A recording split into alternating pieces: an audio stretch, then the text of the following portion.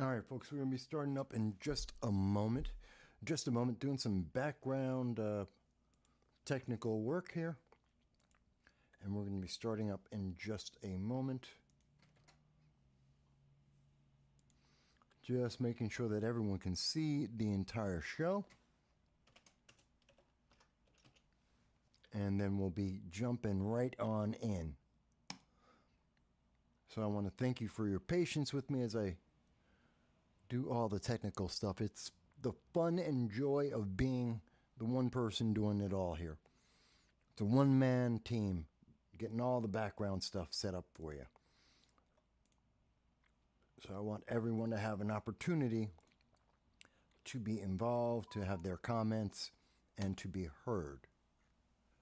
Okay, so we should be up and live on YouTube and Facebook as we speak. Come on. And come on. There we go. Everything wants to run delayed. Hello, and thank you for joining us. This is No Soundbites Allowed. I am your host, Michael Voss, Dragon of the Southern Tier. I'm happy to be here with you today. It is December 17th, 2:30 p.m. in the afternoon. It is a rainy day in the Bronx, our studios here. I'm the political dragon, Michael Voss, and we're going to have a great conversation.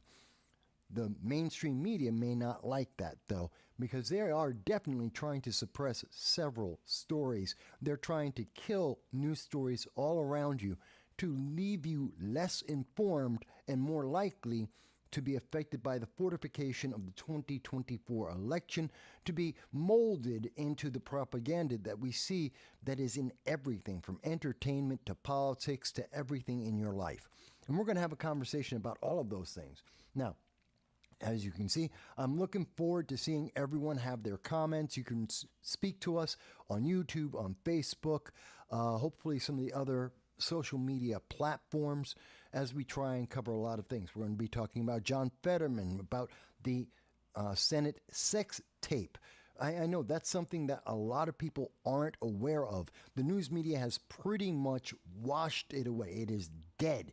They killed the story. They came out on Friday night.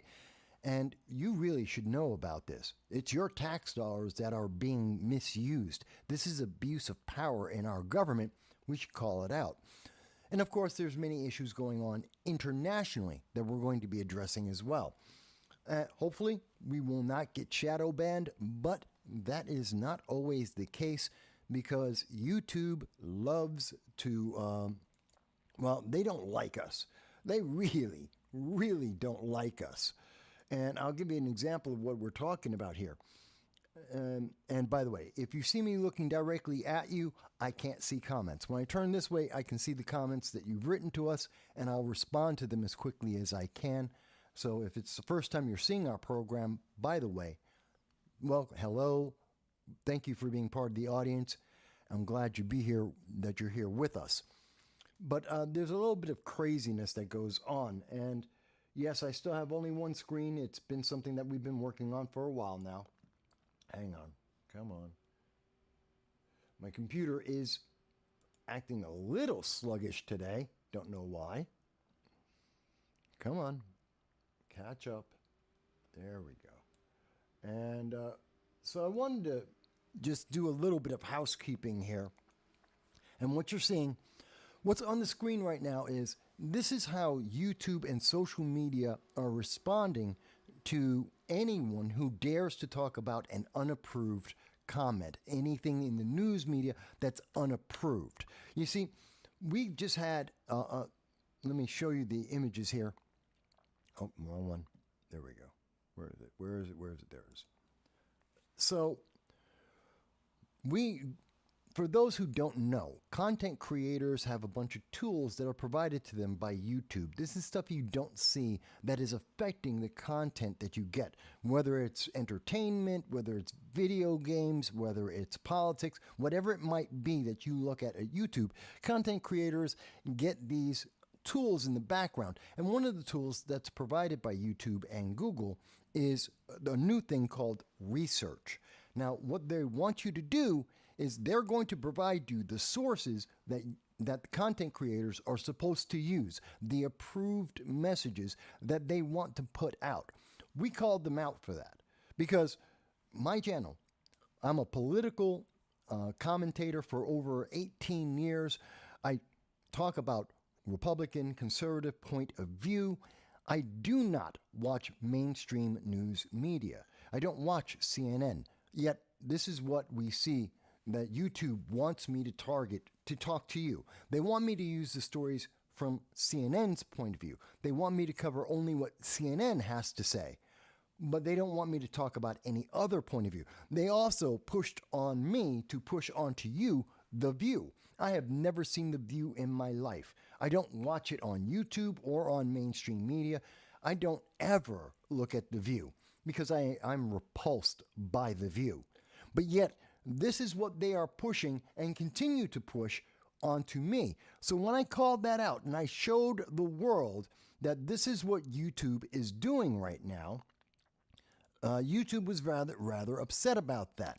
And what happened is they decided that as a response, they were going to remove one of my videos. They took away one of our videos from from earlier this year, 4 months ago, and the reason why they deleted an entire live stream, a conversation with you, the public, a couple of hours of content, they got rid of it because we included a link for a cost of living adjustment. Now, this is kind of important here, and I think you should be able to see it. Nope.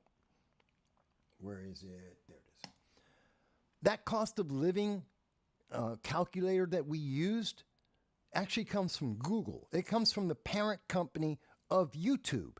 And they said, no, you had a cost of living calculator, and that's a bad thing. We don't like it. And so they deleted. They didn't just hit me. I didn't get a content strike. I wasn't blocked in multiple countries like they normally do. They removed the entire video because I dared to show what Google is recommending as a cost of living calculator so that you could be able to see what I was talking about, to be able to fact check me in real time.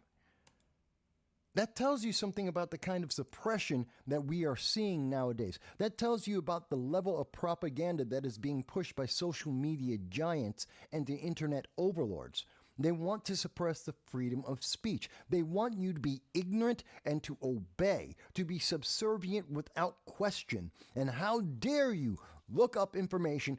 Even worse, how dare you share that information with the general public so that you can be informed on your own? That no matter what I have to say, you can make up your own mind. You can check the sources for yourself and make your own determination. That's what we are fighting here, folks. By the way, Hot Chicks, I'm glad to see you here. First one to make a comment. I thank you for that. But that's what we're up against, folks.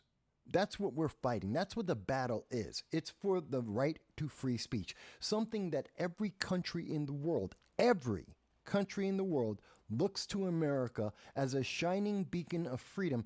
And one of the main reasons is because we can actually speak about the issues. We can talk about our government. We can talk about our politicians. We can talk about legislation. We have the freedom to do that without having to fear that some Gestapo secret police are going to drive on up and shoot you in the middle of their head in the middle of the street, and no one else will say anything. And that happens in most of the world. People cannot speak up. Go to China, go to Venezuela, try and say something against the government. You may not like the response you're going to get.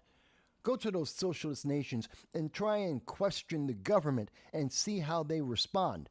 You won't like that response you're going to get because you're supposed to stay on the plantation, you're supposed to stay in line, you're supposed to say nothing and like it. We don't agree with that.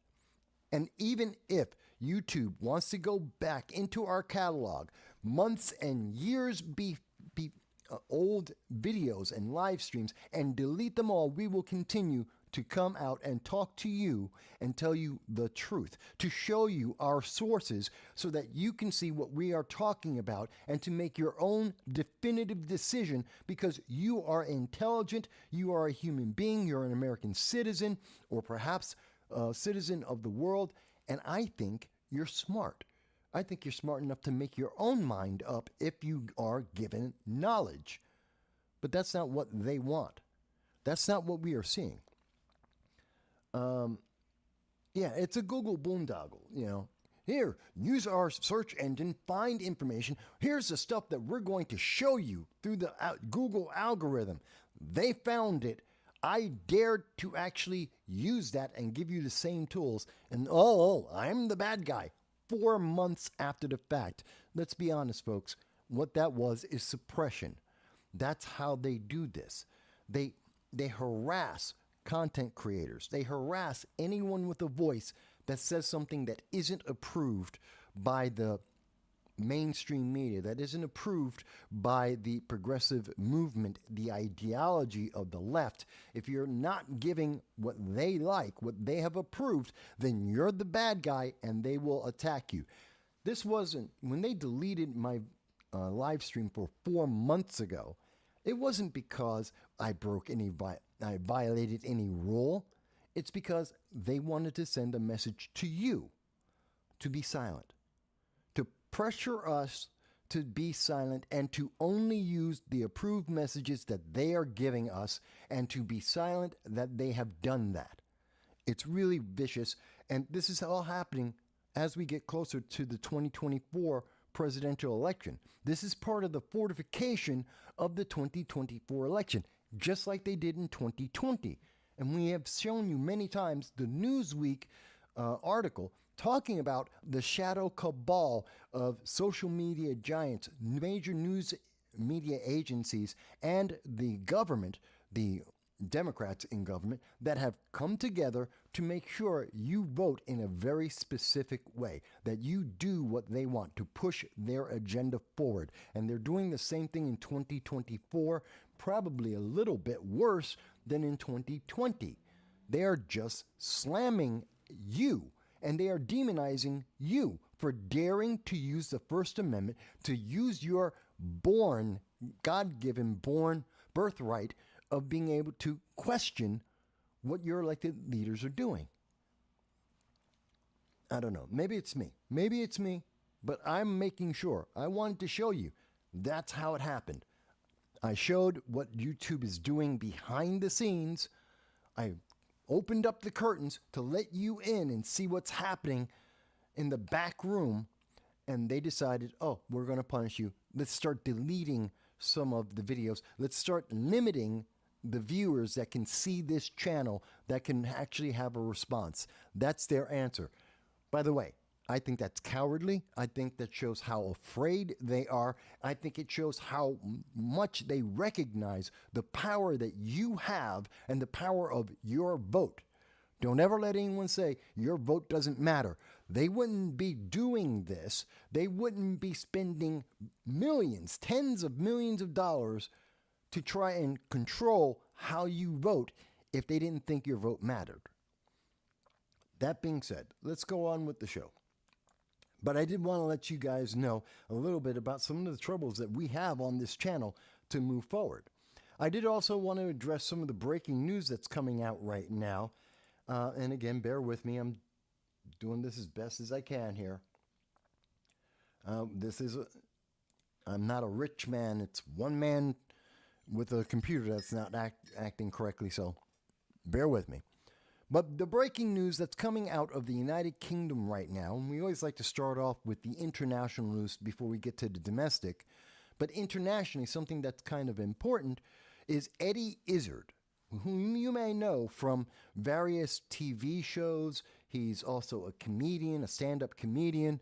He's probably nowadays most famous for the fact I think he was in Oceans 11 and 12.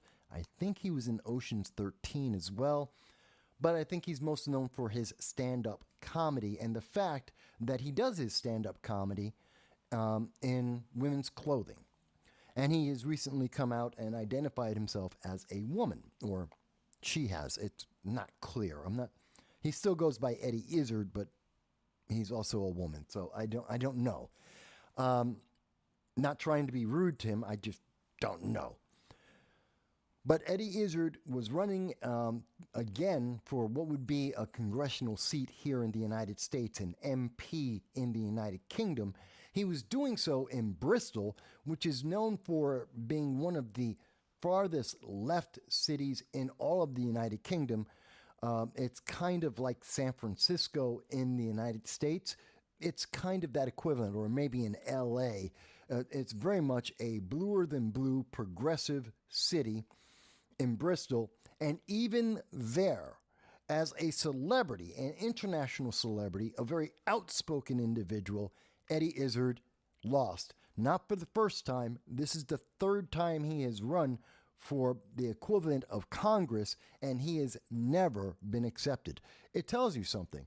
And as many people are commenting now on Twitter, and they are commenting in the United Kingdom, maybe it's because the public is fed up with the identity politics, shoving identity instead of quality.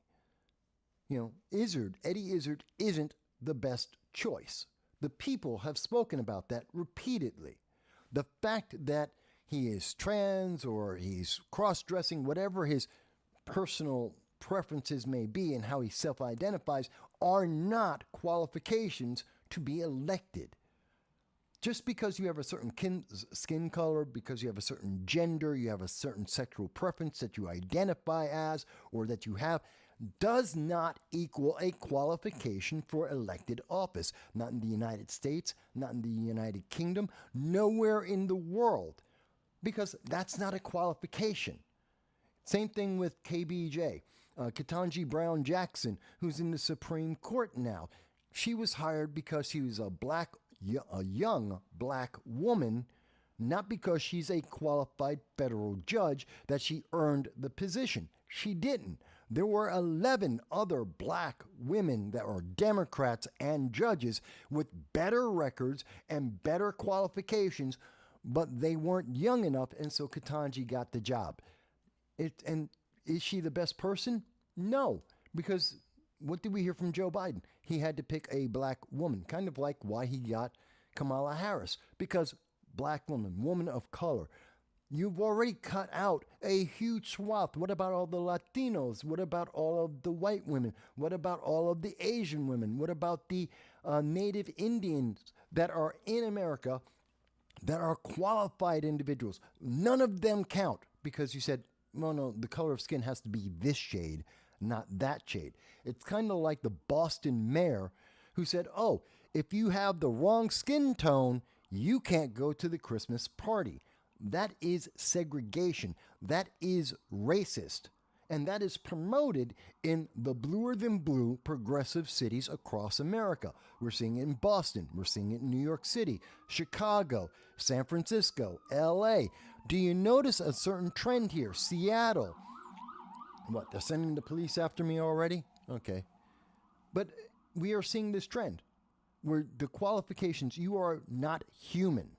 You are a category. That's the thing you have to take away from the progressive movement. You are a category, whether it's overseas, in the United Kingdom, or France, or Germany, or United States, Canada, wherever country you're in. The more progressive you become, the more socialist you become, the less human you are seen as, because you're not human.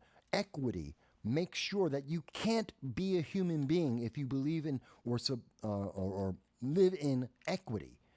Equity isn't about equality. It's about dehumanizing you. You are not an individual who's smart, who can read information and make up your own mind.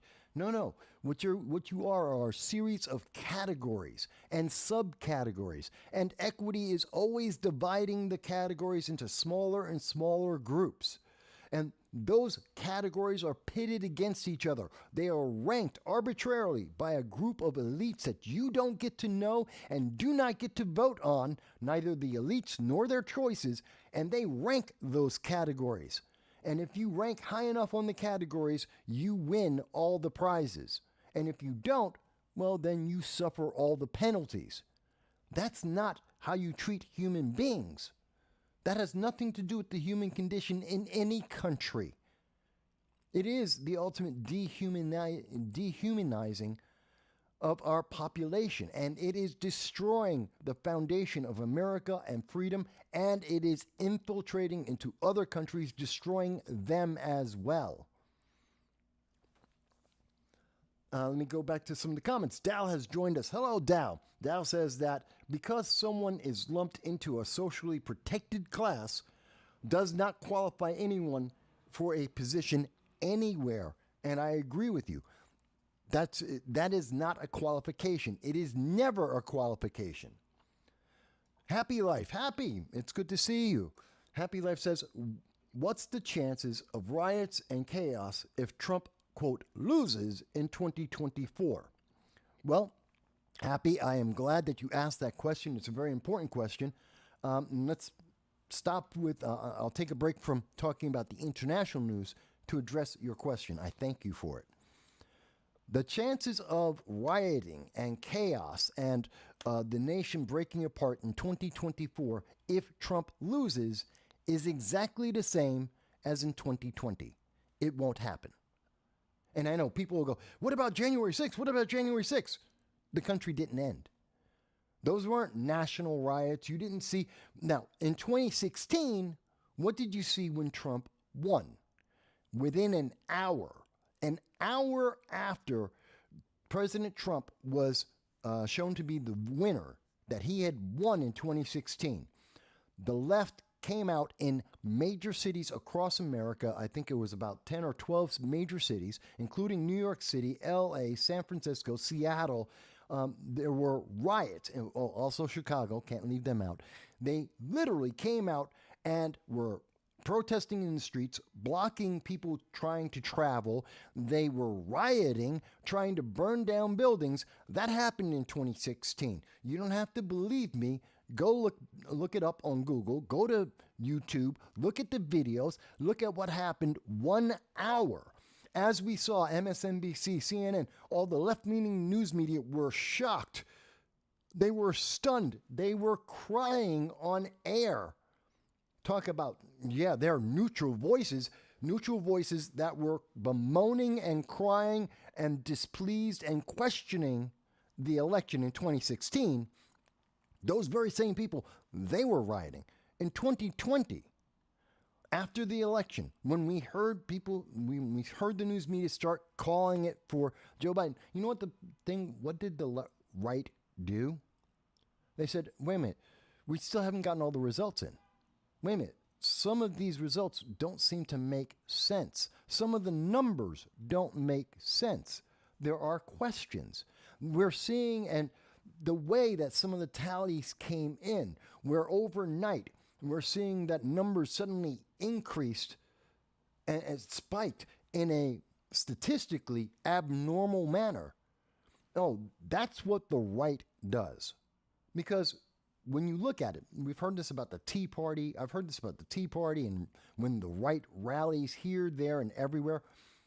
When you watch the right almost entirely every single time, you don't see riots. You see them peacefully come together, have a protest, clean up the area that they're in, and then leave. Almost every single time. And the few times where we have not seen that, we haven't seen members of the right. We've seen radical nationalists. They've caused different problems, especially when they're confronting Antifa. Also, when the left radicals and the right radicals come together, you see riots then. But if you see the Tea Party or just a right-leaning movement, individuals that believe in MAGA, which include Democrats and independents who want to make America great, what do you see? They come, they complain, they have their voices heard, they go home. Even on January 6th, what do we know? Oh, we now have part of the 40,000 hours of video showing that police were opening up the doors, that police were just watching people as they, or in a rather organized manner, walked through the halls of Congress. See, now we have the video. So to answer your question, Happy Life, and I know I went the long way round, but again, we do long-form political commentary here. We address the things that people tend to forget, that the news media doesn't want you to remember. We remember that it wasn't trying to take over the government. There is no organized group trying to do that. They want you to feel like that. The left wants you to feel afraid. But again, that's part of the fortification of the 2020 election. They were manipulating you to get an outcome that was politically advantageous to them.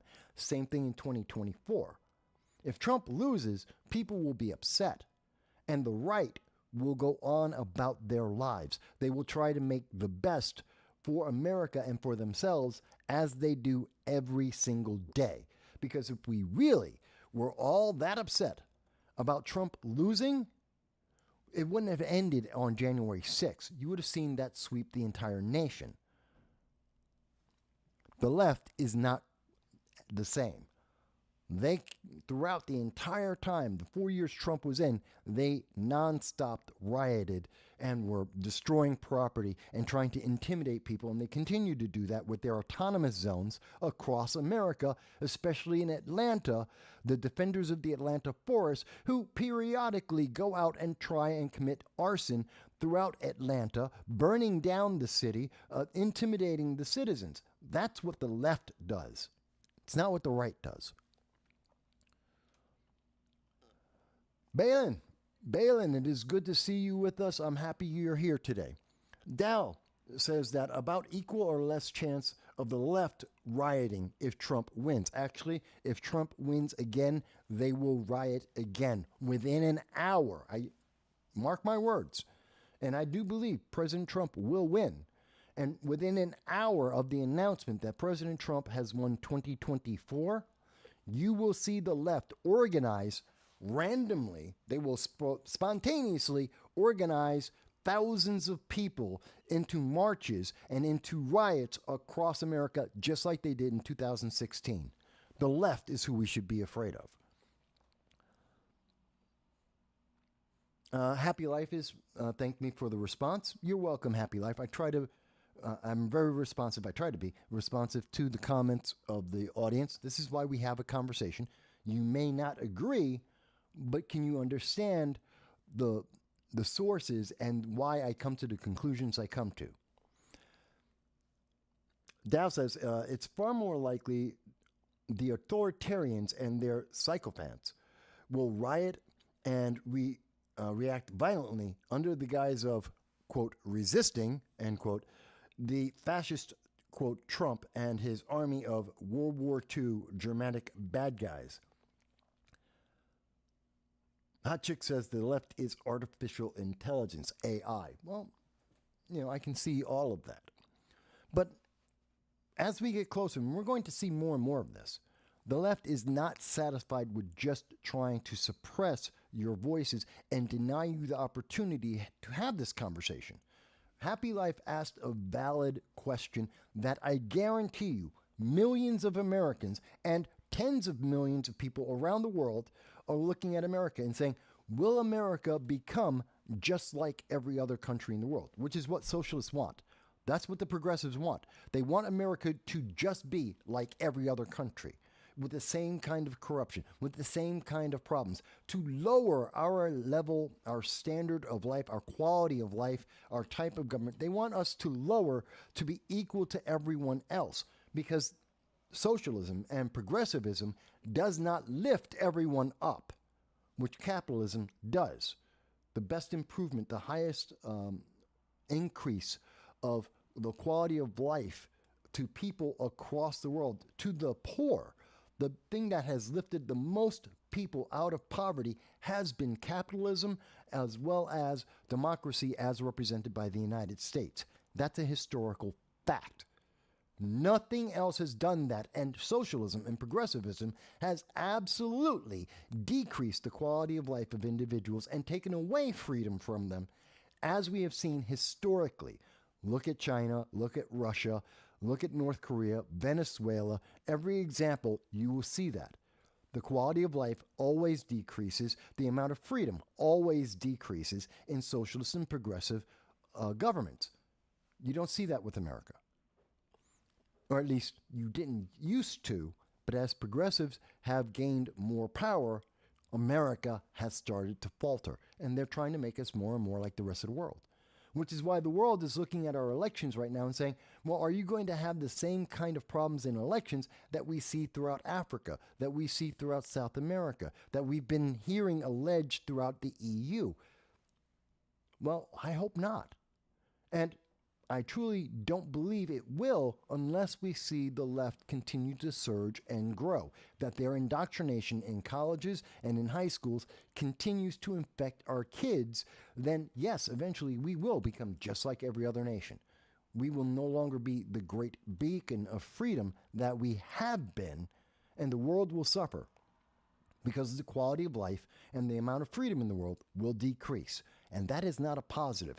And going along with that, because the quality of life will decrease, you will see an increase in civil wars and strife around the globe. Mark my words. Happy Life says, I agree with 100% of what you say. Well, thank you, Happy Life. I'm glad. I know that sometimes we disagree. Sometimes I disagree with many of the people who leave comments, and that's okay, by the way. If this is the first time you're seeing the channel, it's okay to disagree with my conclusions. The facts. If you have facts that I am not aware of, please make me aware of them. If you have a different conclusion based on the facts that are being presented, then fantastic. Let's have that conversation. Because I don't think it's a bad thing to have a conversation and say, okay, where do we lead? What is the most likely outcome? You never get a better solution by being silent or just blindly agreeing, which is great because my audience doesn't do that. It's that when we have the conversations and we go into the difficult discussions, that's how you improve things. That's how you get a better quality of life, how you get more freedom, how you ensure that your freedom isn't being restricted, or at least restricted as little as possible, is because you are involved. Don't ever, I say this to everyone who watches the show, and I know there are many progressives, I know there are many independents that watch the program but never comment or will comment privately to me, either in person or in direct messages. Feel free to comment publicly. I don't mind that you disagree with me. If you tell me I'm old, you tell me I'm ugly, I don't care. But if you're telling me, Mike, I don't see it the way you do, fantastic, tell me why. Let's have that conversation. If you tell me it's because you have a feeling, I don't care. That's the one caveat. Don't tell me your feelings. I don't care about your feelings. You feel good about Trump or you feel bad about Trump, I don't care. Because that's meaningless. No matter how you feel about the individual is not about whether are they effective, are they efficient, is this a positive trend or a negative trend, is this impacting freedom and the quality of life of individuals in a good or bad way. None of that is a feeling. That's empirical. Sometimes it's predictive, but it's not a feeling. Feelings mean nothing. But we have been listening to the colleges, listening to high schools, listening to the mainstream media. They're trying to sell you on, yeah, but if you feel better, just feel good about being poor. That's what they want. They want, if you listen to the rhetoric coming from the progressives, they want you to feel good about being poor, not to try and stop you from being poor. They don't want you to not be poor. They want you to be poor with all your friends and neighbors. They want everyone you know. That's the problem with minimum wage. And I know I'm going a little bit off track here, but follow me here, folks. The thing about the living wage and a minimum wage, according to the Congressional Budget Office, each time, they've done this 3 times now, that they have reviewed what would happen if we were to make the minimum wage exactly what we hear progressives and socialists say they wanted, to go to $15, $25 an hour. What would happen? You would increase the number of people who are poor by about 3 million. You would reduce the ability of people to get out of poverty. You would actually increase the inflation. It would be inflationary. It would be everything that people buy would be more expensive, and the poor would be the most affected. So not only would you be poor, but you would be deeper in poverty with the minimum wage at $15 or $25 than you are right now. And there will be more people who are unemployed as well, because only 3% of the population actually, and this is at the maximum, This comes from, again, the Congressional Budget Office. This comes from the Bureau of Labor Statistics. The number of people who get unemployment, it's about who are in poverty. The number of people who get minimum wage, which often is in poverty or coming off of unemployment, the number of people who get minimum wage, 3% of the population, 3% of the working population. That's it. But you will see more people become unemployed and become impoverished by raising the minimum wage than you're actually going to ever take out. That's a fact. That's not from me. That's from the Congressional Budget Office, 2017, 2019, and 2021.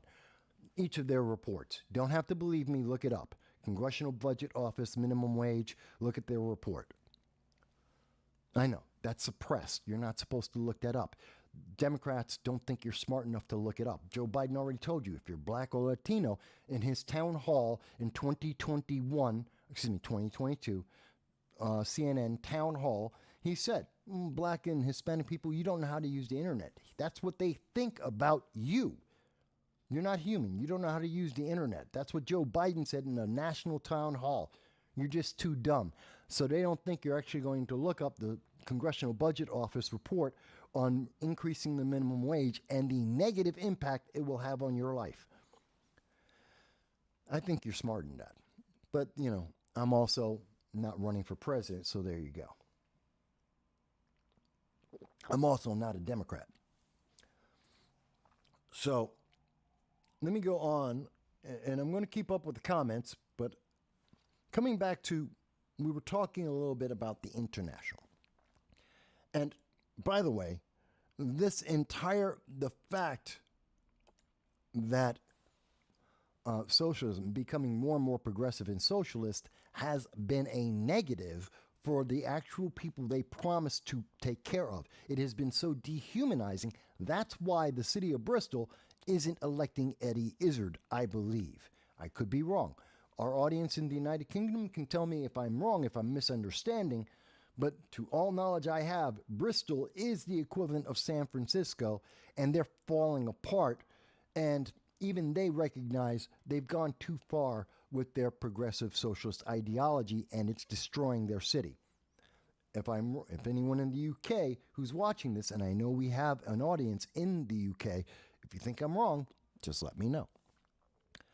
I should mention we recently did a video, an interview, which we call the Across the Pond, with the UK-based Alternative is the name of the YouTube channel. You'll see clips in our shorts and videos on that. Please check it out. They tend to agree with me as well. But going on, coming back to the international. So we know that Eddie Izzard failed.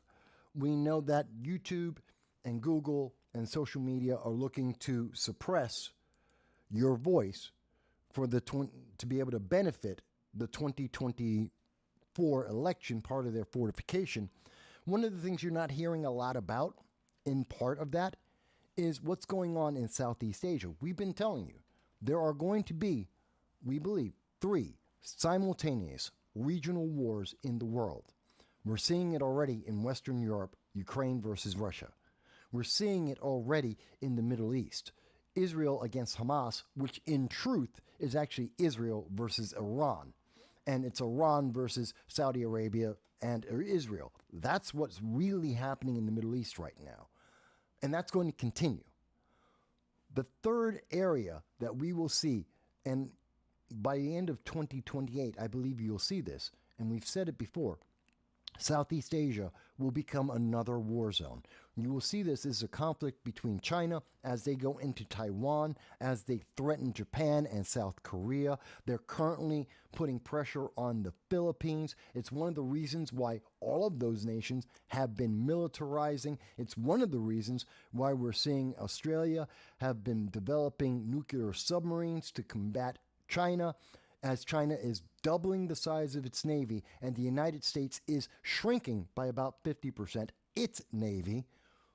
we're seeing this all play out. What we have said is we are in the logistics phase of 3 simultaneous regional wars. And that is worse than having a third world war. Because there's no one person, there's no one ideology that we're fighting against in a uniformed manner. There's no one front that we have to tackle. It's all of these different ideologies, all these different areas, all these different circumstances that we have to fight individually at the same time. And the Biden-Harris administration, the Democrats, are not prepared to be able to deal with that. Hell, even Republicans have a massive problem in front of them in trying to deal with that because we need strong leaders.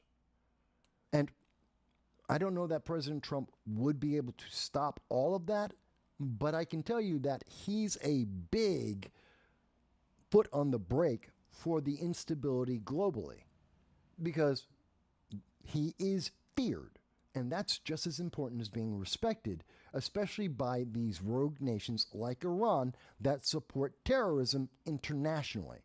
And we're going to get a little bit into that in a moment to explain what I'm talking about. But part of that is what we're seeing with North Korea, which you haven't been hearing about.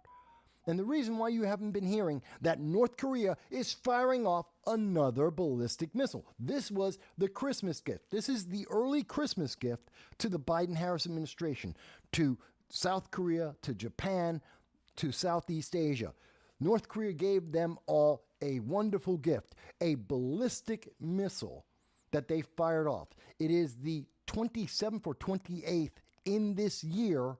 It is well over 175 rockets, missiles, ICBMs that have been fired by North Korea since the day that Joe Biden took office in the United States. That tells you how much respect and fear Kim Jong-un has for Joe Biden. They don't. That's how much respect they have for Joe Biden. They don't. And Kamala Harris as well.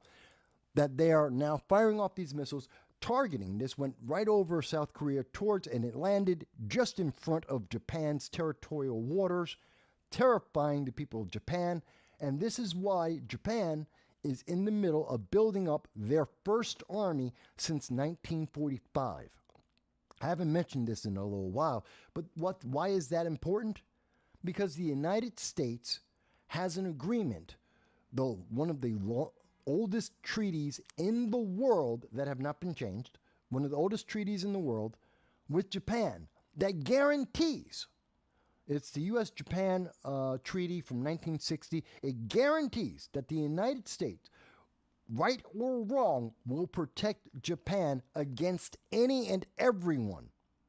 And Japan has looked at that treaty, which they have relied on for half a century, actually more, to protect them, and now they no longer think that's worth it. Under the Biden administration, under Obama and now the Biden administration, they see that that document isn't going to be enough. Because Joe Biden won't protect Americans in Afghanistan, Ukraine, in the Sudan, or in Israel, hostages by Hamas. Joe Biden won't do anything to protect Americans, so how can the Japanese trust that he will protect them?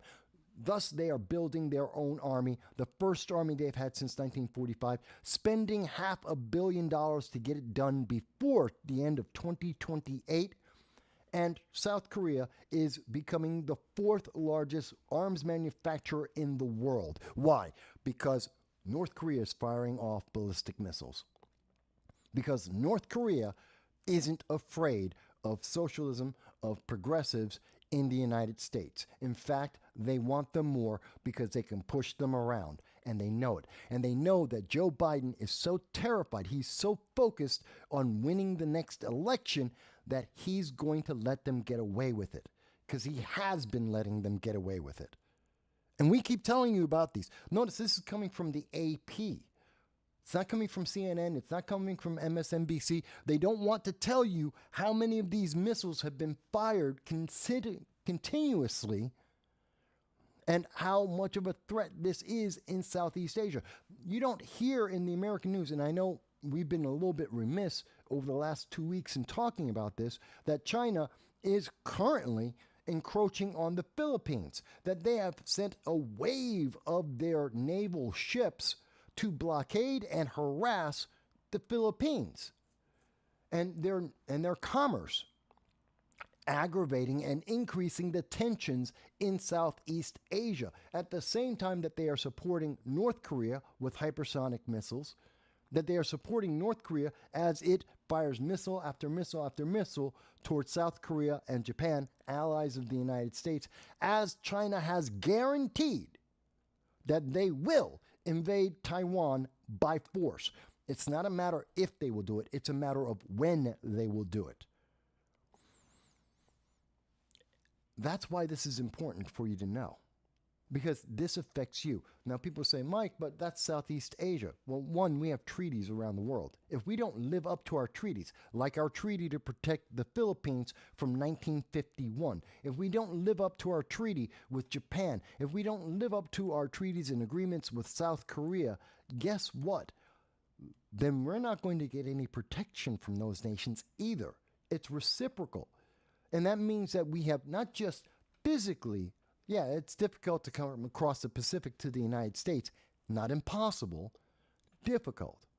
But if they're not trying, if we're not protecting them, why are they going to shoot down the missiles before they cross the Atlantic and land in California? How are they, if we're not protecting them, why are they going to help us economically? Why would they buy American goods?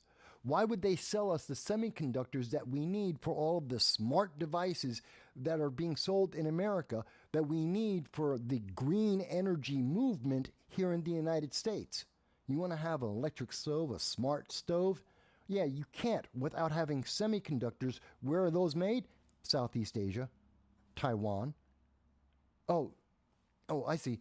Nobody in the mainstream news media told you the connection. Why this is important, why Southeast Asia has a direct impact on our quality of life as well as our economy. All those semiconductors that we rely on for your iPhone, your iPad, to be able to get your latte, to be able to drive in your electric vehicle, to be able to turn on your electric stove, all of those semiconductors, that's coming from Southeast Asia. And if China has control of it, you don't have those items anymore. And the few that you might get are going to be more expensive and have lower quality. And therefore, you're going to suffer. Your quality of life is going to go down and the cost is going to go up. You will suffer, and the poorer you are, the more you will suffer. Oh, but the news media doesn't want you to think about that because that's a consequence of bad policy. That's a consequence of having a weak leader that is allowing China and North Korea to put this pressure, this terror on Southeast Asia.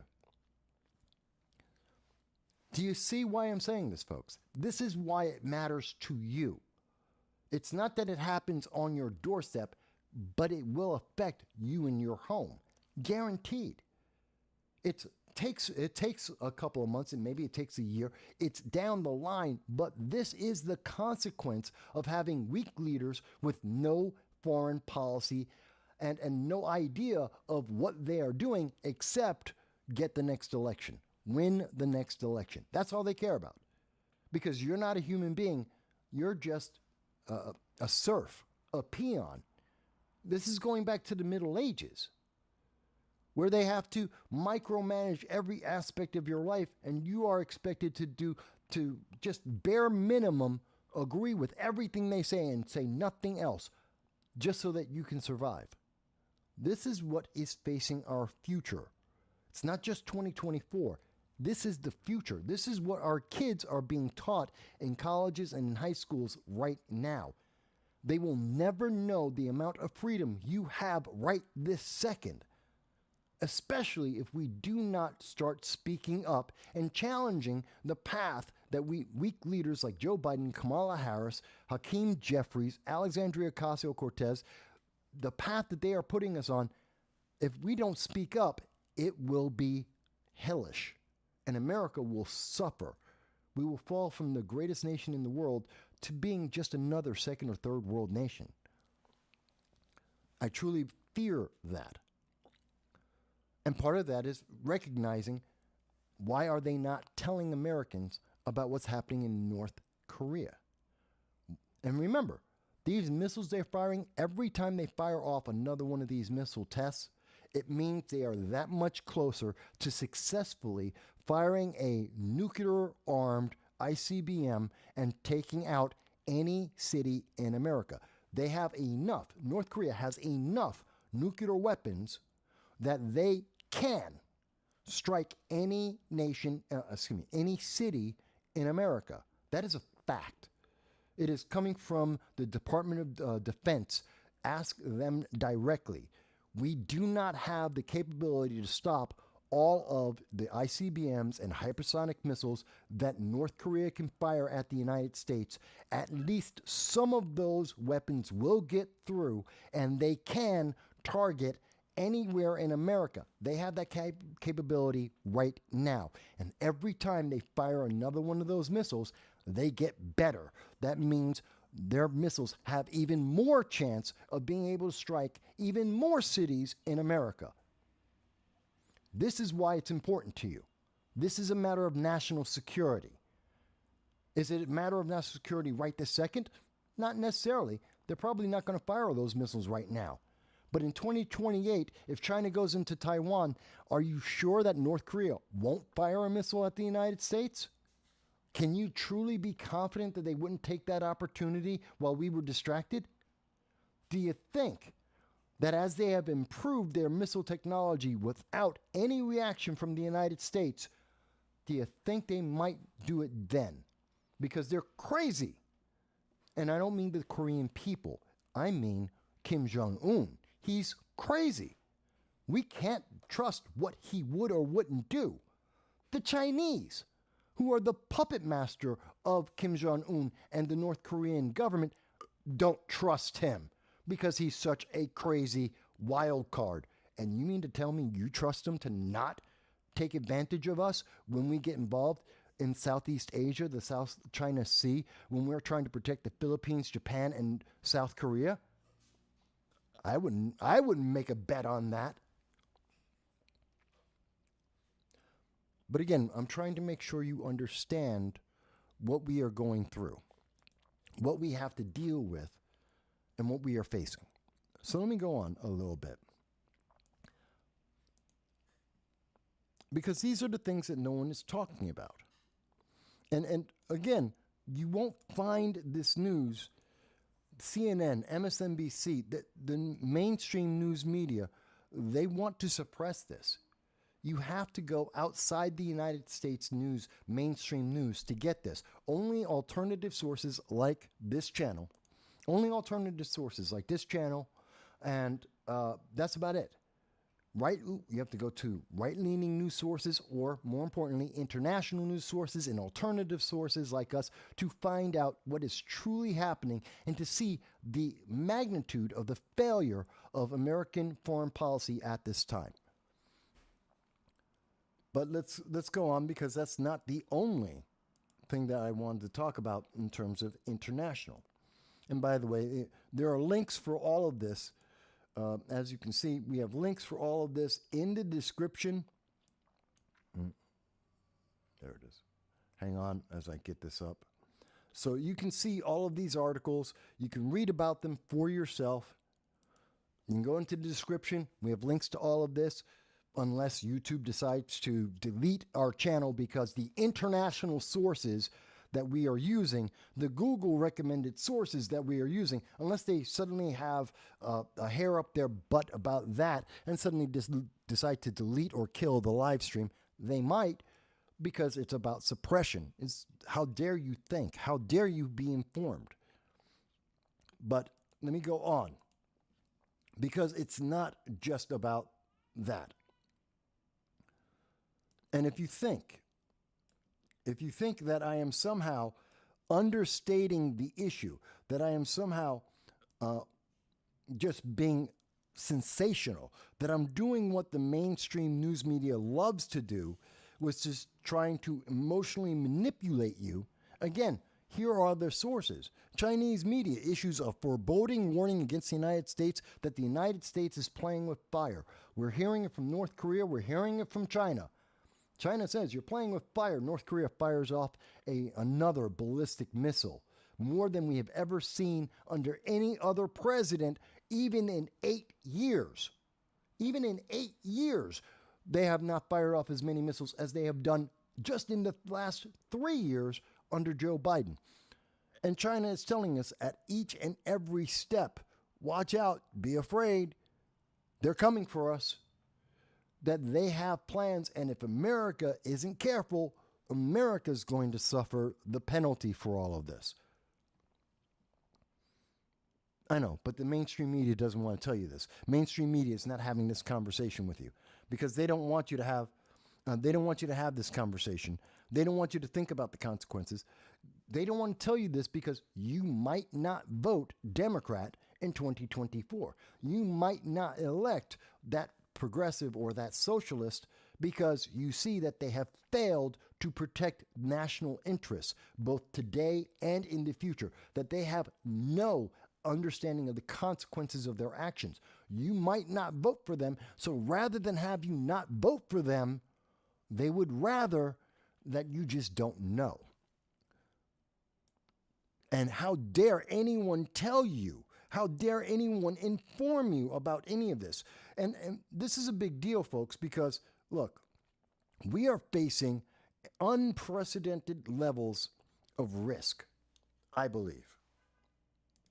We are facing unprecedented levels of risk because as we are seeing the refugees, with all of this turmoil around the world, with a weak leader, which is allowing North Korea, China, Iran, and Russia to all become more and more active and bold and aggressive, and leading the rest of the world as a consequence to militarize so that they can defeat or at least address this onslaught that is facing them by the end of 2028, we're not prepared.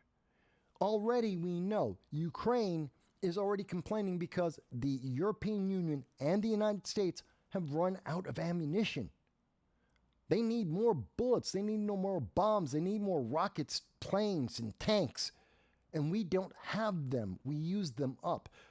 I guarantee you, Russia, North Korea, China, Iran did not miss the news event, the news report saying that ammo prices are going up because all of the available ammo has been sent to the Ukraine and we aren't producing enough. Why? In the United States, we have reduced the amount of ammunition that is being, or at least some of the ammunition that's being produced because of all the anti-Second Amendment pressure coming from socialists and progressives. The ideas and politics of the left promising that you're going to be safe if you just become defenseless. And the more defenseless you become, the more safe you will be. I know they word it differently. They say, well, if we just stop guns, you have a concealed carry? Well, you can't carry that anywhere. Now you're safe. You have a bulletproof vest? You can't wear that. That is passive self-defense. But you know what? You're a criminal if you wear that. Now you're safe because you are defenseless. Oh, you want police officers to protect you because you can't carry a firearm, because you can't wear bulletproof armor to defend yourself. So you need law enforcement to help protect you from the criminals who do not follow laws about any of those things, and they're running rampant. Oh, yeah, but we're going to defund those police officers. Oh, we're going to revision the police forces. We're going to reallocate the funding for the police in your cities, which ultimately means the exact same thing. We're going to defund the police. There will be less police to protect you as you are defenseless. But don't worry, that's somehow a good thing. That is somehow a benefit to you. It's definitely a benefit to the criminals, but that's supposed to be making you safe. You will feel better about being defenseless as criminals take advantage of that. And the criminals aren't just in the United States. They're not just down the block, the crackhead or the heroin addict down the street. It's not just them. We know, according to, and we have covered this before, we have shown you the live testimony from Congress where Secretary Mayorkas had said to Darrell Issa that there are approximately 169 known or suspected terrorists in the United States at this moment running around free. That's what we know. 169 potential 9/11s are running around America right now. And we know more are on the way. How can I say that? How can I say to you that there are more terrorists that will be coming into America than have already entered, along with the 8 million illegal aliens that have entered the United States? How can I say that? Easy. Look at what's happening right now. Reported, not on CNBC, not on MSN, not in the New York Times, going to Deutsche Welle, the news agency of Germany. Germany, the Netherlands, arrest 4 Hamas terrorists. They were going to go and commit acts of terror in Germany, in the Netherlands. That's what they're in Europe. How did they get into Europe? Refugees. They came in with illegal immigration and claimed asylum status and as refugees, and they entered into Germany and the Netherlands. And what did they do when they got there? They planned to commit acts of terror to try and genocide people based on their religion, because the ideology of Hamas is the same as the ideology of Iran. They want to kill Israel, they want to kill Jews, they want to kill Europe, they want to kill the United States. They want to kill everyone who doesn't believe what the Ayatollah of Iran believes. And you don't have to trust me on that. This is coming from Deutsche Welle, internationally credible news agency, and this is the arrest that happened. 4 terrorists, all of them directly, they are members of Hamas, and they were planning to commit acts of terror. And by the way, don't confuse that news story that happened this week, 3 days ago, but don't confuse that news story. 1 second, and I'll show you.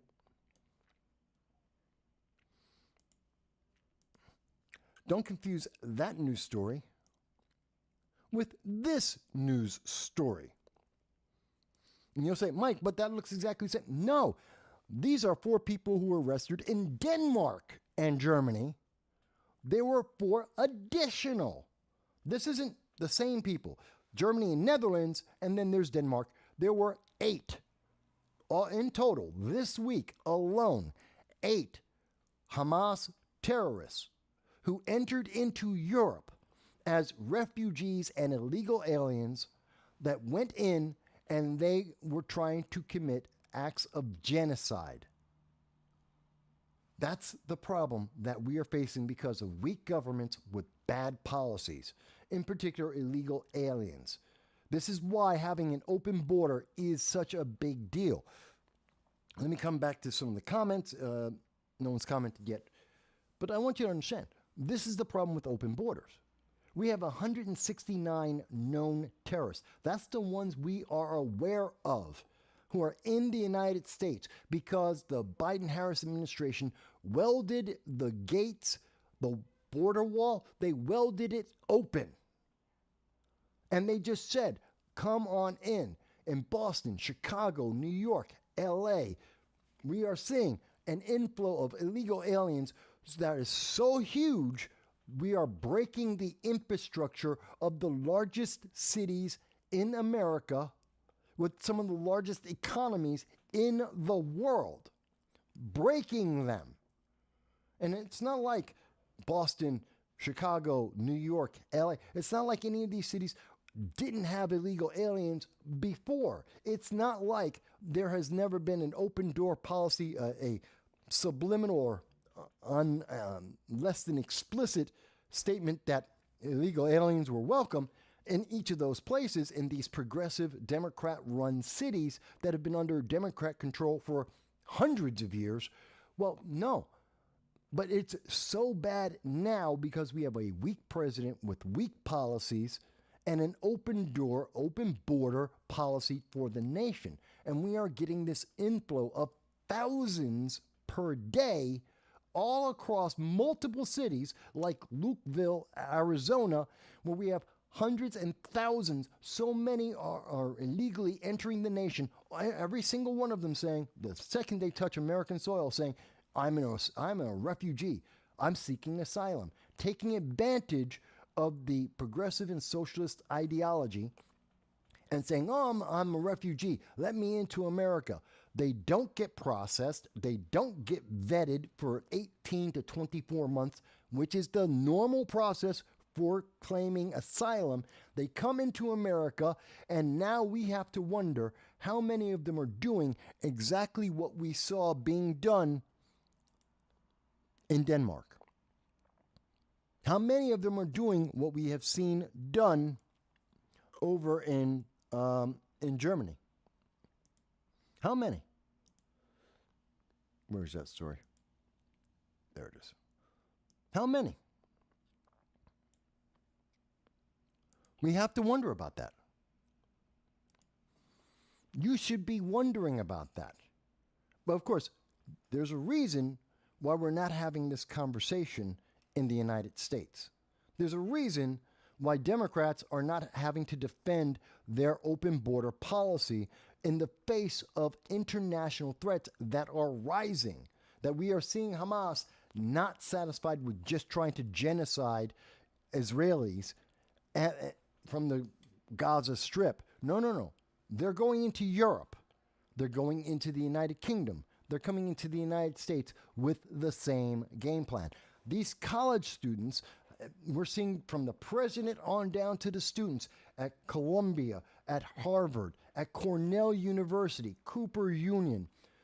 These stories that aren't really getting national attention of students being converted into pro-Hamas, pro-genocide.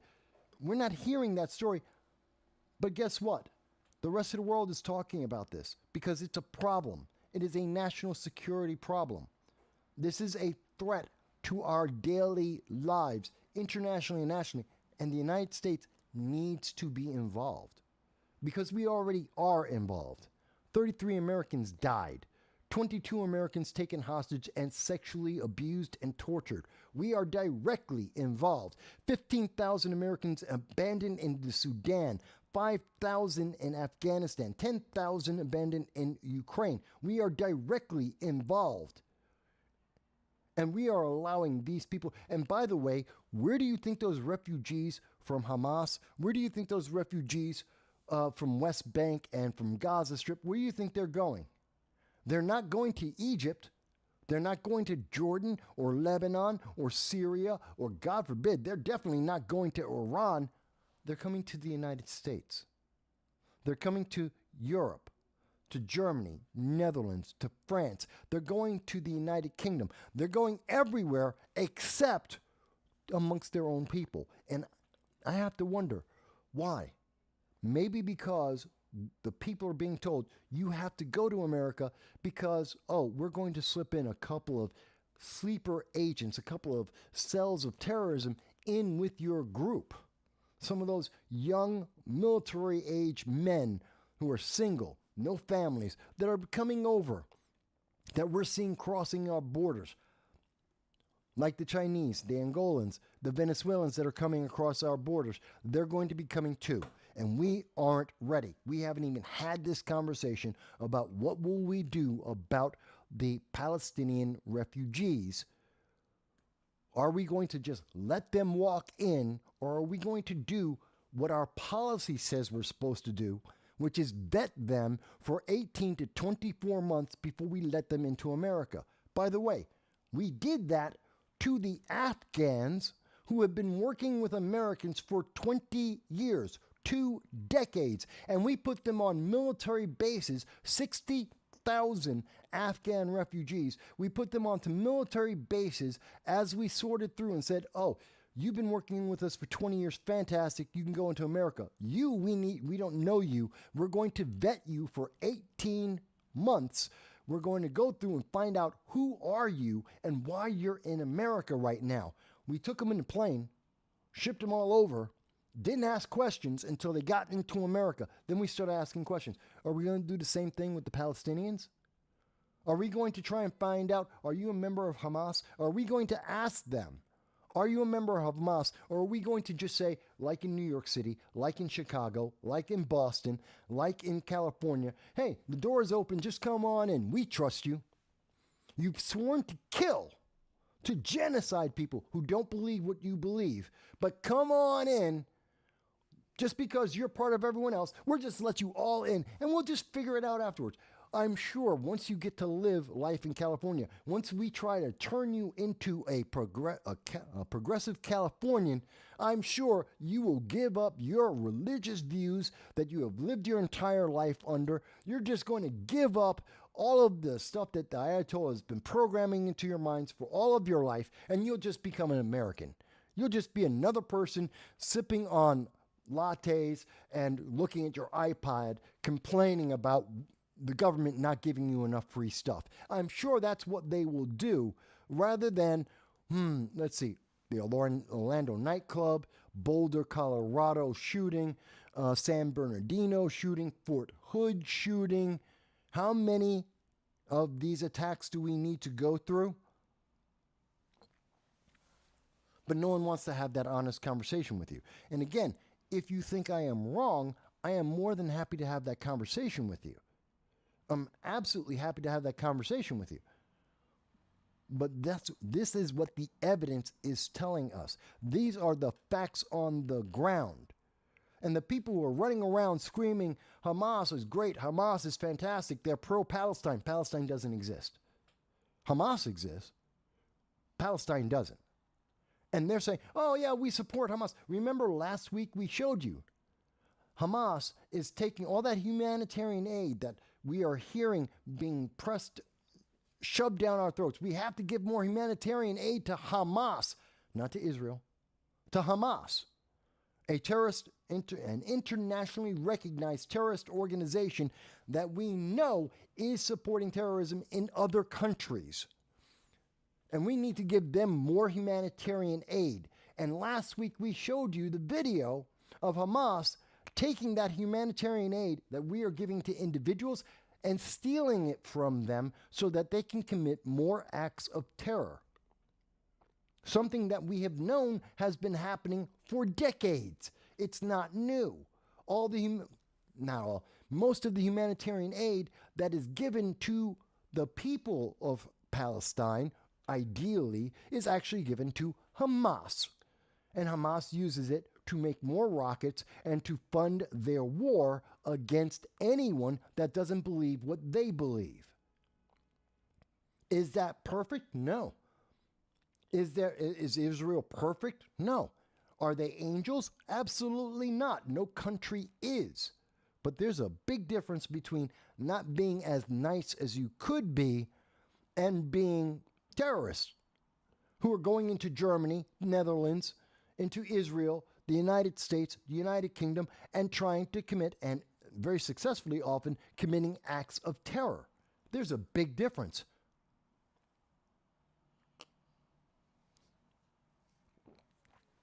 Again, I am open to hear the argument from the other side when it is based in fact. People will tell me, and I've heard these college students, they say, no, but you don't understand. Hamas are victims. Why are they victims? Well, that's because they don't have power. That is stupid. I know that's what's being taught in colleges by a Harvard professor, formerly the University of Pennsylvania president. We hear that in Cornell. Oh, you don't have power, so, you can't be racist. You can't be a genocidal terrorist because you don't have power. That is stupid. That is on its face, bald face, not only just a fallacy of logic, just stupid. Of course they can be terrorists. And of course they can be the bad guys. And just because they're smaller or just because they don't have as much power as the people they're trying to kill doesn't mean they're not bad people. Whether or not they have power has nothing to do with their actions themselves. But we are indoctrinating our kids at these colleges. We are indoctrinating them by deleting actual information people should know about when we don't share this news around the world that Hamas was in Germany, in Netherlands, that they were trying to commit acts of terror. 8 people infiltrated through open borders so that they could kill, genocide, innocent civilians, and God knows how many innocent other people that would have died in these suicidal attacks, we don't know. We need more people to know. I'd love to hear from those college professors who are promoting Palestine, they're promoting Hamas. I'd like to see them tell me and explain, well, what about Hamas going into all these other nations as a terrorist to kill people, innocent civilians? Oh, they don't want to talk about that. That's international news. They're talking domestically. They don't want to talk about that here in the United States. That wasn't on CNN. It didn't happen. Deutsche Welle is an international credible news agency. It is the news of Germany. You can't tell me it's not a credible source. But they will. They will tell you, you don't know what you're talking about. It wasn't on CNN. It wasn't on MSNBC. Can't be true. It's insane, folks. And I'm trying to make this point very clear because the mainstream news media isn't making this point. They don't want you to have this conversation. They don't want you to realize how much of a problem this is. And, and when you do bring this up, internationally or domestically, and we're still talking about overseas, but when they do bring this up, well, this is what you get instead. This is what happens. Let's see here. This comes from The Guardian. Okay? Again, international news agency. Credible international news. Rishi Sunak, who is the Prime Minister of the United Kingdom, the equivalent to president in the United States. He has been a failure. He has been as effective on illegal immigration as Joe Biden and Kamala Harris. Absolutely useless. They have been having record number of illegal aliens and asylum seekers, again, asylum, yeah, right, that are entering into the United Kingdom at levels never seen before, even though he promised he would reduce it. Just like Joe Biden promised he was going to handle immigration. In fact, the number one job given to Kamala Harris on March of 2021, she was made the southern border czar to handle and reduce the number of illegal aliens entering into America. Sounded great, didn't it? A lot of people, see, she's so powerful. She's not a DEI hire. She earned it. She's qualified. Watch her. Watch what she does, and you'll see how qualified and how good she is. 8 million illegal aliens later, nobody talks about Kamala Harris and the southern border. Well, guess what? In England, you see the similar thing that Rishi Sunak is constantly talking about. He's going to be tough on illegal immigration, and he has failed. Absolute failure, which is why the Labour Party, which is the equivalent of the Progressive Party here in the United States, are expected to win the next election. That Rishi Sunak is going to get kicked out. He's a conservative. He's going to be kicked out of England, and he's going to be replaced by essentially an AOC. He's going to be replaced by an Ilhan Omar. He's going to be replaced by a socialist progressive. And if you think that's a good thing, you haven't been paying attention. But to try and survive this, to try and regain some of his momentum and recognizing the problem, Rishi Sunak has been working with Italy. See, Italy also realized these fake asylum seekers, these open borders, the terrorists that are entering their nation, the crippling effect of open borders where illegal aliens just overwhelm the infrastructure of city after city after city. Well, guess what? They had to crack down on that. That's why they elected a conservative in Italy. And why we've seen that in Sweden and Switzerland and Argentina, and Chile has had their vote. We're seeing this sweep the world, where governments are becoming more and more conservative because the progressive socialist ideology has failed in every single promise they have made. It sounds great, feels good, doesn't work. And we're seeing that now. And Rishi Sunak, he's being very clear.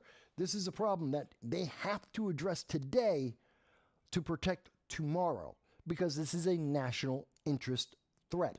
Why is it national interest? Why is it national security? Because the longer you have open borders, the more you get Hamas and other terrorist organizations entering your nation and trying to commit acts of terror, just like they did this week 8 times in Germany and in the Netherlands. And finally, the United Kingdom and Italy are recognizing that threat. How long will it take for the United States to recognize that as well? How long? How many terrorists does it take to be in America threatening the lives of American citizens before we start to wake up like the United Kingdom and Italy, Sweden, Switzerland, Finland, Poland? The rest of the world's waking up to this. But I know. The answer is, but Mike, it wasn't on CNN. It wasn't on MSNBC. ABC, CBS didn't talk about it. So it can't be real. It can't be a threat because they would tell you about it. The rest of the world's talking about it, but they didn't talk about it, so it must not be a threat for America. Even though, again, as much as this was suppressed, the fact is, Secretary of Department of Homeland Security, Mayorkas, has already told us there's at least 169 terrorists running around America. How many did it take to cause 9/11? How many terrorists did it take to cause 9/11? There's 169 known or suspected terrorists in America at this moment. The rest of the world is saying, oh my God, there's about to be another wave of illegal aliens and fake asylum seekers that are coming out of the Middle East, the very same places that these other terrorists have come from the very same countries, from the very same organizations, and they're all coming in. They are saying they've got to lock down their borders. They have to protect their infrastructure and their people. And in the United States, for the 2024 election, the answer from the mainstream news media and from Democrats is illegal immigrants are great. You must be racist. Why would you even consider that? How could you say that?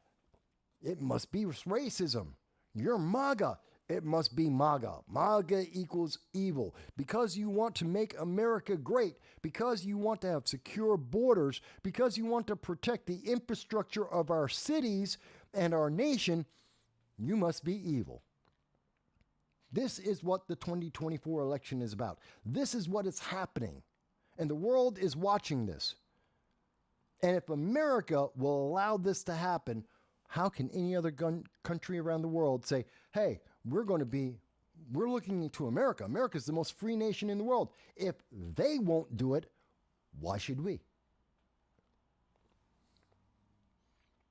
Again, folks, I'm more than happy. Anyone who disagrees with me, anyone who says, Mike, you just don't understand, I'm happy to have that conversation.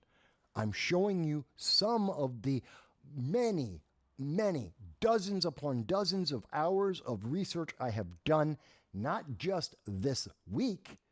We're talking about what I've been doing for the last 18 years. Let's talk about this because our politicians aren't. Our lawmakers aren't. Our politicos aren't. The news media, they just don't want to talk about it. I will. I have that memory and I have the videos and records and I've written the articles. I can tell you, we are in this. This is the position we're in. The consequences are coming down the road. And you can't, no matter how far they try to kick the can down the road to blame someone else or say it isn't happening, it is happening, and the consequences are piling up. 2024 will be important because of that. But regardless of who wins, we still have problems to deal with.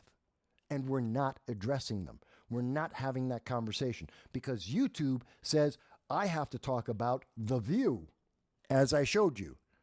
YouTube saying, Mike, if you don't talk about The View and promote The View, who gives them advertising dollars, if I don't talk about The View, then I'm the bad guy and they're going to suppress my channel. They will remove my videos for any and no excuse whatsoever. They will just wipe out my viewership Because how dare I not obey? How dare I not be subservient? It's not like I'm a human being. It's not like you're a human being. We're just categories. And my category as a black man must be Democrat, and it must be progressive and liberal. I don't get a choice. So I must watch CNN, I must watch The View, and I must talk about whatever they talk about. How dare I go off the plantation and ask you to think? By the way, folks, if you have made it this far into the program, we've been going for an hour and 25 minutes. Fantastic. Time flies, doesn't it? If you've been with us this far, even in part, I want to thank you, and I want you to consider, please, like, share, subscribe. That's all we ask for. Like, share, subscribe. Help us beat the algorithm. Let's push back on YouTube and tell them that even if they're trying to suppress this channel, even if they're trying to punish me and you by deleting the live streams, deleting our videos for no reason whatsoever, we will not submit. We will not succumb. This is the Christmas gift you can give to me. It is real simple. Like, share, and most of all, subscribe on YouTube, on Rumble, on any of the social media that you find us. Just like, share, and subscribe. That's all we ask for. It costs you nothing. It makes the difference. We only want to get to 5,000. That's our goal next year. 5,000 subscribers. That's it. Not looking to become the biggest name in the world. 5,000 subscribers. That's all we're trying to get to. And you can help us this Christmas, this holiday season, Christmas or Hanukkah. Kwanzaa doesn't exist, so that doesn't count. You can help us with that. We would really, really appreciate it. And I know the economy sucks. Bidenomics is killing the economy of the United States. Inflation is 16, 17%. We've been talking about the fact that we've been in a recession since August of 2022. We predicted the downfall of the United States economy back in February 17th of 2021. We haven't been wrong. I understand how difficult it is right now. But if you can afford $1.50 a month, not even the cost of one latte in Starbucks or whatever progressive leftist coffee shop you might be going to, for less than one cup of coffee a month, you can help support us to keep the lights on, to help me pay my sister for keeping me in the studio here in the Bronx. You can help us out a lot. Become a member of our Patreon. Or if you prefer, it is Christmas, you can go and make a donation to our PayPal. It's a one-time payment. You can do that if you wish for whatever amount you want. That's up to you. If you have the funds, I understand the economy sucks. I'm suffering from it too. Lost my house because of it. Lost almost all my 90% of my possessions because of it.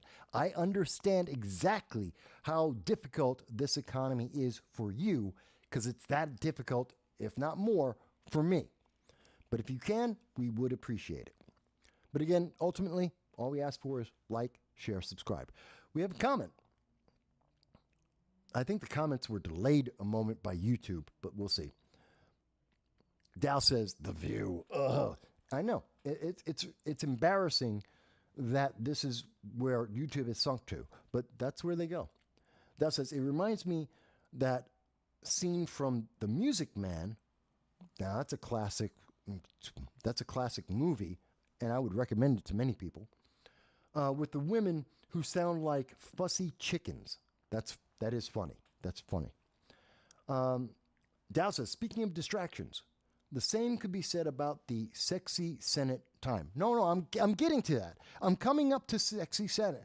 I'm going to get to Sexy Senate. By the way, that title massively being suppressed.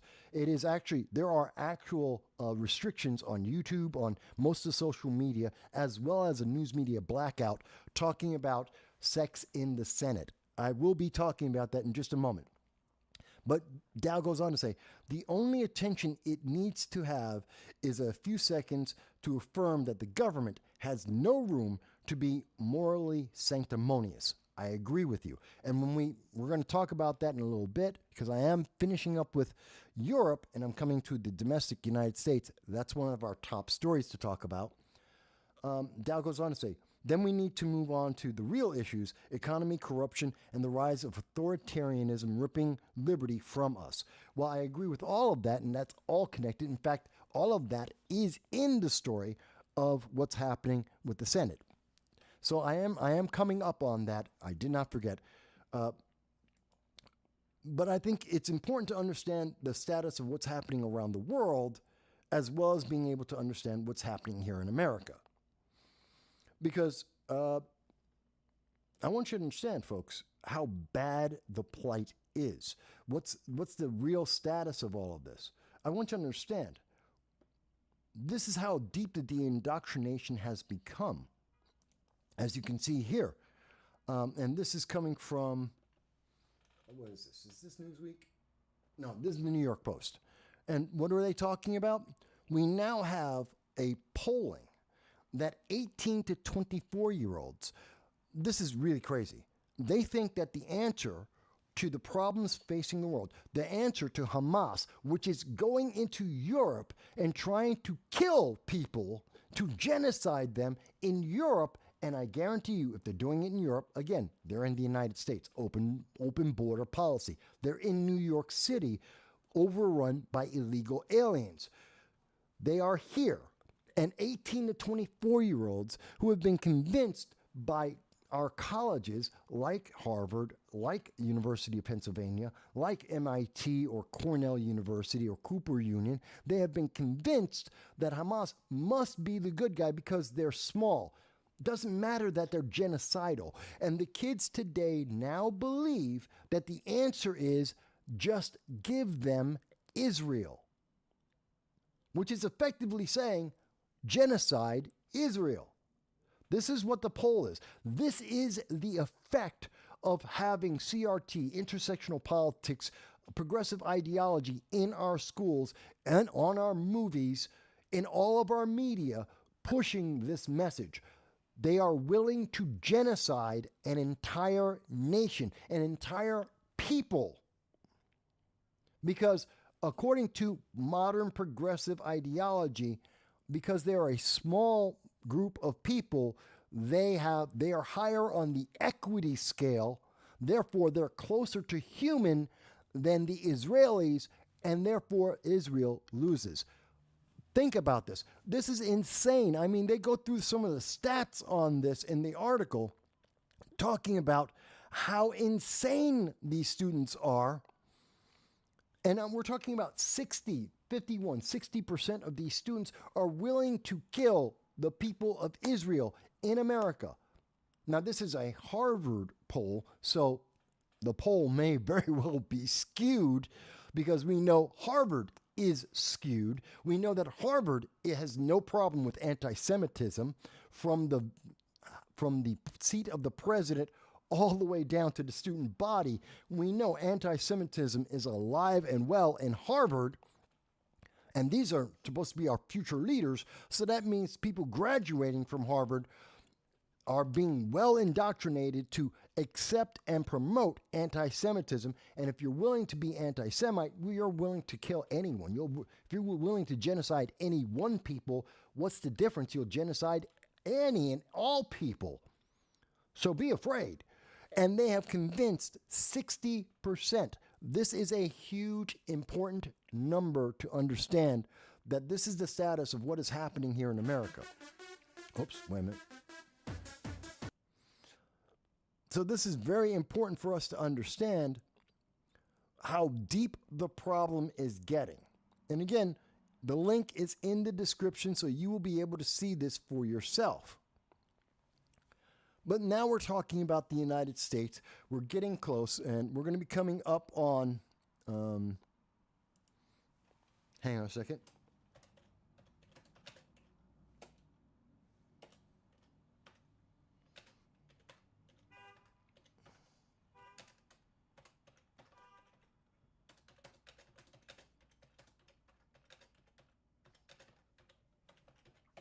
So coming up shortly, we're going to be talking about John Fetterman. We're going to be talking about the Senate sex tapes. We're going to be covering both of those things. Very important. And I know most of the people in the audience don't even know what I'm talking about when I say there's a Senate sex tape. There is a scandal, sex in the Senate. Yes, this is real. This isn't the title of some kind of porn movie. Actually, it is the title of a porn movie. Literally, it really is. But we're going to talk a little bit about that and how that's abusing your taxes. That's abusing everything about America. There is a massive problem with this, and it may be the precursor to even bigger problems, kind of like Eric Swalwell and his ex-lover Chinese spy Feng Feng. It's kind of in that realm where we may be seeing our Senate compromised because of these elements. I'll get into that in just 1 second, something that no one else in the news media wants to talk about. In fact, the news media have killed this story. We're going to talk about sex in the Senate very shortly. But before I do that, I did want to talk, before I talk about John Fetterman and the way that he has changed, I do want you to be aware of what's happening in our economy. And I know, because this is important for 2024, and you have been sold on the idea that Bidenomics is working, the economy is fantastic, everything is going great, and you're hearing right now that inflation, it's under control. Inflation is not a problem. This is a lie. Inflation is up 17% since the day that Joe Biden came in, and it's leveling off at about 17%. But don't think that that's the top of this. We have not been wrong on this since February of 2021. The economy is not getting better. We are in the recession. We're going to stay. They're saying, oh, but it's a soft landing. It's not going to be a deep recession. We're already in the recession. They didn't even want to admit. They changed the definition of the word recession so that they could win an election. And you think they're telling you the truth when they tell you that that inflation is handled, that everything's okay, that Bidenomics is finally working? Well, guess what? According to an international financial organization, UBS, nope, don't trust it. They're lying to you. Inflation is not handled. It is not resolved. In fact, it's not just coming from overseas, but I believe, and I have it here, where is it? Bear with me. I have it here. Where is it? Where is it? No. I know I have it here. I thought I had it.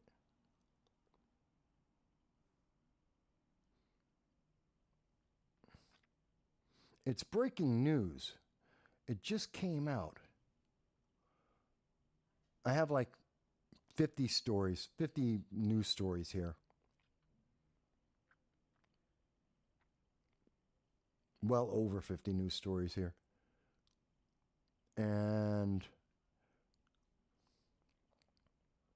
okay, I don't know where it is. But there is breaking news just before we came on to the show. The United States federal chairman is also agreeing that inflation is not resolved and that there may be more inflation in 2024 and going into 2025. They're telling you that it's going to be a soft landing and that it's all handled because fortify the 2024 election. They want you to believe the economy's good and that everything's going to be fine. You just need to give Joe Biden more time. You just need to give socialism more time, and it will eventually work. It will eventually work out. It never works. It never works out. It has failed. But they keep telling you, you just don't understand. It's doing great. No, it isn't. You know how much the 12 eggs cost. You know how much a pound of meat costs. You know how much it has gone up already. You know how much more expensive it is for gas, for electricity. You know what your bills are, and they are up. Look at your bills today. Look at your bills in 2019. Which one is lower? I guarantee you it's not the bill from 2023. I don't care what you're pointing at. Whatever you're buying, it's more expensive today than it was in 2021. It's more expensive than it was in 2022. And it's more expensive, absolutely, than 2019. So yeah, you're not doing better. Do not believe them, but they will sell you this idea because they don't think you're going to look at the details, that you're not going to check out what things used to cost versus what they are now. They want you to just believe Biden says it's okay. Fortify the 2024 election. Don't think, vote Democrat. Everything's fine. He just needs more time. Do not believe that, folks. Dow says, this is the value of being able to crawl and filter Twitter X News. News for now is harder to sanitize. Well, it is harder to sanitize because there's more people talking about these things, but that's why they are so actively trying to silence people, to shut us down, to eliminate our voices, to be able to prevent us from saying a single thing. I mean, it's part of the racism of the White House when we see them talking about Africa.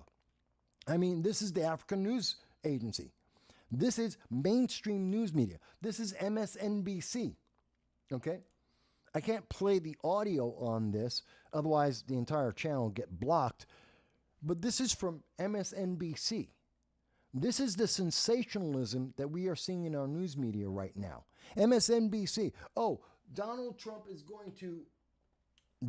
will shut down the internet. By the way, it is Senator Blumenthal of Connecticut who wants to increase the amount of censorship, government-controlled censorship over the internet. He's a Democrat from Connecticut who got an award from the Communist Party of the United States. We've covered it on this program before. Senator Blumenthal took a cash donation and an award and went to a meeting to be celebrated by the Communist Party of the United States for his views on trying to censor the internet to increase the amount of government censorship. And this is CNN who is now telling you that Donald Trump is going to shut down the internet because that's what he did in 2016, 2017, 2018. It's the same lies that we heard before. It's the same theories that they put out before. The world's going to end because Orange Man bad, vote for our guy, fortify the 2020 election. Well, it's 2024. Fortify the 2024 election. Orange Man bad, world will end, you won't have any internet. Don't worry about the Democrats who are in Congress right now, who are actively telling you to your face that they want to increase censorship, that they want government censorship. It is the Democrats in government right now. The White House is actively on the record colluding with social media and news media companies to determine what is the approved messaging, what is the approved stories to tell you in 30 seconds or less. That's what they're doing. That is the fact. That's coming from the left. But it's Donald Trump, Orange Man bad. It's Republicans and MAGA that are the evil bad guys. They're the ones who are trying to shut it all down. I'm sorry. You know what? Look at the countries around the world that have shut down the internet. Gee, that would be China, North Korea. Some in the past it was Russia, and even now in Russia. What about Venezuela? You see this happening in Cuba. It's the left that does this. It is the socialists and the progressives that shut down voices, that eliminate any unapproved message, any unapproved comment. That's the left that's doing that, not the right. That's internationally, and that's in the United States as well. It's the Democrats that are coming out and saying they want more censorship. They want more government control over what you see and what you write and what you do on the internet. They're the ones pushing that. Mind you, there's a lot of Republicans that aren't complaining about it, but it's the Democrats who are calling for it. They're the ones who want to put together a disinformation governance board. They're the ones who are saying, oh, well, you have misinformation and disinformation. How dare you actually have an opinion and tell someone what it is? It's coming from the left. That doesn't come from the right. That's their voices that are saying this. That is their actions about this. But that's, again, how else could they fortify the 2024 election? You have to think like they want you. They want you to feel. Forget think. They don't even want you to think. You're not supposed to think. Feel. You're supposed to feel like that's the right answer. That you're supposed to feel like this is going to be the best solution. Your life will feel better. It won't be better. Notice the big difference there. You will feel better, but you won't be better. Critical difference. And that's what the left is selling you. Feelings, not actual. So I wanted to get that. And Jan, hello Jan. Jan joined us. Good to see you there. Jan says, the left always blames the right for what they do in order to deflect and keep people confused. I agree with you, Jan. They do that very, very often. So I think I've held this off for a little while. So let's really have some fun here. We're going to talk about something that I think, well, I know this is a story you are not being told. And I'm going to prove it in just a second here. So, as you can see on the screen, I have Aiden. This is the Senate sex tape story. The actual staff member who works for Ben Cardin in the United States Senate for the Maryland, for Maryland. This is his staffer, Aiden. And Aiden, if you probably have not heard this, and let's look at this. I will update this now. Let me refresh this. Can I refresh this page? Let me refresh it. I want to refresh it live so that you can see the results here. There it is. So I just refreshed it live. So you got to see the update just as I did. Bear with me. I can't see the screen, so let me take a look here.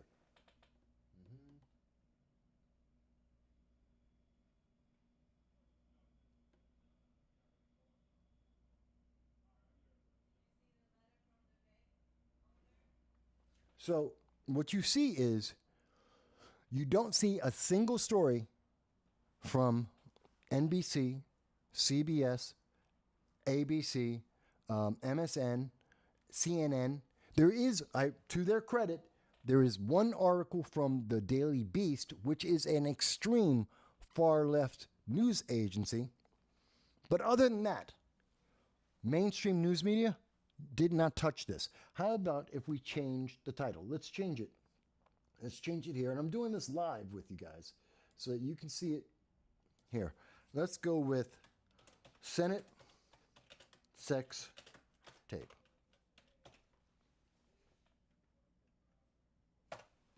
Senate sex tape. I'm checking out the news, all news sources. And we've got, of course, we've got Fox News, not counting them. Oh, look, CNN did have a story on it.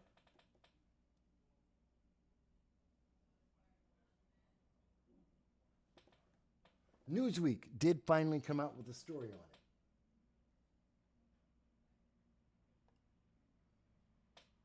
So CNN had, to their credit, 22 hours ago. This is a story that happened Friday.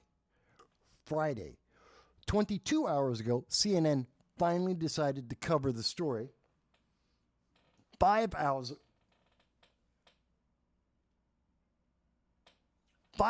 ago, Newsweek covered it. This is a story from Friday.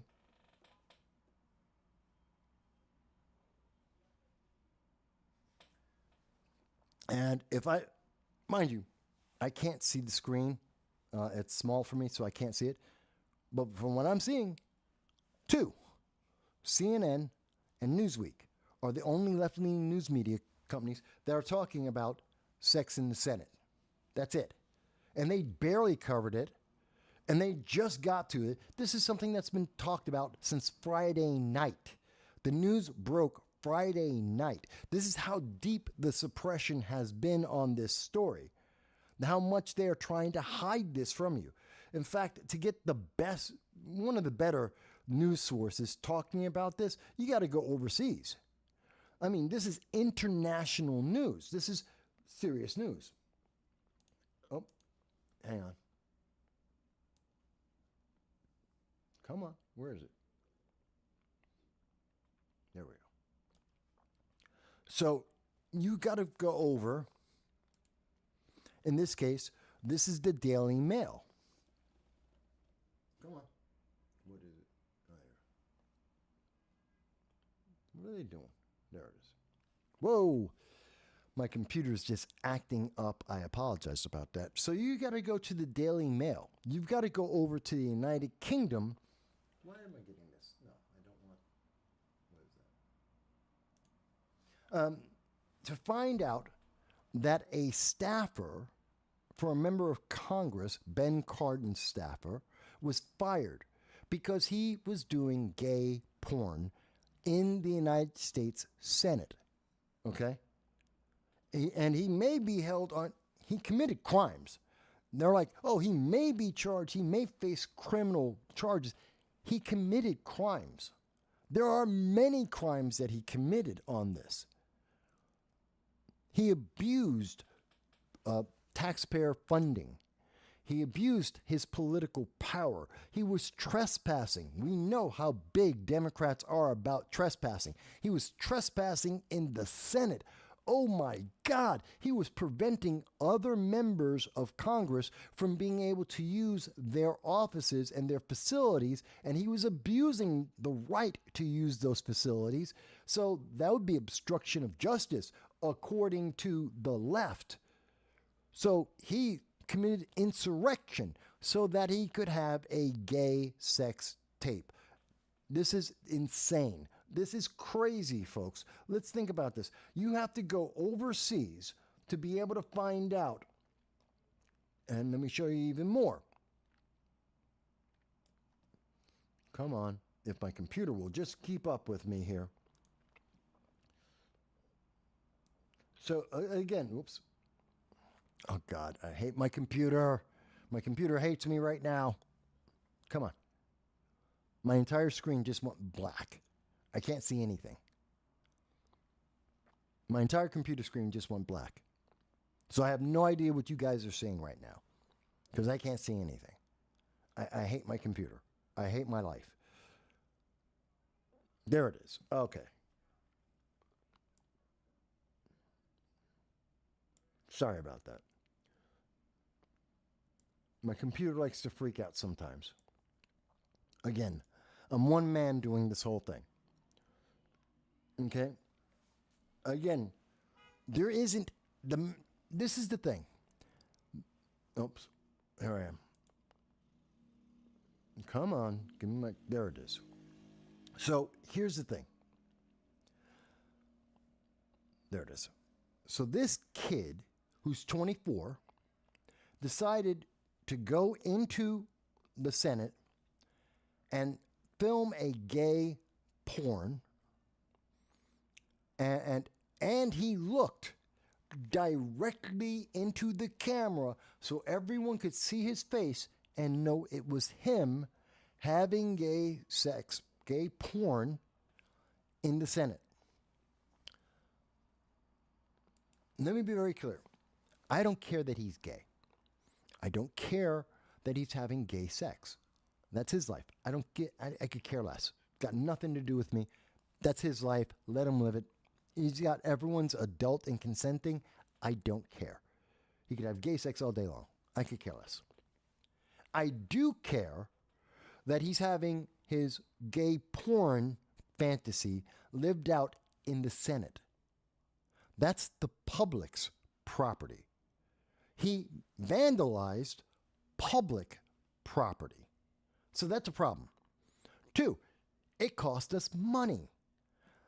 The moment he turned on the light in that room, that started to add up. That's an electric bill. And trust me, as much as your electric rates have gone up, the government spends way more money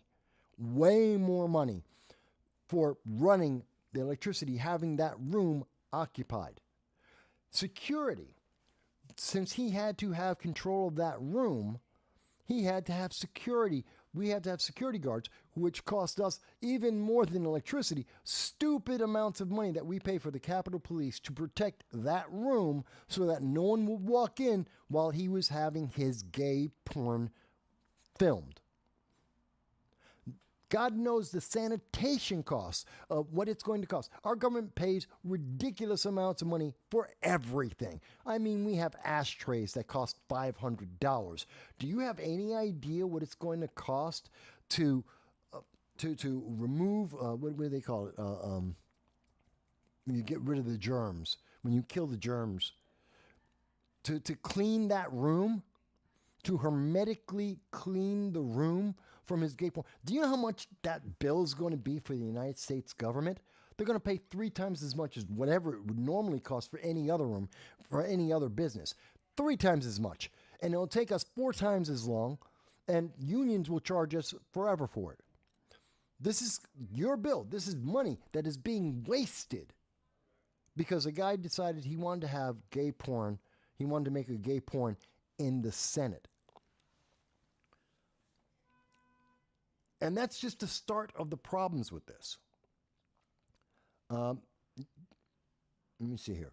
Dow says, I wonder if they took the tack that the staffer was a victim of homophobia in the workplace. Well, disinfect. Thank you. That's the word I was looking for. To disinfect that room. It's going to cost us a ridiculous amount of money. So besides the fact that it cost us money, and by the way, there are, 20,000, 5,000 cameras. There are cameras in that room. There are dozens of cameras in that room. While he was in that room, the Capitol Police had to be observing that room to make sure that nobody, oh my God, J6, somebody might break into that room or might do something in that room that would be illegal. That would break and enter or disfigure anything, vandalize, damage anything. So the Capitol Police had to be aware. They have to have video. There had to be security watching the video of that room, watching him commit this sex, which means that there was a conspiracy. Because the Capitol Police officers who were standing outside the room, making sure no one entered because the room was private, to make sure no one came into that room, well, guess what? They're complicit.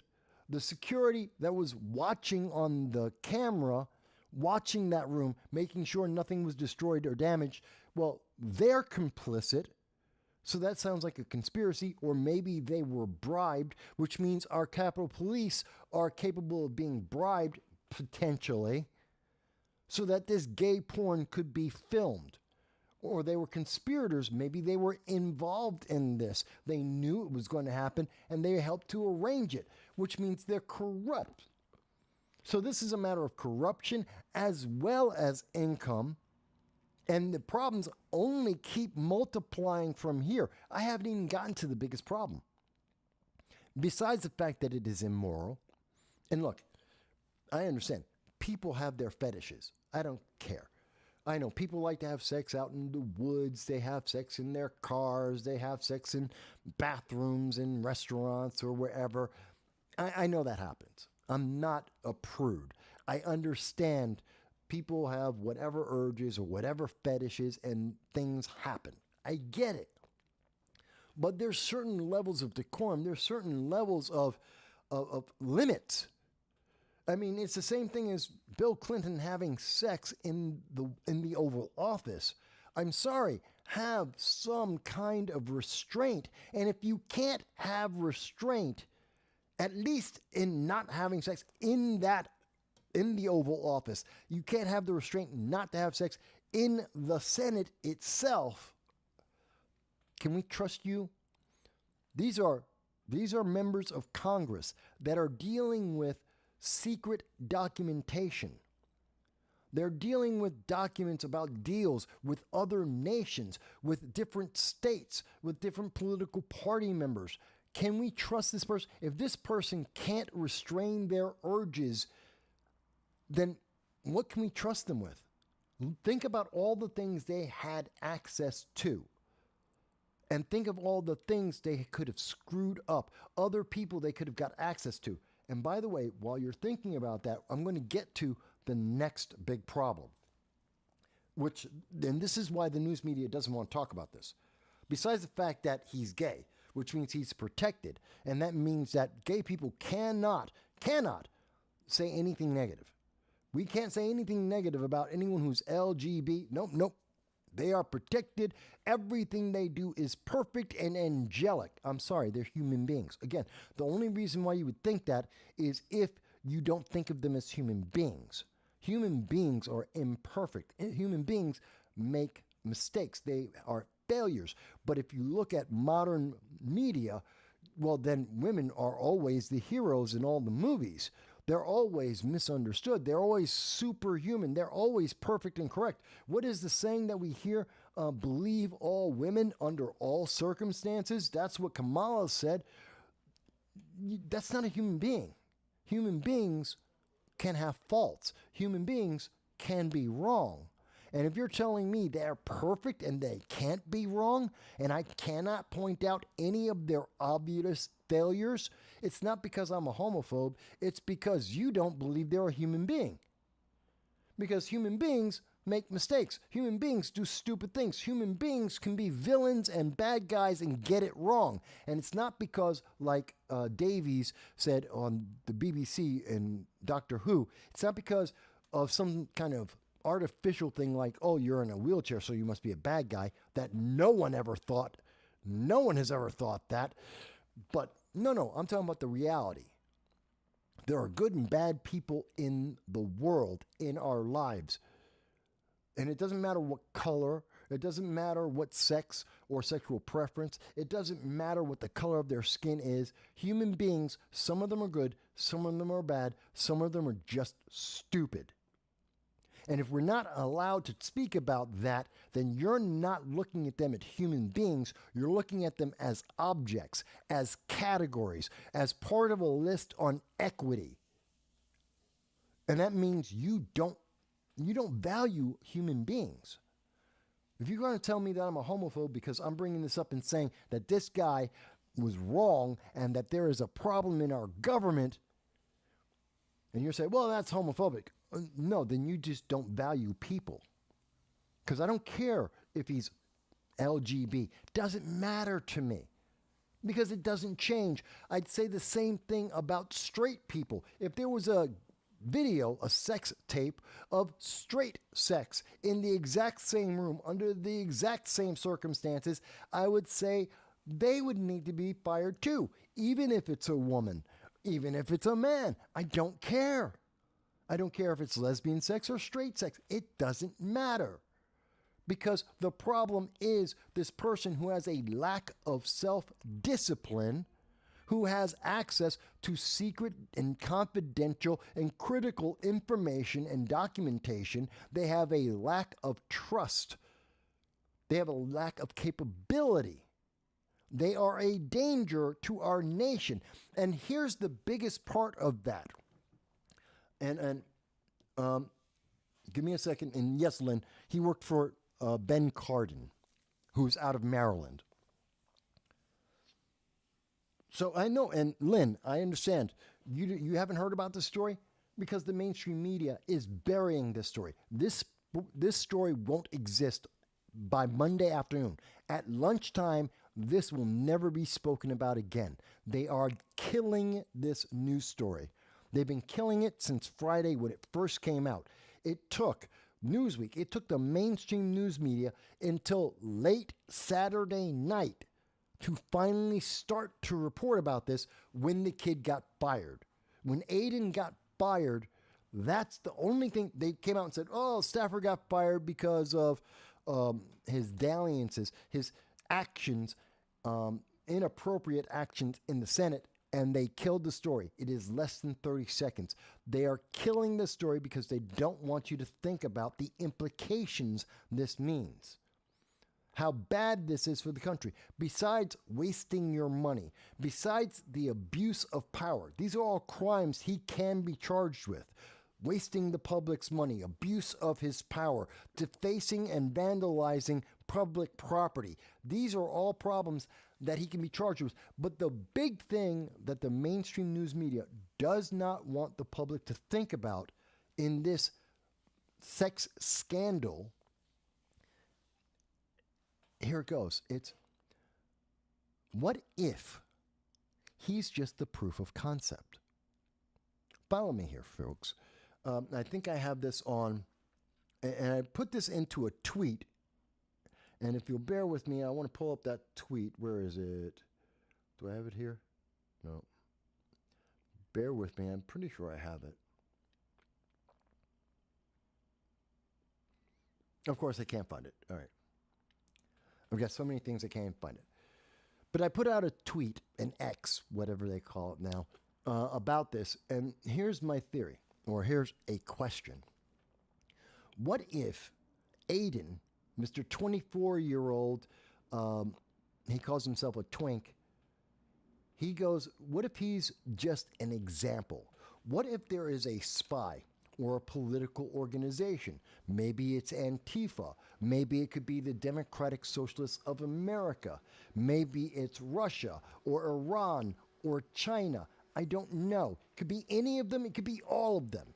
Maybe they got access to several individuals having sex, gay or straight, whatever it may be, in the Senate, in various offices, public spaces around our government, in Congress, in the White House, in the Senate, in the House of Representatives. Okay? Maybe on the podium of the Senate floor or the House of Representatives. I don't know. Maybe there's several of these tapes, because we know there are a lot of degenerates running around in Washington, D.C. That's a fact. We know that there is a huge amount of child pornographers and pedophiles throughout all of D.C. We have seen that consistently. We have a lot of people who have problems. So what if there are a bunch of these tapes that are held by a political organization or a country that are not in the best interest of the United States? And what if they have been trying to blackmail members of Congress like Ben Cardin or Nancy Pelosi, Alexandria Ocasio-Cortez, pick your representative, it doesn't matter, that they're trying to blackmail them. And they said, if you don't do what we say, we will release these tapes. You will be disgraced. You will be kicked out of office. Your party will be besmirched. So pay us the money or else. And when someone said, and whomever they were talking to said, no, I don't think you'll actually do it. And then we suddenly, out of the blue, we get this sex tape. Something that was, obviously, Aiden thought he was protected. Whether it's because he was a member of staff, or whether it was because he had Ben Cardin behind his name, or maybe it's because he thought that since it's gay, no one's going to tell. I don't know. Whatever his reason is, he thought he was fine. Or maybe he was being used by spies. Maybe he was convinced to do this by a spy like Eric Swalwell when he was sleeping with the Chinese spy Feng Feng, which he thought was perfectly fine, but the Chinese Communist government was like, we've got inside scoop on government intelligence because Feng Feng is sleeping with Eric Swalwell.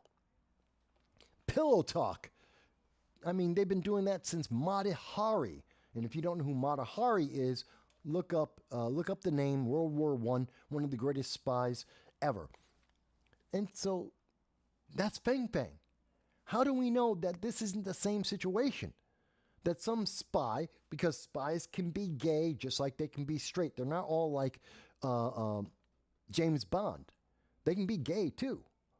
And so there's a gay spy who did a honey trap, convinced this kid, and God knows how many other individuals, whether they're staffers or members of Congress that they have these tapes on. And they threw Aiden, who is meaningless. He's 24. He's been working in Congress for 2 years. He's making probably about $100,000. He's not important. He's not meaningful. He's useless. Yes, he was big in Virginia politics, helped to get some Virginia Democrats elected. Fantastic. But let's be honest, he's not important. You don't know Aiden's name, and if I told you his name, if I could pronounce it, you wouldn't care. He's not the person this is supposed to be embarrassing. He isn't the one that this is about. This is about that senator, that representative house, that chief of staff, that they are the ones this is targeting. And they said, yeah, you'll brush it. Look at all the attention that went to this no-name Aiden, that no one cares about. No one cares about him. You can scream all you want, say homophobia. Oh, no one cares. No one cares about Aiden. But look at the attention internationally that came because of this. The pressure and the embarrassment that is now on the United States Congress, that the United States government is suffering an embarrassment around the world. The United States just got smacked and knocked down a peg amongst all the countries in the world because of this one stupid kid. And Democrats are running and scrambling.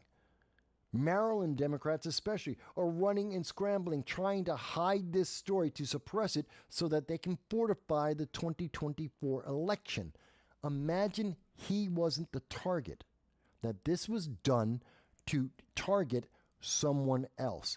And now that they saw how a know-nothing kid got this much attention, what happens when it's somebody who has a name, somebody who actually has power, somebody who can actually vote on the bills, who can actually introduce legislation, who can tip the balance between their influence, tip the balance for or against any kind of policy? That's the biggest danger I think comes out of this. And I'm going to get to the comments in just a second. But that's the problem with the Senate sex. It's not because he's gay. It's not because of the sex itself. It's that this tells us we have Capitol Police that are willing to allow this to happen and possibly are complicit. That means possible corruption.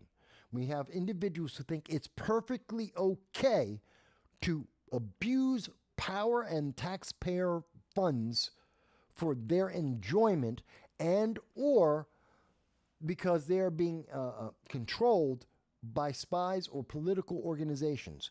We have the potential for massive corruption that has been hinted at.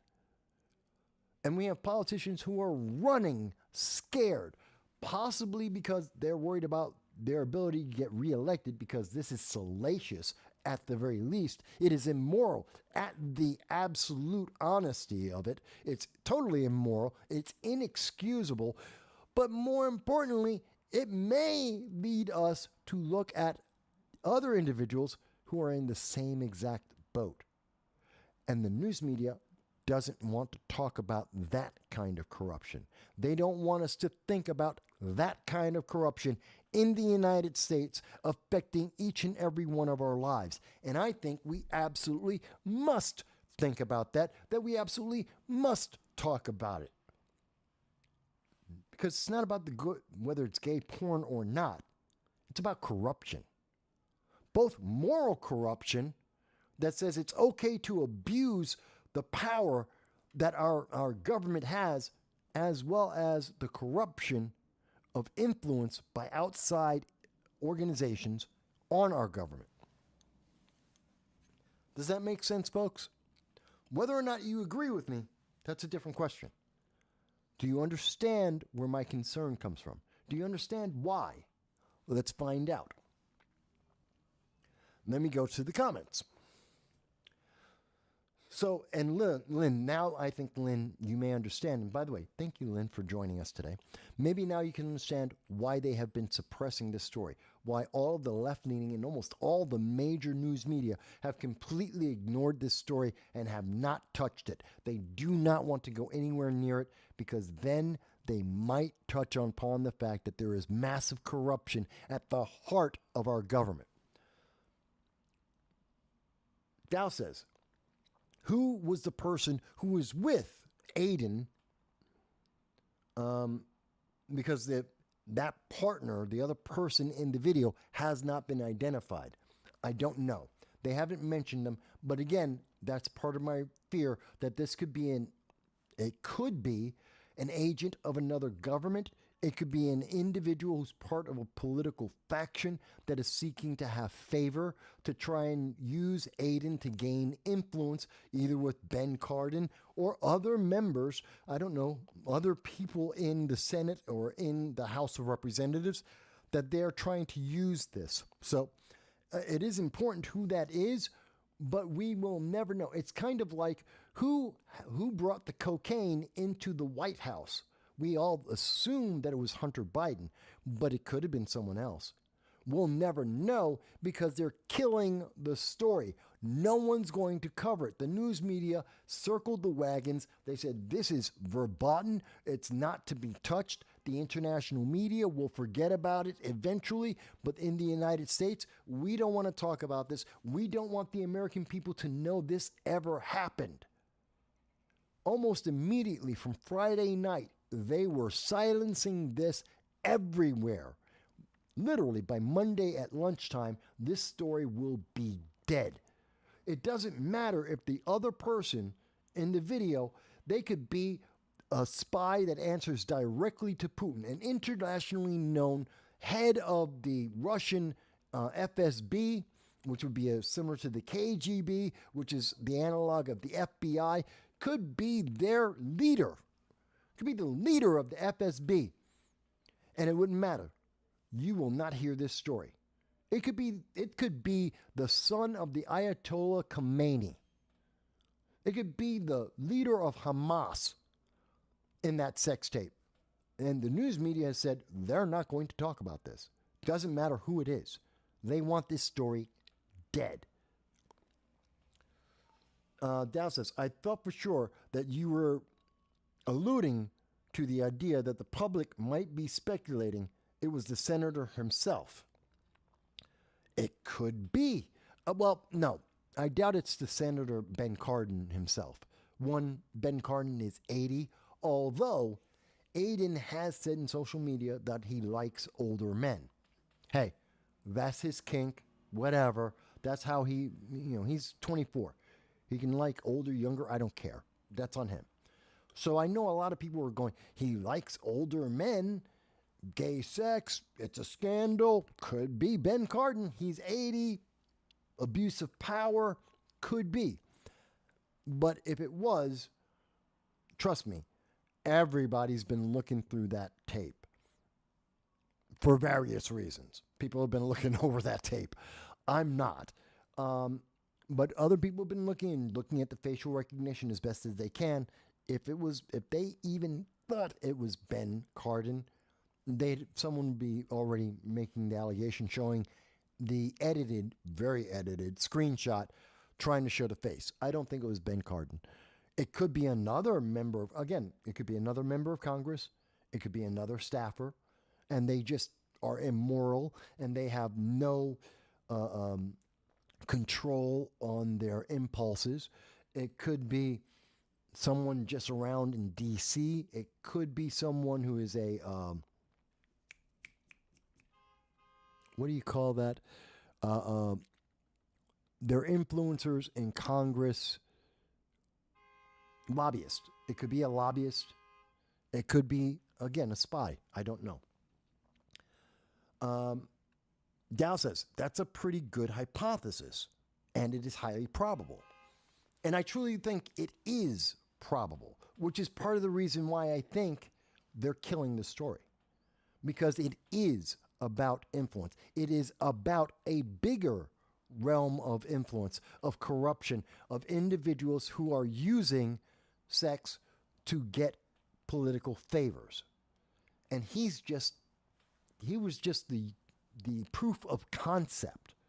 But no one wants to talk about this, because if you go into that, that opens up a huge web. That it's the same thing as going and telling us who's actually on Epstein's guest list. It's actually investigating the people on Epstein's guest list. We have the black book. The FBI, the CIA, the government knows who's on there. They know the names of the people who went to that island. They won't tell the public. It's kind of like the Tennessee trans shooter and their manifesto.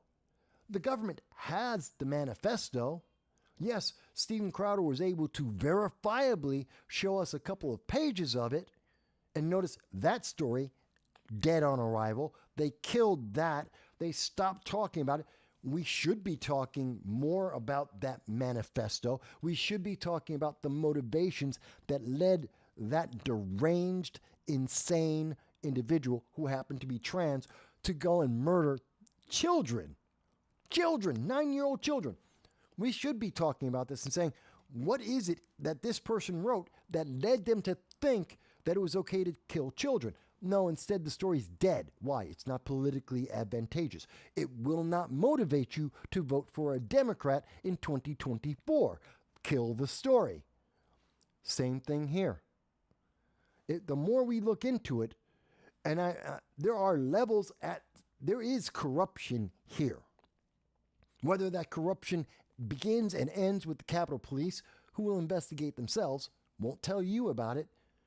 They do not fall under FOIAs, so we will never know. We will never get an answer from the Capitol Police about what their internal investigation, how it was conducted, who conducted it, or what they found out. We will never know, because we can't get FOIA's, Freedom of Information Act, on them to release the data.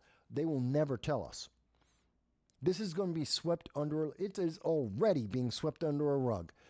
Senator Ben Cardin, his statement is that he's been fired and we don't talk about internal personal matters. The Capitol Police, it's an investigation. We can't talk about this. I'm sorry, somebody should be talking about this. Where's the news media? Where's the New York Times? Where are they? Where's the Huffington Post? Where is CNN, MSNBC? Where's Jake Tapper? Where are all these politicians who are in the news media, that are in Washington, D.C., because it is the nation's capital, who are supposedly on the pulse of what's going on? Where are they confirming and assuring the American people there is no corruption here? This wasn't an act by, hey, Russia collusion? There you go. Russian spy. How do we know it's not a Chinese spy? A Russian spy, an Iranian spy, North Korean spy. I don't know, it could be a German or a French or a Canadian spy. It doesn't have to be the big four enemies of the United States. It could be from our allies. It could be anybody's spy. It could be a member of Antifa. We don't know. Where is their assurance that there is no corruption? Oh, because there is some corruption. I am led to believe there is some corruption at some level, and it involves people that would change elections and power in government even a little bit, even if it's only regionally. It would change the power structure of the United States, and it would highlight an ongoing problem, kind of like Eric Swalwell and Fang Fang with the Chinese spy, kind of like Dianne Feinstein with her driver, a 20-year spy for the Chinese government, like Ilhan Omar, Cori Bush, Anna Presley, Alexandria Ocasio-Cortez, with their support of the Democratic Socialists of America, their support of genocide, Catherine Gay of Harvard supporting genocide. We have a lot of corruption going on in our government, and it's being covered up. Jan says, Epstein's black book is perfect example. Why do they refuse to release the names? Exactly, because it affects the 2024 election. It affects politicians and power and the way that people are being abused. They do not want us to know. They want to bury it. John Cordisco's with us. Hello, John. John says he hopes everyone's is going to have a good Christmas. Thank you for the Christmas wish, John. So, tell me, folks, if you think I'm out of my mind, if you think this is completely ridiculous, please let me know. Because I guarantee you, you're not going to hear this from the mainstream news media. I already showed you. We checked live. They don't want to talk about this. They want to kill this story and move on. They don't want you to think about it. Yeah, they'll destroy Aiden's life and he's fired. He'll never be hired by another political organization. He's going to be out of work for a while. And of course, Aiden is saying that he's being fired because he's a protected group. He's getting fired because he's gay. No, Aiden, you're not being fired because you're gay. You're being fired because you abused your position, you wasted taxpayer money, and you are corrupt, and you're untrustworthy. That's why you're getting fired, Aiden. It has nothing to do with the fact that you're gay. Don't care. Never cared, didn't care. That's not the issue. Everything else is the issue. You are fired for the actual actions you committed, not because of your feelings. Oh, by the way, if you didn't know, folks, Aiden, I think it's in the article with, again, there's so little news on this, so it's kind of hard to find, but yeah. According to the Daily Mail, Aiden has reportedly said that he believes that this is unfair, and he is seeking legal remedies because he believes he was fired because of his protected status. That's his fallback. I'm gay. You can't fire me. I'm part of DEI, diversity, equity, inclusion. I have an entirely different classification. You cannot fire someone even when they're wrong, when they're DEI. He's a protected group. You can't fire him for having gay sex. And you're right, Aiden. We wouldn't fire you for having gay sex. We would fire you for having gay sex in the Senate, which is an abuse of power. It is wasting taxpayer money. It shows a lack of impulse control. You're not trustworthy and you are compromised. You may well have been or will be in the future used by individuals trying to peddle their power. That's why you were fired, Aiden. That's it. But I'm sure you will have many allies in the LGB that will come out and say, "Oh my God, this is all because of homophobia, and you're just being homophobic because he had sex, and oh my God, you can't have sex." Look, and when I say, by the way, let me be clear. Let me also be clear. When I say it's immoral, it's not immoral that he had this gay sex. It's immoral that he had gay sex in a public facility, that he had sex in a Senate hearing room where senators, on top of the Diaz's, the desks that senators use, it is not hygienic. And that's immoral, to subject other individuals to his particular fetish and kink. That's immoral. He's interfering with other people's lives, as well as the abuses of power as I identified. So yeah, someone, I am sure, on the left will go, "Oh my God, we finally got something to attack Mike on. See, we finally are going to say that Mike is homophobic." And by the way, anyone, if you see this and they say, "Oh, Mike's homophobic," so they're going to try and edit this video. They're going to very carefully try and edit this video to try and say, "Well, Mike said it's immoral, so therefore Mike is homophobic." No, I'm not. See, you've heard me say this. And it is very likely that someone will try and edit the video to try and to attack my character by manipulating the video so that they can edit it just right so it'll sound like I said something that's homophobic, so they can try and shut down this channel, which they have been trying to do for over a decade. Members of Progressive Leaders of Tomorrow, Indivisible New York, the Working Families Party, Democrats, Socialists, many of them have been trying, hell, even a few Republicans have been trying to close down this channel. They didn't. It wasn't successful. But they're going to say, oh my God, see, we got it. He's homophobic. No. You've heard everything I've had to say. You've heard hear my reasoning. See, I have a reason. I don't have a feeling. I have a reason. I have a conclusion based on facts that are confirmed. We know the kid looked in the camera. We know that it was gay sex porn. We know that it was in the Senate room. Those are my facts. I'm working off of the facts. No feelings came into this. Feelings are not relevant.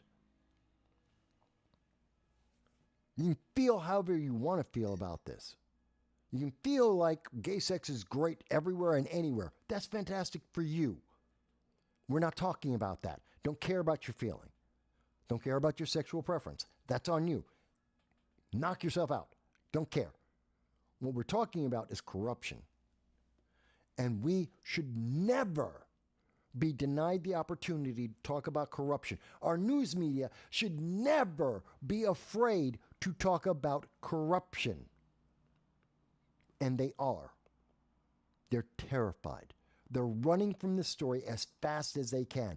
And that tends to make me believe, in 18 years of doing news media coverage and covering stories in politics and knowing politicians, when they are running in unison as fast and as quickly as possible and burying a story that is actually newsworthy and has serious implications, tends to tell me that there is way more to this story, and it gets way darker, and there's a bigger problem behind that closed door.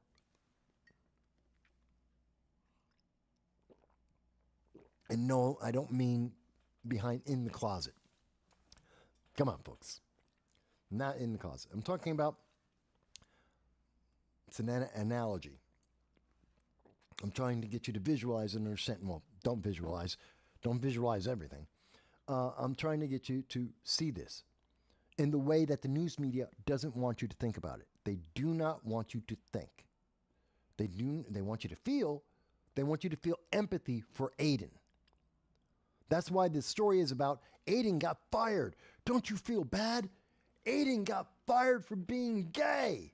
No, that's the story that's running around on the left. That's what we're seeing on Threads, the meta replacement of Twitter.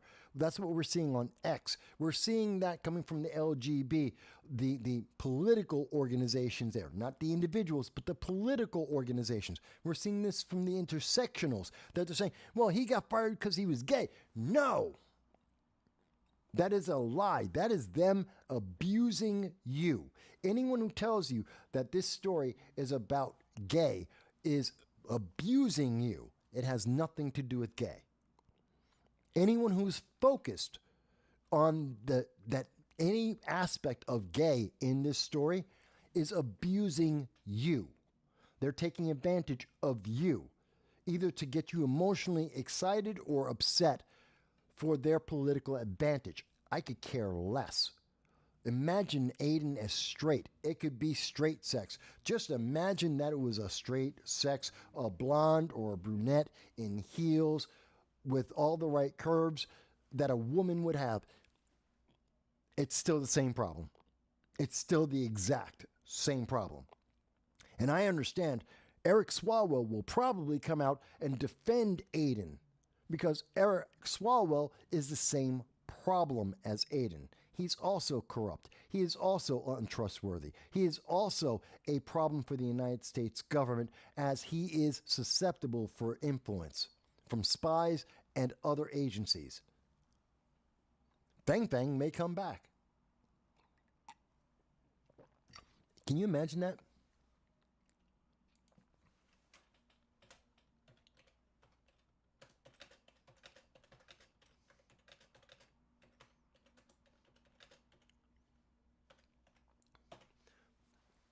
Imagine if it was a Chinese spy. And Lynn, can you see now, Lynn, if you're still with us, can you see now why they hid this story?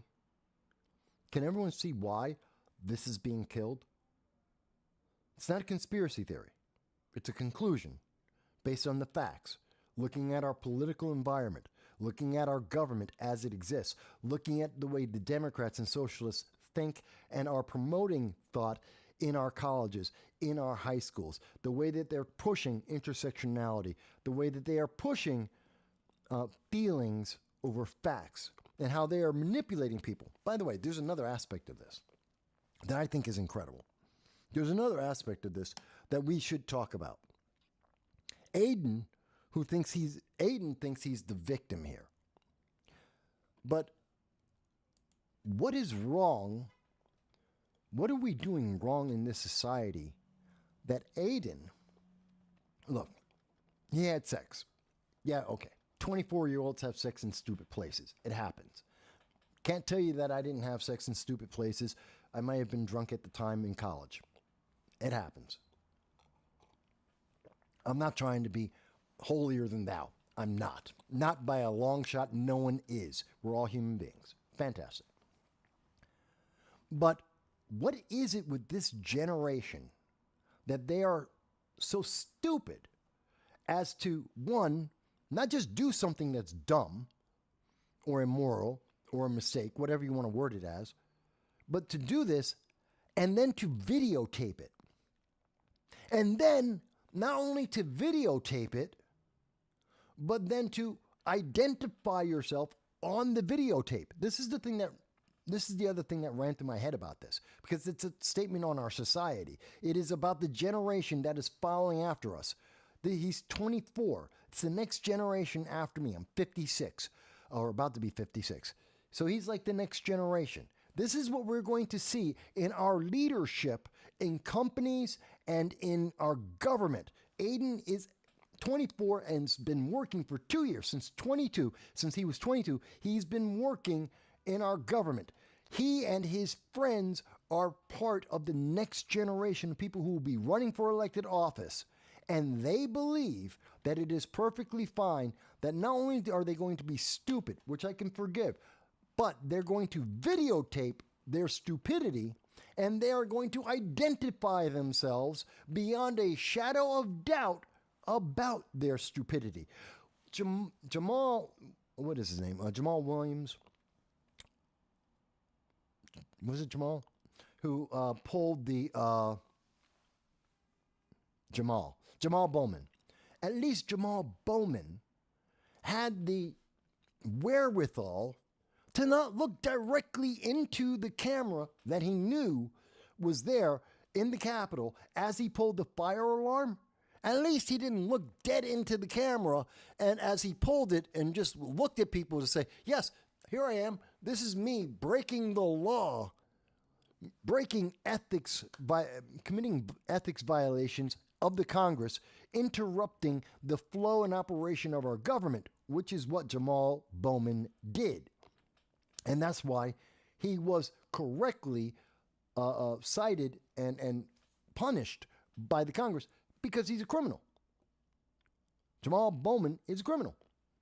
And in the same way that Jamal Bowman is a criminal, Aiden is a criminal.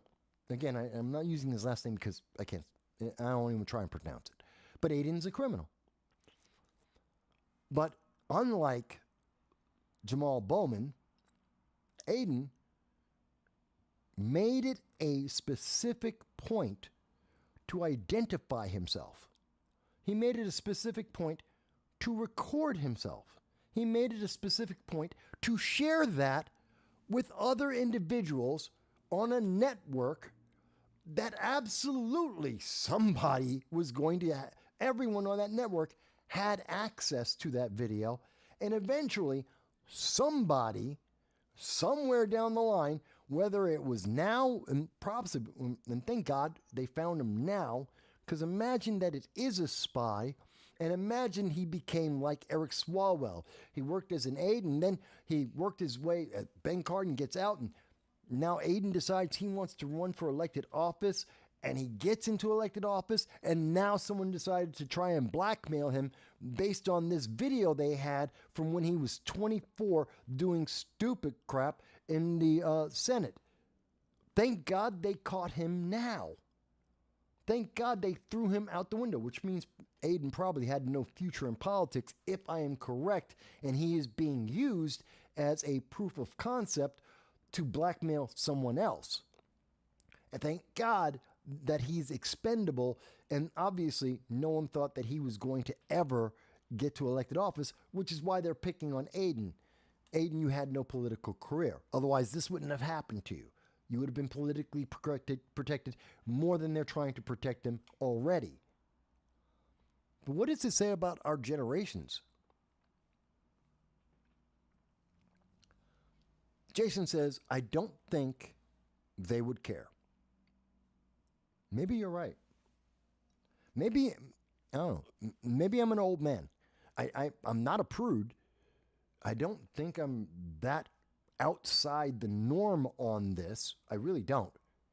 And I understand maybe everyone doesn't see the same political outcome that I see, and they don't see the same political threat that I see. But that, again, that's why we have an FBI, that's why we have CIA, that's why they should be investigating this, not the Capitol Police, who have a vested interest in silencing this. Just like they did with January 6th with Ashley Babbitt. They were trying to silence the conversation, not to resolve it, not to find justice. They wanted to end the conversation. And they're doing the same thing now. Their job right now is to end the conversation, whether it's Hakeem Jeffries who's telling them that, Mike Johnson who's telling them that, whether it's coming from Chuck Schumer, I don't know.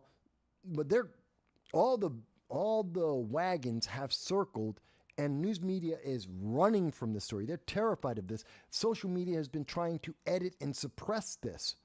I am sure that they are going to kill this news story, this live stream, somewhere over the next 6 months. They're just going to delete it.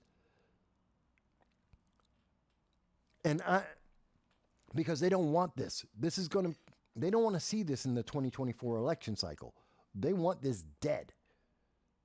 And I have to just wonder, what's going on with our next generation of kids? Look at the next generation of leaders. They have been taught and they believe that just because you're the smaller group, you're the smaller guy, you must be right. They're willing to, because that's the intersectional ideology, the progressive ideology they have been indoctrinated in. And they have been indoctrinated so deeply that they're willing to take the side of a terrorist organization that is actively in Germany and in the Netherlands trying to genocide innocent civilians, and they want to take their side. They want to wipe out an entire nation based on the polls, as I showed you. They want to get rid of an entire nation and give it to terrorists because that's the way they've been taught to think. But that same teaching either ignored or emphasized the thought that when you do something that's immoral, you should videotape it, make sure everyone can see you, and share it with everyone. They have no sense of self-preservation. There's no sense of self-preservation. If you are young watching this, please tell me, am I wrong? Am I wrong in understanding this? That your generation has been taught that you should, you're getting into a fight, you're arguing with your girlfriend, the sexual abuse, drunken activities, whatever it may be, you guys videotape all of it with no care or concern about the consequences or how it may affect you in the future. If I'm wrong, if there's a backlash against that, please tell me. Because when I look at TikTok, we can go to TikTok right now. We can go to Facebook and definitely Instagram right now. And you will see videos not just of women, not just young girls, men too, straight and gay, and we will see compromising video after video after video. This is going to hurt the nation. This is going to hurt those individuals, and it's going to hurt the nation. I'm not saying that I'm perfect. My generation did stupid things too. We made mistakes. We made errors. We committed crimes, probably even. Okay. We weren't dumb enough to get it on video and share it with everyone so that we can get caught.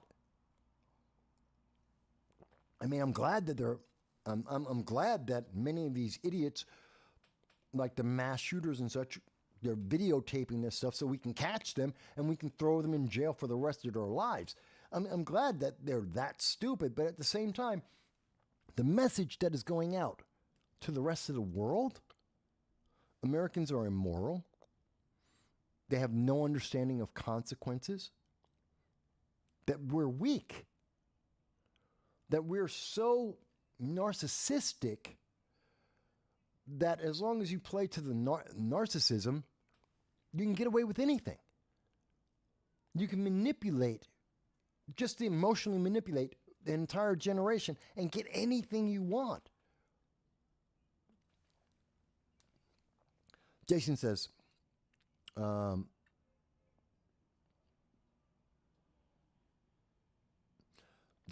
that he tried to make a comment about being homophobic and it was blocked. That was done by YouTube, not by me. I don't block people's comments unless someone is actively using vulgarity and attacking a personal attack against, mostly attacking someone else commenting. That's the only time you would ever see me block something.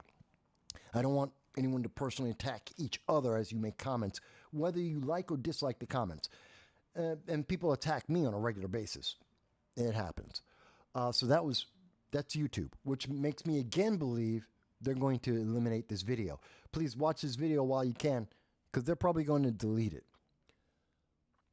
Jason goes on to say, I think most people will just say it was not them, but a deep fake.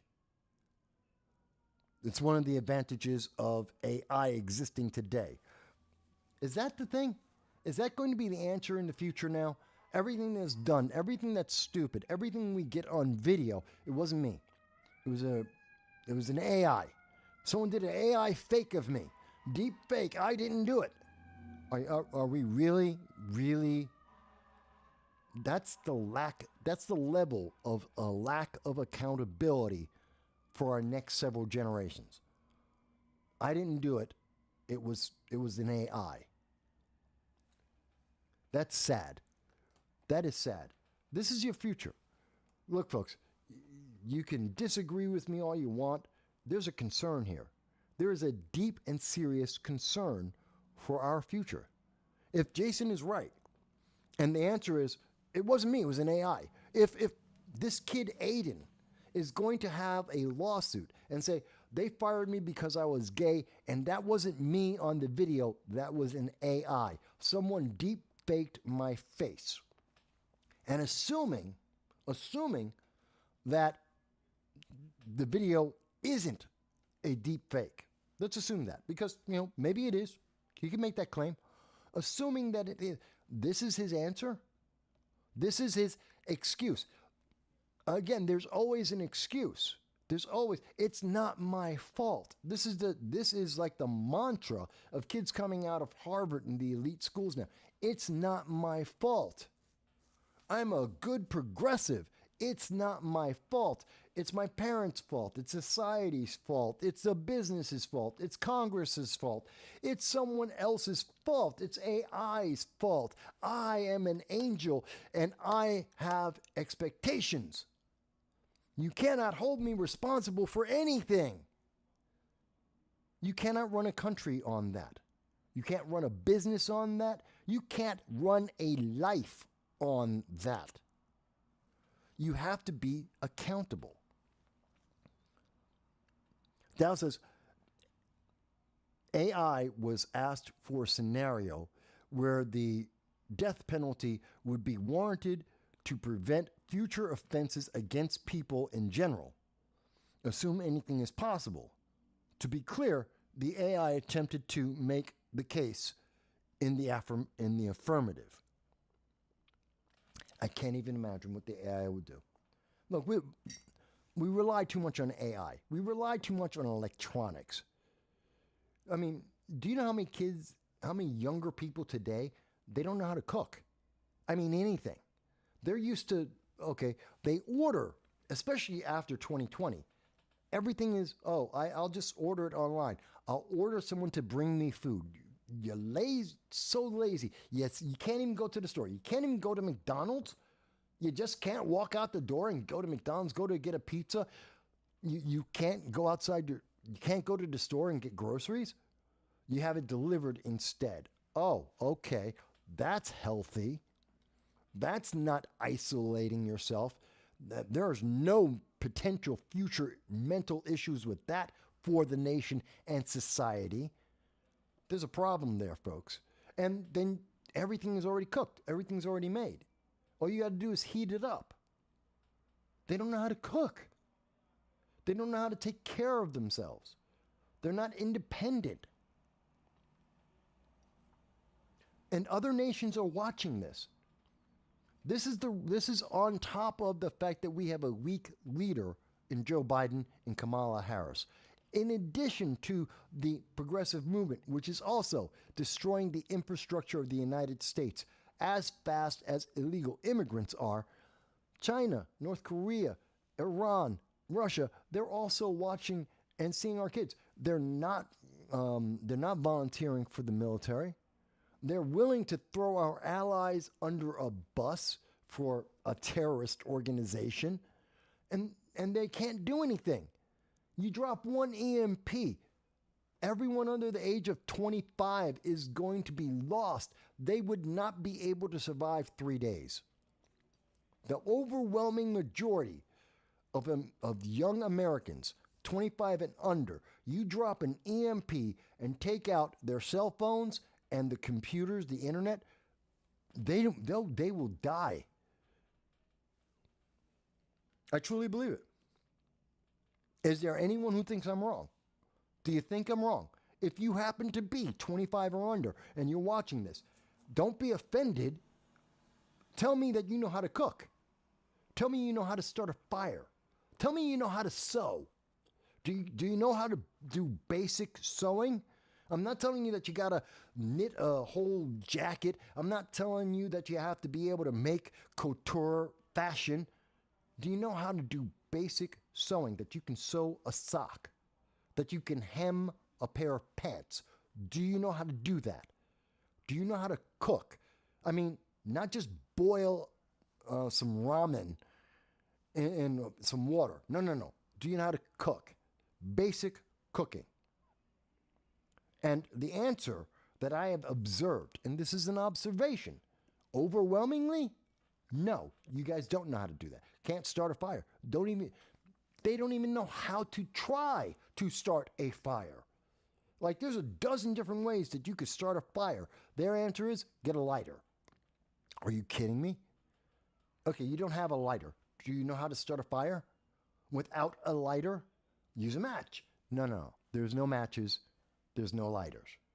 Do you know how to start a fire? They're bewildered. This is my experience. There's very, very few. I'd say 5% of the kids of parents, parents that I know, because I don't have any kids, but 5% of the kids that I know are able to start a fire, be able to cook, and do basic sewing. Basic. This is, you can't survive with this. This is unsustainable.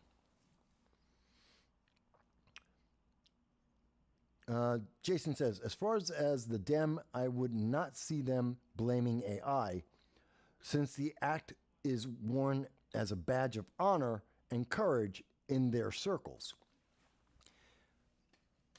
Maybe. I don't think. Well, maybe Aiden will be a hero amongst the political LGB. Maybe. I think he has earned the dishonor that he is facing. He deserved and earned being fired. He needs to be criminally prosecuted. He broke the law, multiple laws. He should be held accountable. And yeah, he should go to jail. Not because he's gay, because he's stupid. Because he's stupid and corrupt. And he should go to jail. I have no problem with that.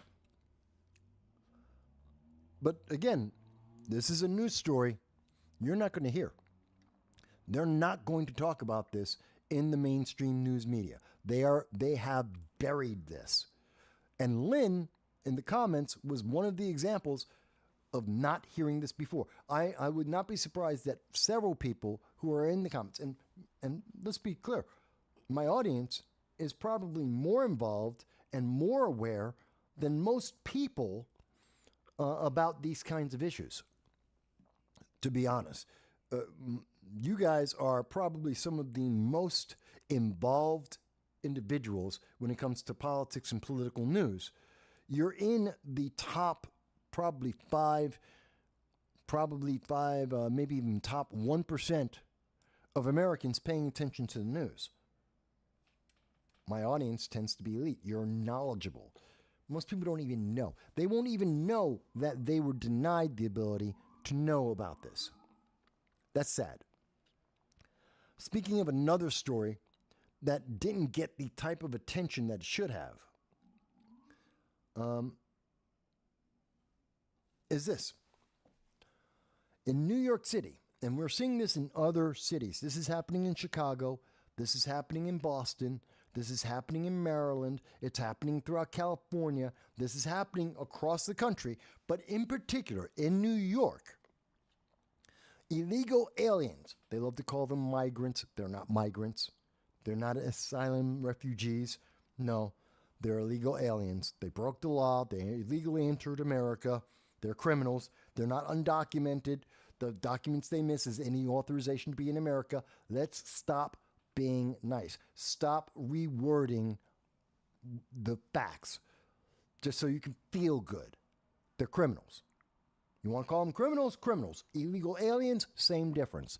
The illegal aliens rejected what they called a bad sandwich, pancakes, donuts, and dishes of chicken. They deleted food. Okay? They didn't like the food. It wasn't up to their palate. This is free food. There are homeless people in America starving. There are children in America starving. And they're refusing pancakes. They're refusing donuts. They're refusing chicken dinners. They're refusing sandwiches. Oh, by the way, if you think, well, no, that's just the Republicans talking, that's a right-wing news story. You know, that's not fair, Mike. That's just the right-wing kind of thought. Just to make sure you understand, it's not right-wing. Here it is. Here's the same story. Now, mind you, it is behind a paywall. It is behind a paywall. But this is the same story.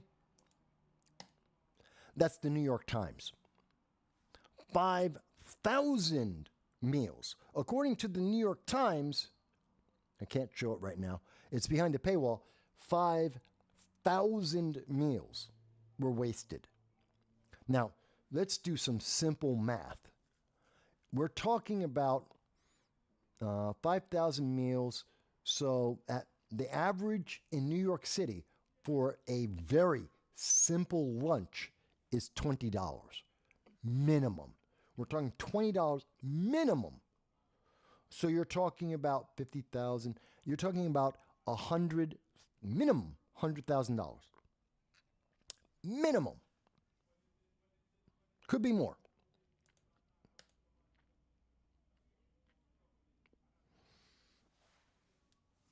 Imagine that.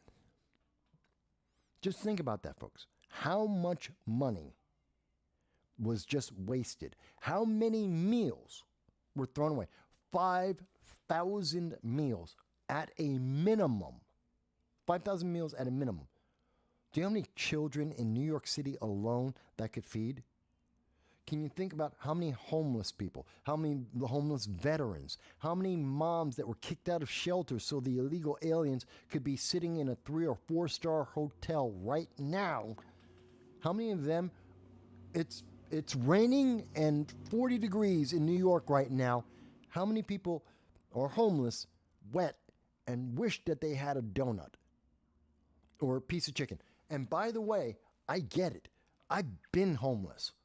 I've talked about this publicly. I am an advocate for the homeless. I have been in Binghamton at college campuses. I have spoken about this. I have been involved with various programs, not using my name, but just doing the work, advocating for the homeless for years, for decades, because I have been homeless.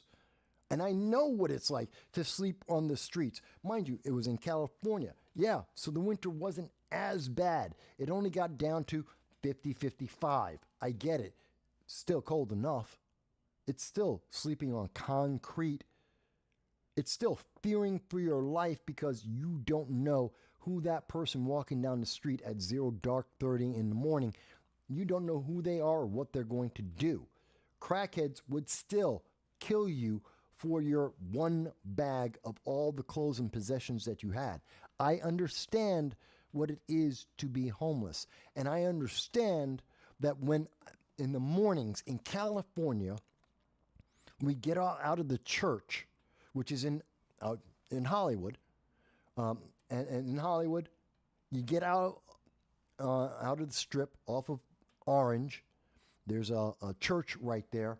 And you go to the park. There's a public park. And every morning, a Catholic charity, the church, would give away a small container like you get in elementary school, one of those little small milk containers and a little small juice container, orange juice, just the same, that they give to kids in elementary school.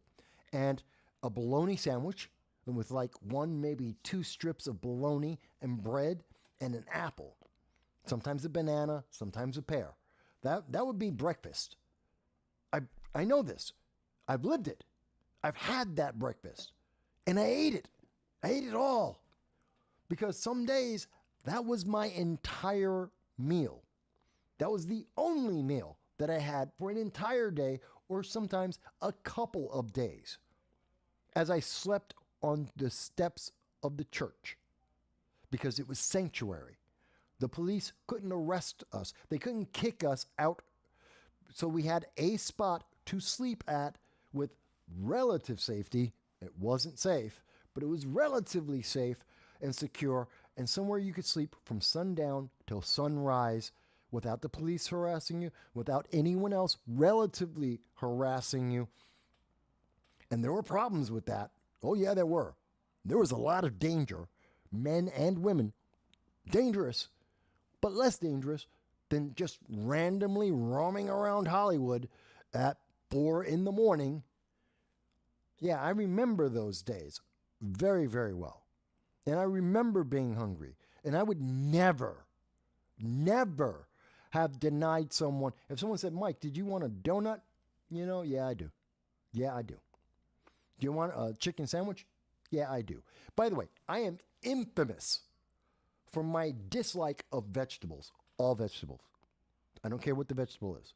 I'll eat some the raw spinach, the leafy part, maybe once every year, maybe once every 2 years, maybe once a year I'll eat some lettuce, just the green leafy part. That's how close and how many vegetables I eat in a year. I've been doing that for well over 30 years, 40 years. 40 years now. I hate vegetables. Hate them. When I was homeless, didn't care. If you put a vegetable in front of me, I would have gobbled it down in a heartbeat. Okay? That, for people who know me, who've seen me eat, I eat meat, I eat potatoes. I don't touch vegetables. I warn people, save your money. Save the food. Don't put a vegetable on my plate. I will not eat it. Don't like them, don't want them, don't even want to see it touching my food. Don't cook with it. Can't stand it. When I was homeless, would never have turned it down. I'd have ate it anyway. I understand what it is to be homeless, and I am looking at this news story, and they are throwing away thousands. This is from the New York Times. That's the left. Thousands of meals. It doesn't make sense to me. I don't get it. Obviously, another insight into me. And again, take this as you will, folks. Maybe you agree, maybe you don't agree, maybe you think it's nice or kind or whatever. You tell me. I have a rule in my life. When I've been wealthy at points and times in my life. I've been dirt poor. But because of my experiences in my 20s, about 26, when I was homeless, I have come to an understanding. If someone comes to me, and I believe in looking at the person, looking at the way they're moving around, because there's a lot of people who fake being homeless, and they're not. They're just panhandling to get money. There's a lot of people who panhandle to get drugs or alcohol. But generally speaking, if you've seen them over and over again, and even the ones that are doing it because of drugs or because of alcohol, in these cases, every so often, I will do something. I've done this. I don't do it for credit. It's like with the homeless, my advocacy for the homeless. I don't do it to get my name into the press. I don't do it for attention. But every so often, I will help homeless people. And what I will do is when they come up to me, what do they say? Oh, do you have $5? Are you hungry? What? Are you hungry? But I just want $5. I understand you want $5. You're hungry, right? Yes. Okay, let's go to the nearest. Where's McDonald's? Where's a diner? Where's there somewhere that will serve you food? I've done this many times. People have. I don't talk about it much, but there's no pictures of it. There's no videos of it. I don't need accolades for it. But okay, where's a diner? Where's a McDonald's? In New York City, I've gone with a guy at literally 3 a.m. Guy came up to me. He was panhandling. He was downtown. I was coming back from a club. He goes, I'm hungry. We happened to be on the 5 train. No. I was on the 4? No. Yeah, I think it was on the 4 train. He's panhandling. I'm like, you know what? You know what we'll do? The next stop we get off, I think it was like 59th Street. I know there's a McDonald's right over there. Let's get off. We'll go. Come with me. I will take you to the McDonald's. I will buy you whatever you want to eat. Whatever you want to eat, I will buy it for you. I won't give you a dime. But if you are hungry, you come with me right now. I will get off this train. Screw it. I don't know. It'll take me another hour and a half to get another train. I will get off the train with you right now. We will march over to the McDonald's, and I will buy you whatever you want. He said, are you serious? I'm like, yeah, I'm dead serious. Train stopped. I stepped right off the train. I said, are you coming? He goes, yeah. So we started walking. Walked up the stairs, walked on up, went over to McDonald's. A couple of blocks. Gave him a cigarette. It's like, you smoke? Yeah, okay, here's a cigarette. You know, how you doing? You going to be okay? You're warm enough? I think it was like spring at the time. It's like, all right, you know, it's warming up, so you should be okay. Went into the McDonald's. Mind you, not the most appealing person to be walking with. I'm in a 3-piece suit, and he was in relatively dirty clothes. Walked into the McDonald's. Not a lot of people there. This is back when they're all 24 hours, and we walked right on in. So I said, I want a cheeseburger, fries, and what do you want? Looked at me. What? I said, I got a cheeseburger and fries, but you can get whatever you want. Order. Just look at me. Are you serious? I'm like, yeah. Okay. Wound up getting like 5 Big Macs and like 3 large fries and 2 Cokes. Looking at me every time I'm ordering. Okay, and I said, go on, keep going and get your food, man. I told you, you want to eat. Order your food. Get it to walk with you. Take it with you. I don't care. That's on you. You want to eat here? You want to take it with you? Girl's looking at me like, what's going on? I'm like, shut up. You don't count. The girl at the counter, the cateress. I'm like, shut up. You want to take it to go, or you want to sit down and eat? Because they're not kicking you out. You're going to eat. I'm paying for this. This is your meal. You're going to eat. You're hungry. I understand what it is to be hungry. You're going to have food today. You can sit down in the McDonald's and eat, or you can walk with it. I don't care which one you want, whatever one you prefer. Got all the food, paid for it. Said, fantastic. I'm like, are you full? Is that enough food? Do you need anything else? Do you need to eat anything else? I'm here. We're in the McDonald's. Do you need some apple pies? Do you need anything else? You want a sundae? Tell me while I'm here right now with you. I will make sure you have it. It's like, no. You got me. I'm good. Good. And tomorrow, go to a church or go to a job fair. Go to someone. Ask them to help you out. You'll have food now. You'll have the energy. Go, as soon as the sun comes up, go to a church, go to one of the government organizations, ask them for a job. Trust me, I've been there. Don't give up. But I want you to have a great night. Be as safe as you can. You're fed. I'm happy for you. And tomorrow, you get to start over brand new. You can turn around. And I left. And that's how you help someone who is hungry. You know what isn't? Giving them 5,000 meals that they turn away. Giving them places to sleep that they walk away from. Spending $60,000 for someone to sleep in a 4-star hotel and giving them meal tickets and giving them money and cash to lay around. No, that is not how you help someone. That isn't it. I understand people have bad times in their life. I have a bad time in my life right now. I understand. I'm poverty stricken. I'm broke. I have family, thank God. And even then, it's difficult. It is stretching us. I get it. Please donate. I really, we could appreciate it. It would help us. But more important than that, I want you to understand, these people aren't hurting. If they're turning away food and they're turning away safe places to sleep, they're not hurt. They're not in any kind of bad way. We have done too much. We are coddling them.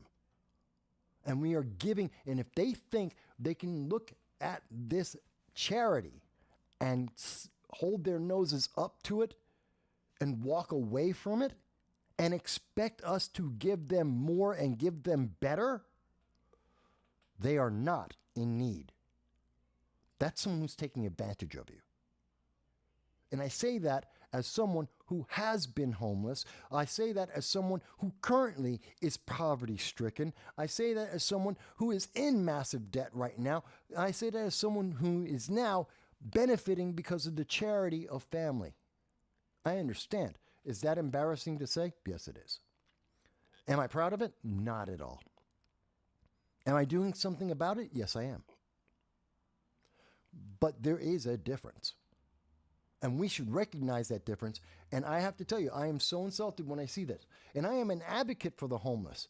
I absolutely will fight tooth and nail and have done so to try and make sure people understand how to get out of homelessness and to help feed people who are homeless. I have no problem doing that. I have no problem sitting on a bread line, making the food and handing it out. I've done it. I have no problem with that.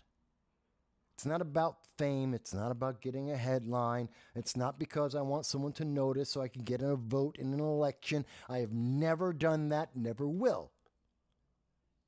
It's about understanding these are people who are taking advantage of us, and you're being told by the leftists, that's a good thing. No, it's not. Thank you for indulging me in telling you a little bit about my past and my history and some of the experiences I had. And, now you know also some of my personal embarrassment and some of the failures in my life. Yeah, I'm poverty stricken right now. Things have gone badly for me. And yet, do not stop. Do not give up. I've lost websites. I've lost thousands of articles that were on those websites. I have lost domains. I've lost my house. I've lost my property. Don't give up. And yet every Sunday, I find a way to be here with you from 2:30 p.m. going on, talking about the politics because it matters. Not just for me, it matters for you. You just don't stop. Keep going. Hopefully, someone will find that uplifting, if not this moment in your life, and hopefully, you'll never need this, but hopefully, that will be something uplifting for someone in the dark days of their life when things are difficult and they're having trouble.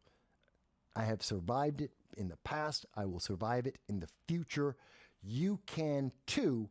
And please do not get taken advantage of by people who do not appreciate the charity and goodwill that does exist, especially in America, more than in any country in the world.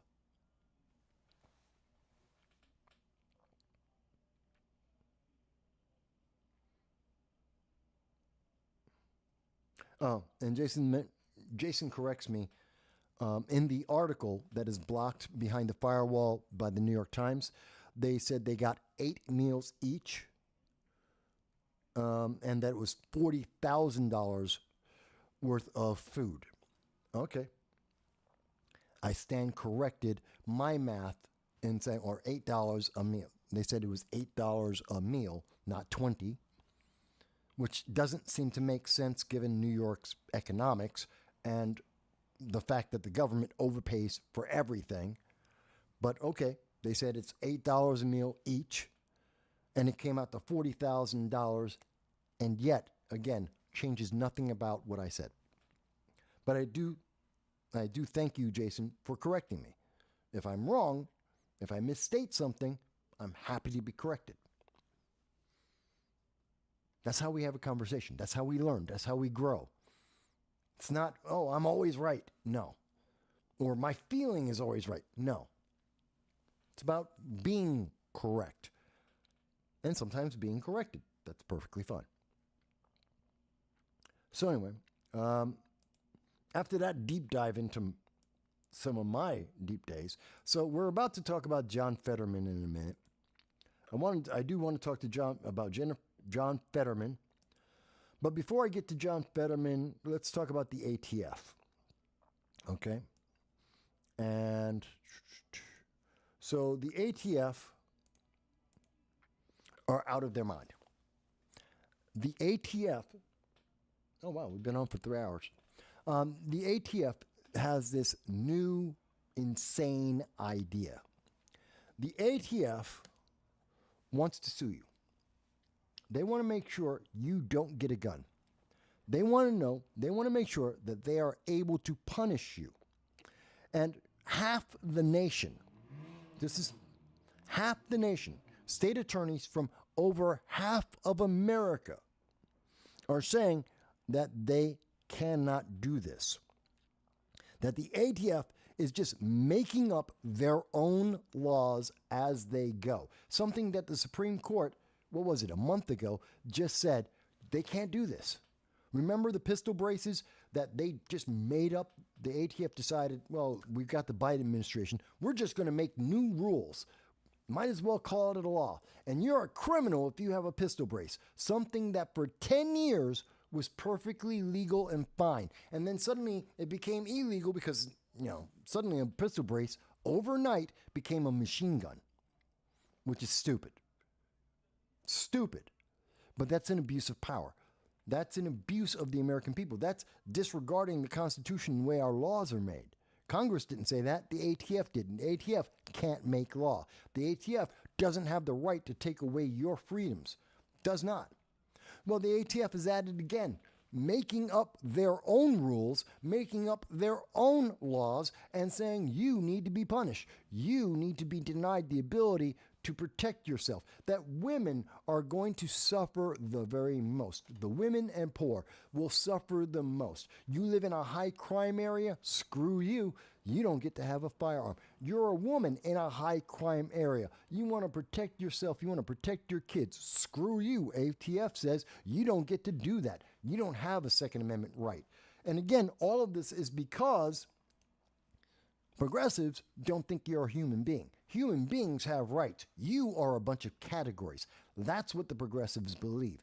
You are a bunch of categories that do not have rights, and therefore, you don't get to have the Second Amendment. You don't get to have a bulletproof vest to protect you. You don't get police officers to protect you. You don't get a security detail paid for by taxpayer dollars to protect you, like Cori Bush, $70,000 a year. Don't believe me? Look it up. Don't take my word for it. Look it up. $70,000 a year. Cori Bush paid to her family and friends to protect her private security. $70,000. Well, what about the well over I think it was $150,000 from Patrisse Cullors to her family to protect her, to provide her with private security paid for by your donations to BLM, the leader of BLM, as she bought 6 mansions with your money. But she doesn't support you having a gun. She doesn't support the Second Amendment. BLM doesn't support the Constitution. They want to rewrite that. They don't want you to have a right to defend yourself. But they'll use your money to protect their property and themselves. They will enrich themselves and they will protect themselves. But you have to suffer. And the ATF, hey, they're doing their part of the job. They want to make sure you are defenseless.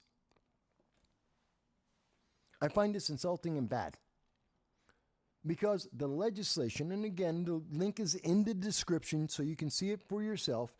But the thing that gets me about this, and the reason why half of the state attorneys of the nation are against this, is because you are the victim. They are saying you don't have rights. You are not a human being.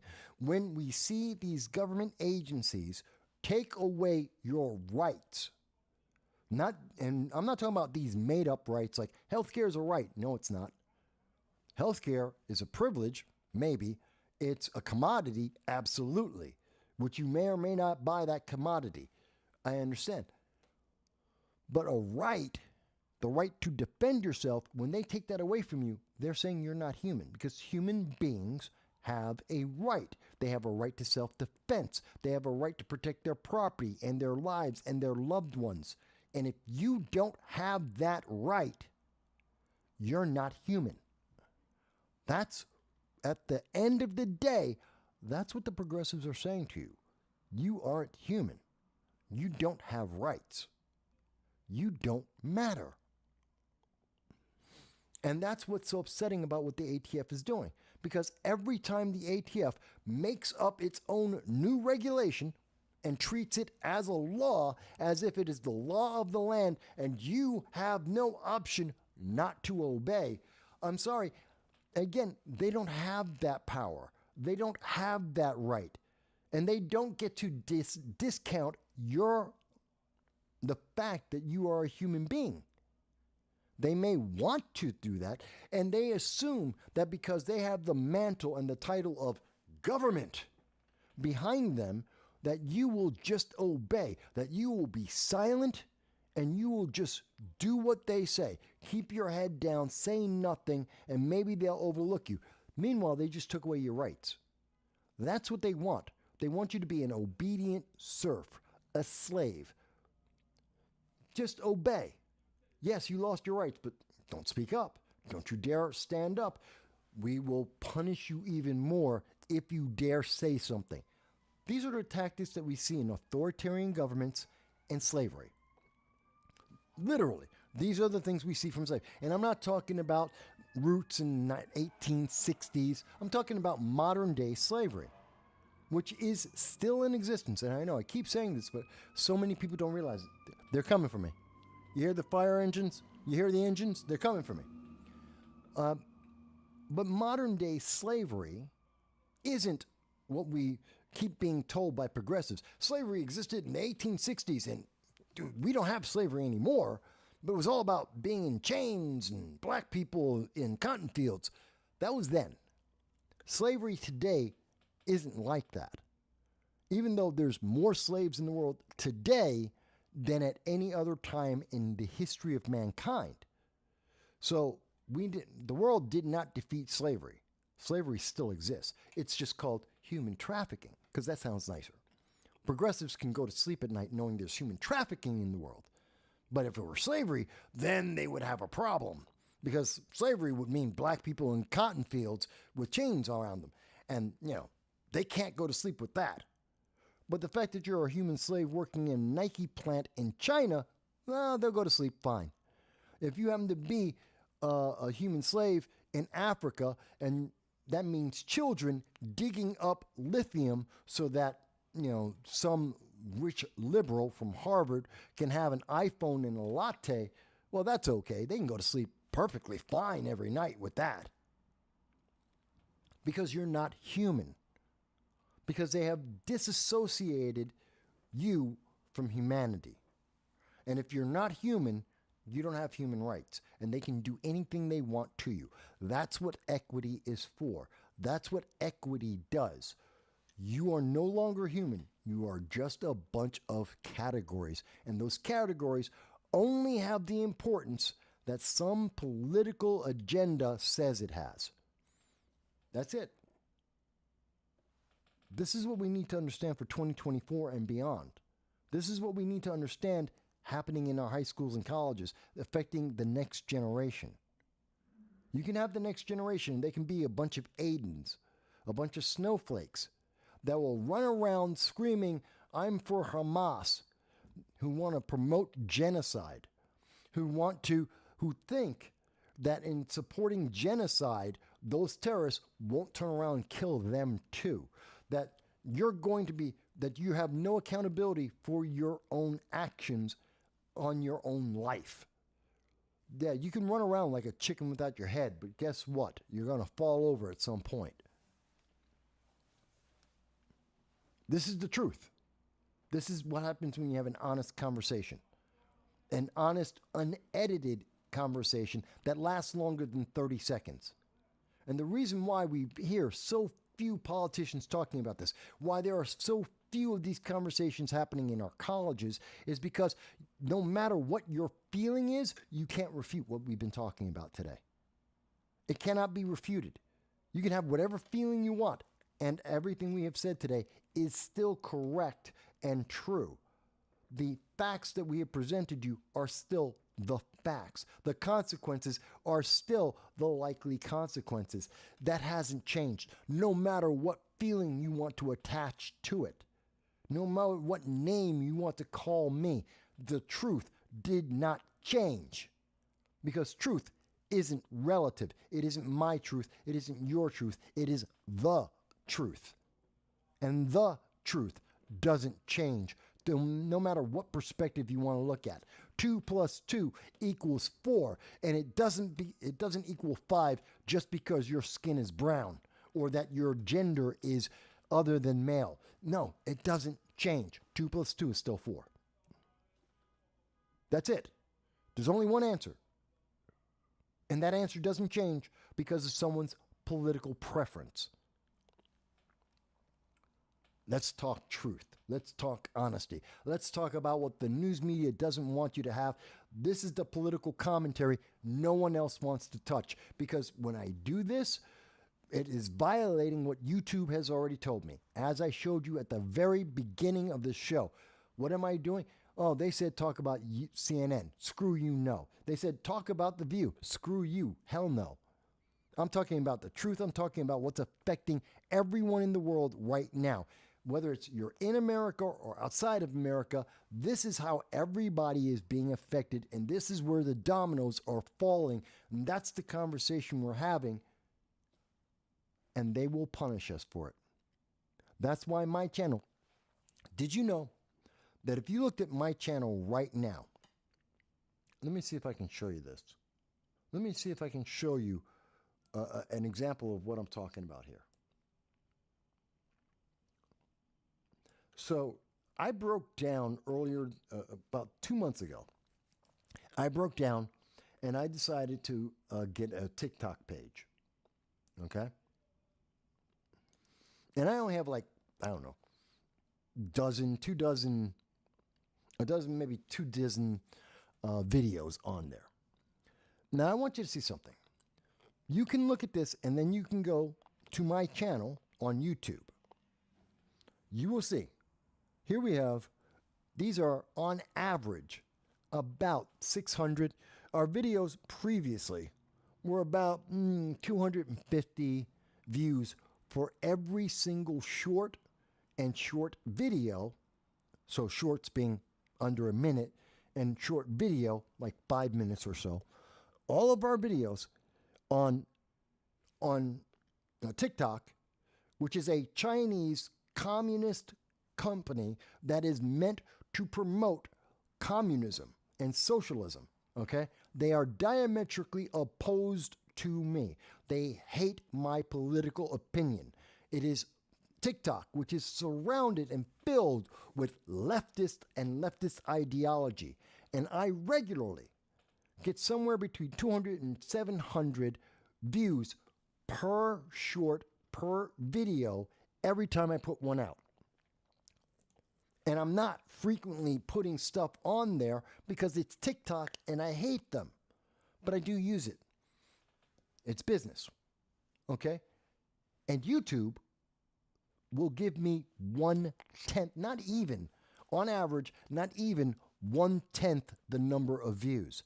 That's how they punish you. I can show you the same thing on Rumble. I can show you the same thing on BitChute. I can go through all the social media sites. Instagram. I got videos on Instagram, shorts, that have 16,000 views that got 20 views on YouTube. It's because they are manipulating. They are using the algorithm to isolate, to ostracize, to punish. They don't want this voice. YouTube is the biggest platform in the world, which you would think would mean, well, then we'd have 5,000 voices. We'd have at least 5,000 subscribers. We'd have, I don't know, a couple hundred, 2,000, a couple thousand people every time we do a video or a live stream. Again, not talking about changing the world, not saying that I'm going to be the next Steven Crowder or Ben Shapiro or anyone. No. Just saying we have an audience. We know that audience exists. We see them in Instagram, on TikTok, which is diametrically opposed to everything I stand for. And even they have a bigger audience than YouTube, which tells me, well, this is the way that they silence people. This is how they silence you. Again, this is why it's so important, folks.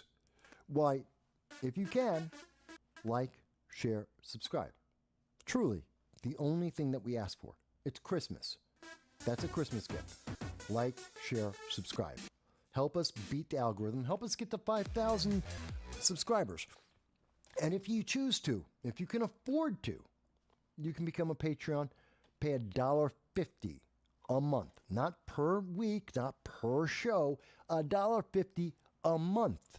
That's it. We will never ask for more than $1.50 a month to be able to provide you with the content and programming. Maybe you find it entertaining. Maybe you find it educational. Maybe you find it interesting or challenging, helpful for your elections. Don't know. Whatever your reason, $1.50 a month. I guarantee you it's more, you will have that money. It's better spent than going to go and watch, I don't know, the Marvels. You'll torture yourself. It'll cost you $30 to watch the Marvels, and you will gain nothing for it. You will lose brain cells, and you will feel bad, and that'll cost you $30. You get to watch me, $1.50. There you go. Or you can, of course, donate to PayPal if you choose to. Then again, you can pay none of that, watch me for free, and just like, share, maybe comment here and there. But most of all, subscribe. All right. Hey, I got to do a promo every so often. If I don't promote me, who is, right?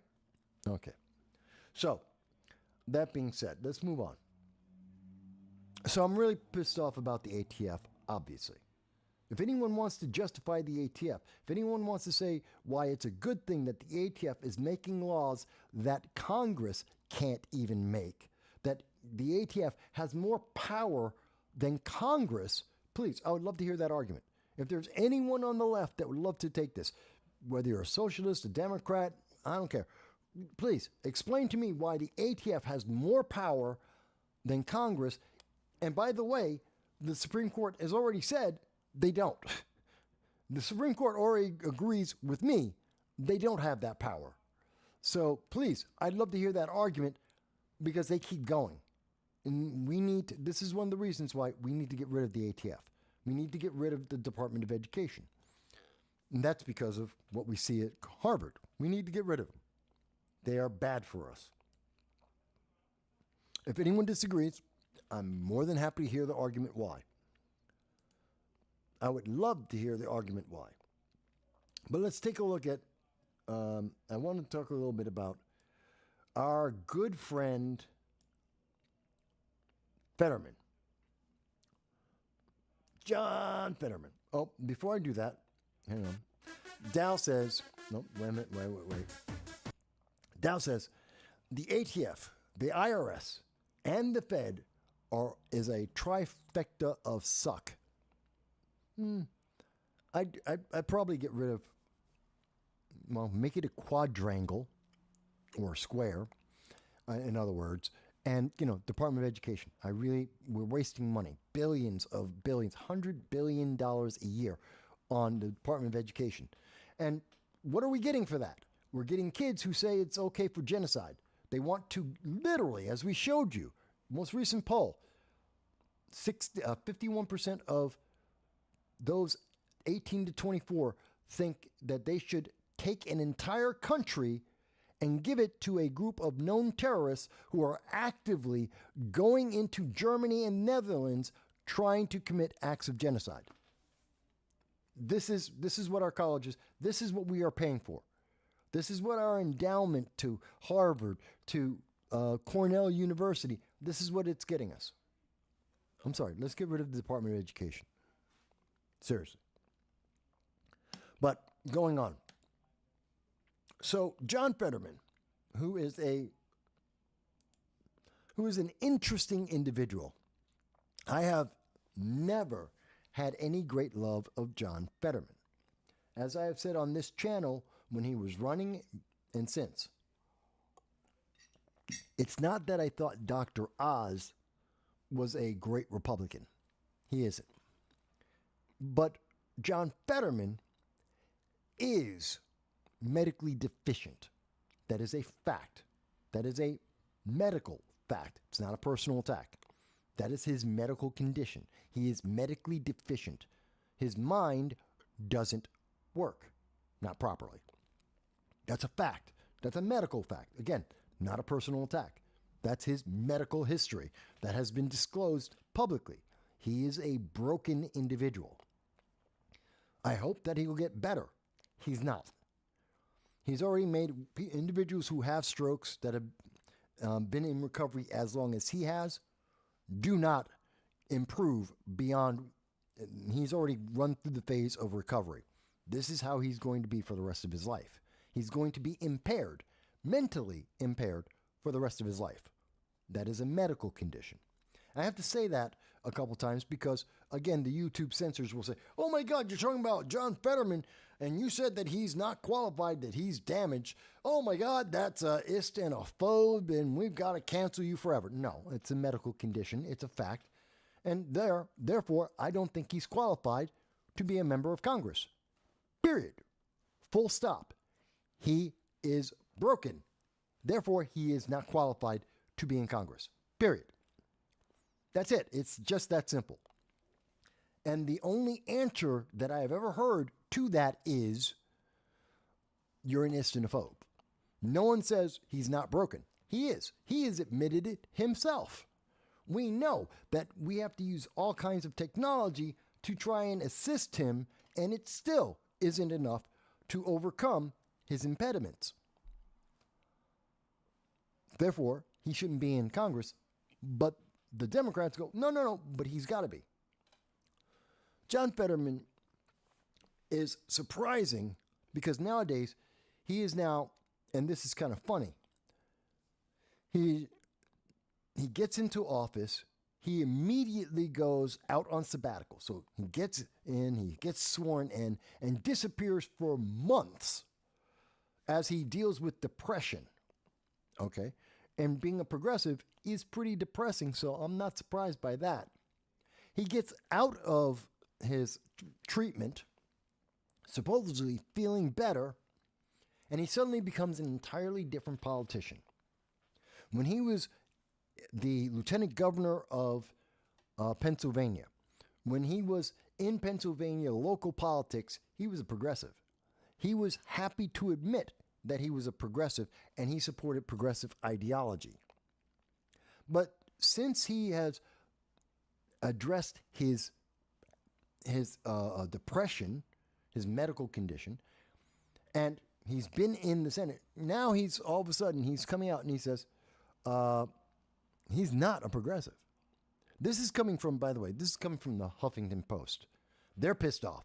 The Huffington Post is livid right now. They're really, really pissed off because they told people to vote for John Fetterman.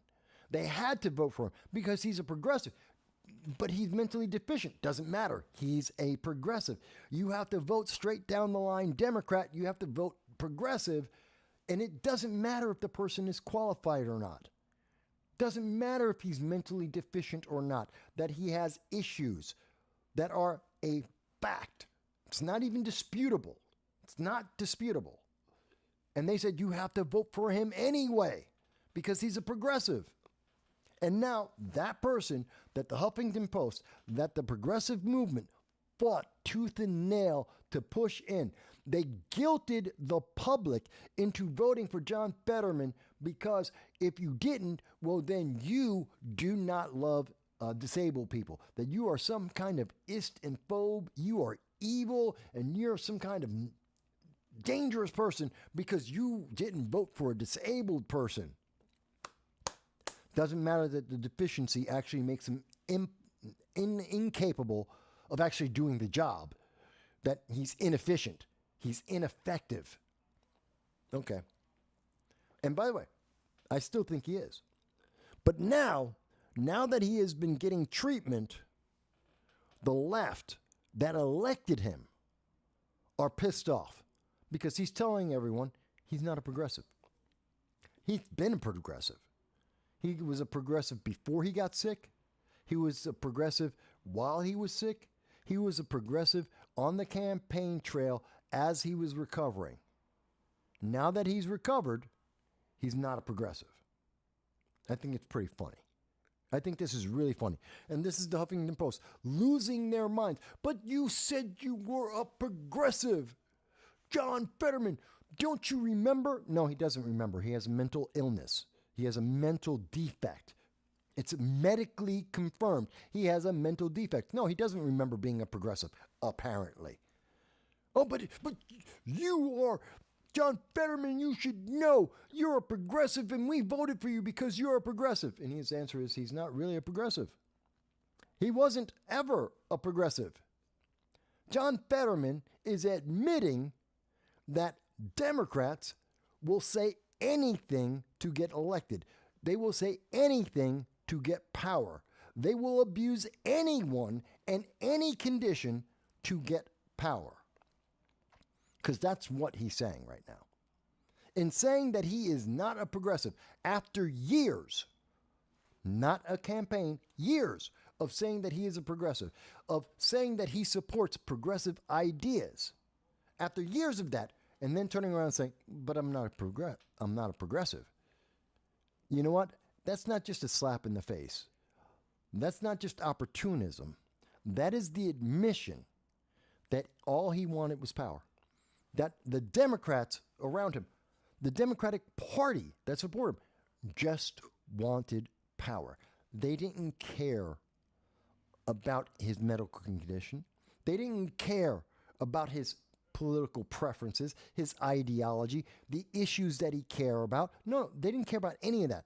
They just wanted AD to win an election so that they had the votes in the Senate. That's all they cared about. They wanted power. And anything that gave them more power was okay. And that included Fetterman. So when the Huffington Post and the far left said, vote John Fetterman, they knew that he's not a progressive. They knew he was lying. They knew he was lying to the public.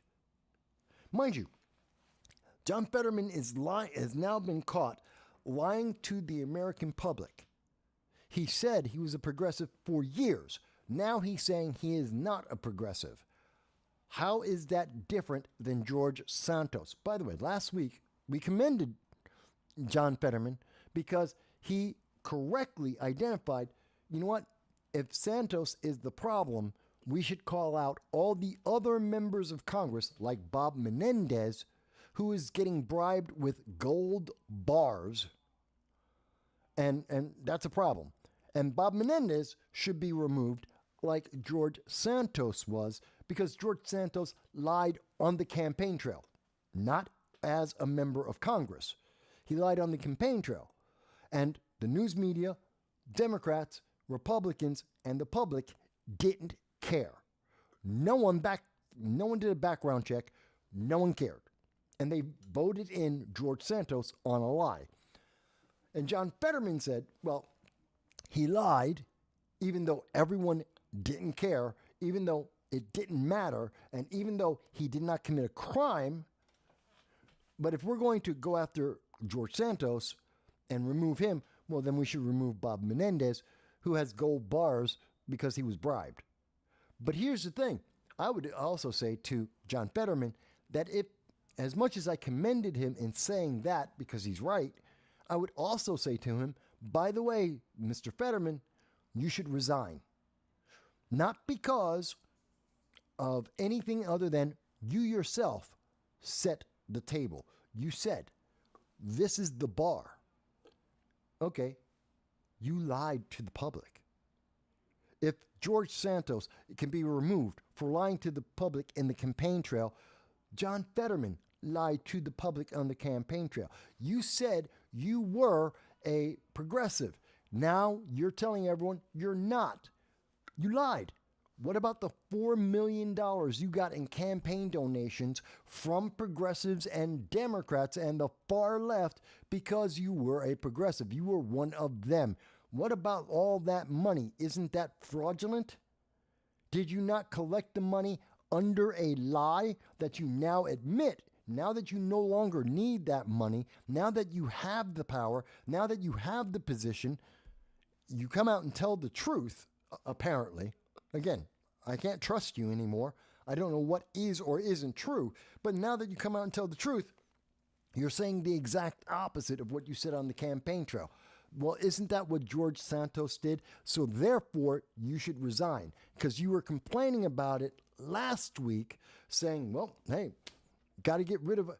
If this is the rule, if George Santos lying on the campaign trail is the standard, got to get rid of all the Democrats and all the Republicans that lied too. Well, guess what? You're the first one on the chopping block, John Fetterman. Resign.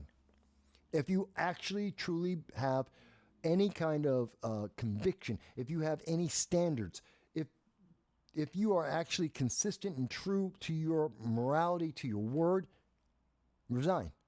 Because you lied. Oh, no one's going to say that.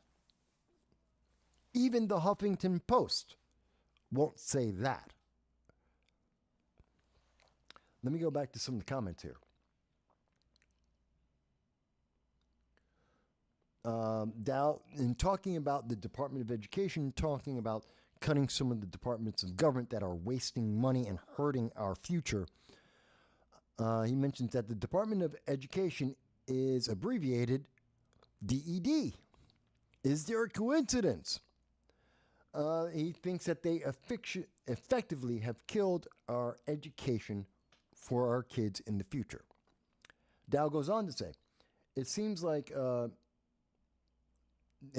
that the impairment of Senator Fetterman lately has made him more candid and honest, or more susceptible to suggestion. Well, I don't know which one it is. maybe, and this is, you bring up a good point. If John Fetterman is saying this because his aides, his political campaign, his confidants are telling him, John, switch sides. Trump's going to win. Republicans are going to win in a landslide in 2024, or more importantly, that Trump and the Republicans are going to win Pennsylvania in 2024. If you want to be reelected, you need the Republican votes. Switch sides now. If that's what he's hearing, and he's just like, yeah, my word, my values, none of that matters. I just want to maintain power. So now he's trying to pander to Republicans and to the right-leaning independents, then he doesn't deserve to have his job. If he is that easily swayed and he has so little conviction, so little belief in his ideals that he can switch sides like that just to win an election, he doesn't deserve the job. He should be out. And if he's that impaired that someone could manipulate him to make him do that, then he doesn't deserve the job. He should be out.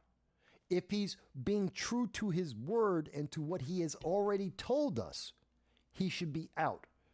In fact, he would have to try very, very hard to find some way to convince me that he should stay, which is somewhat of a quote from Lock, Stock, and Two Smoking Barrels, for those who know that movie. Kind of, almost in the same context. But again, I don't see a reason why John Fetterman, I can't really see a reason why he should stay.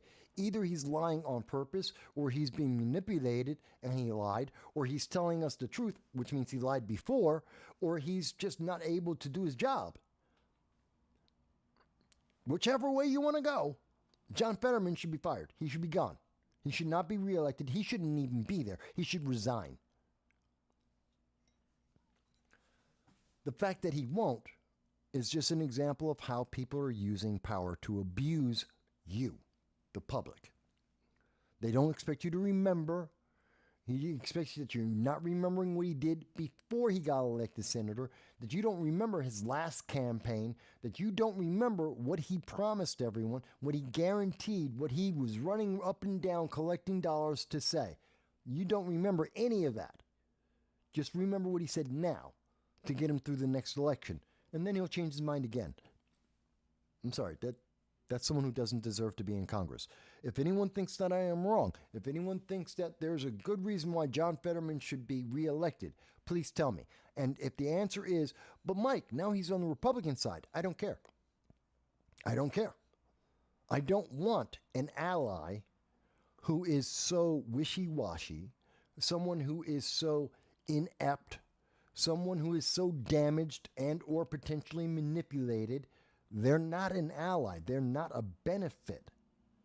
I don't want someone on the conservative Republican side just because they think they're going to get more votes.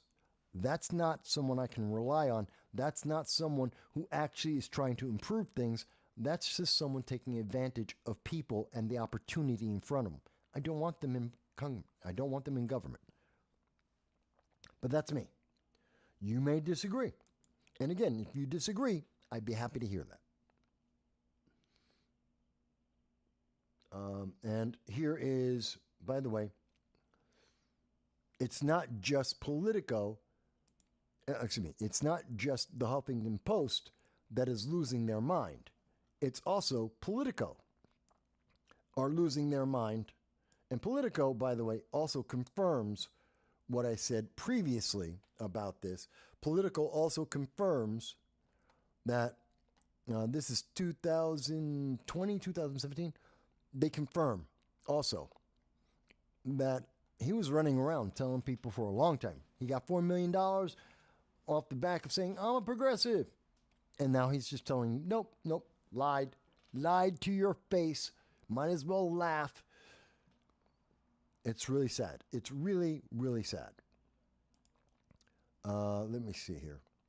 Bear with me again. I need to check. We are getting close to finishing up. So, getting close to finishing. Wanted to bring up that right now, as you may have remembered, Joe Biden is about to be impeached, which is a good thing because he deserves to be impeached.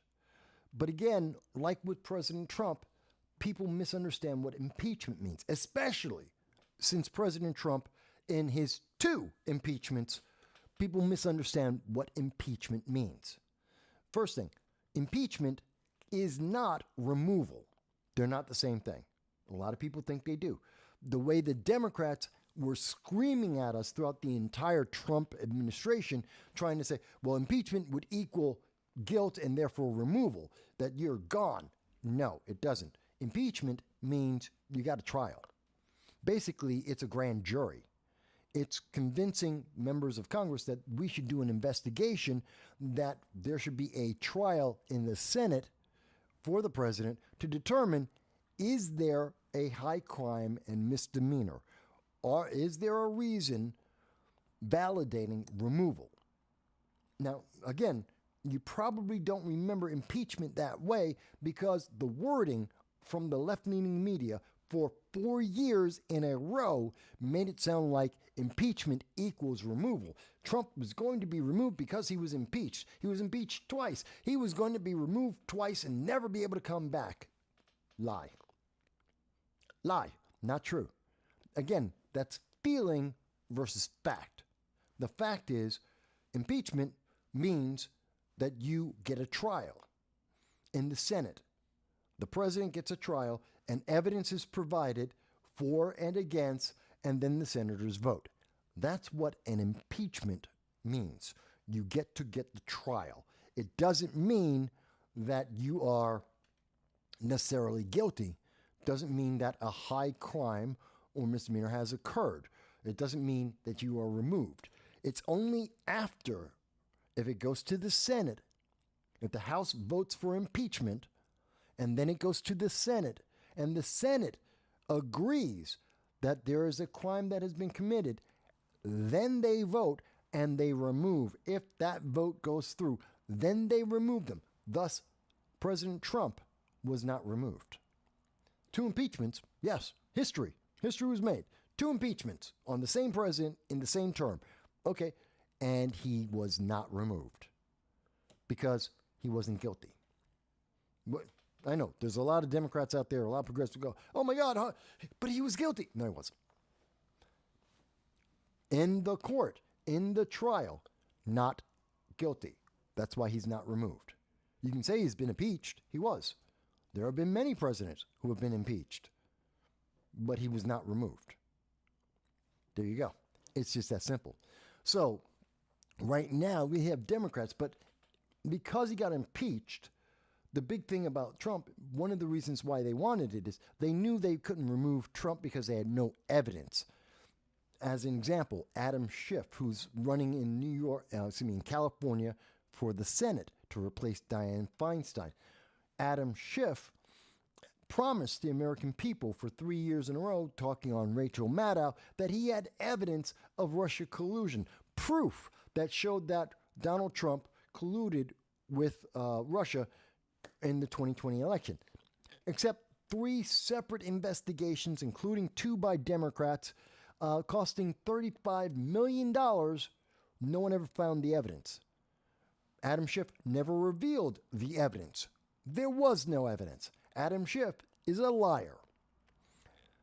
But they thought that by having the impeachment, that would hurt Trump in the election, making people either not come out and vote or because they don't trust him to vote for someone else, and therefore that would win. Now they're afraid that the same thing's going to happen to Joe Biden because Joe Biden is going to be impeached, and therefore Democrats may not show up or they may not trust him and they may not vote for him. So they have to stop the impeachment because they set up the impression in people's mind that impeachment equals guilt, which is not what an impeachment is.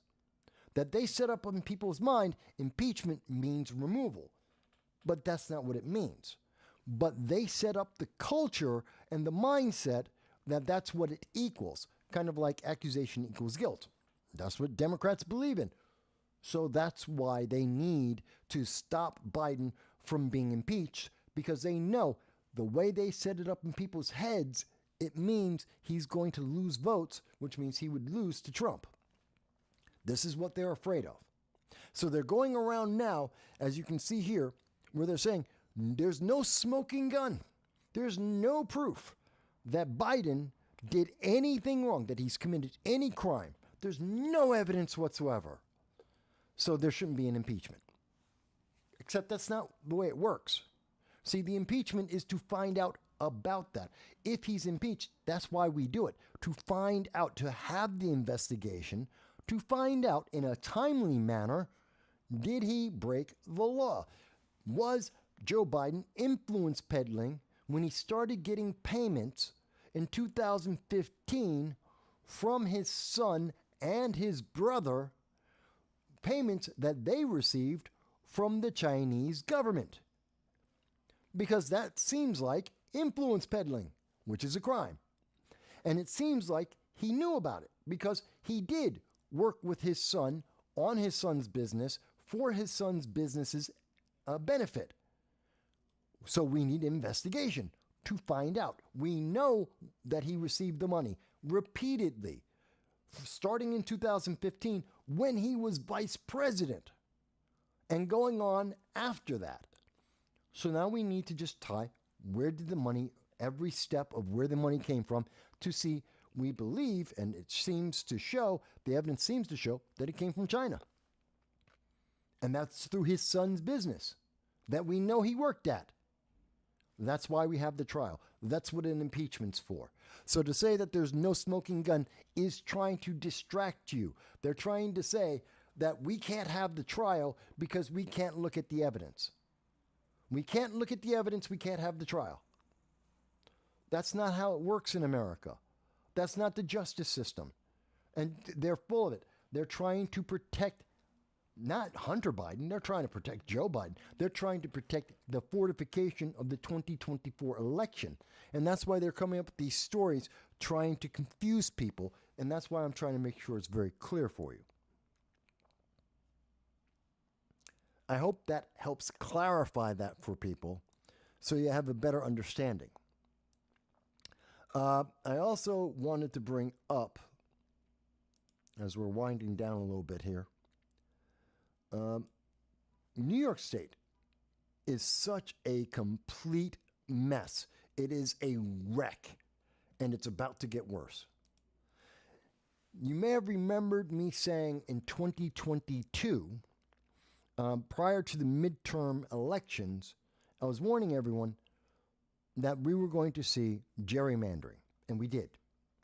From 2020 to 2022, prior to the midterm elections, we were talking about how New York State was gerrymandering the election and rigging the election, but arranging the districts so that they could win more seats than they deserved to have it more centered around Democrats wherever they could so they could win, which is why we went through 3 different setups.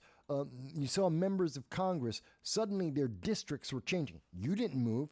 The congressman didn't move.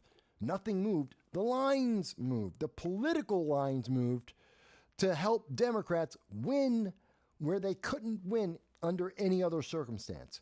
It's called gerrymandering. You change the lines so that you can emphasize your side versus the other side so that you can win everything. It is a cheat. It's essentially a cheat code in a video game. It gives you the power of God. Just, everything's on my side now. And so they lied, they cheated. This is what Democrats did from 2020 to 2022. And they never finished. They were fighting in courts right up to almost the election day. And the court said temporarily, in the summer of 2022, you know what? We've got to have an election. So good enough. We've got lines now. Good enough for so far. And after the election, we'll come back. We'll redo it. Because we didn't get it right. We're not sure. It's not fair. Voters are being nullified. You're gaming the system. And therefore, Democrats were pissed off because they wanted to game the system more and get more seats. But they didn't.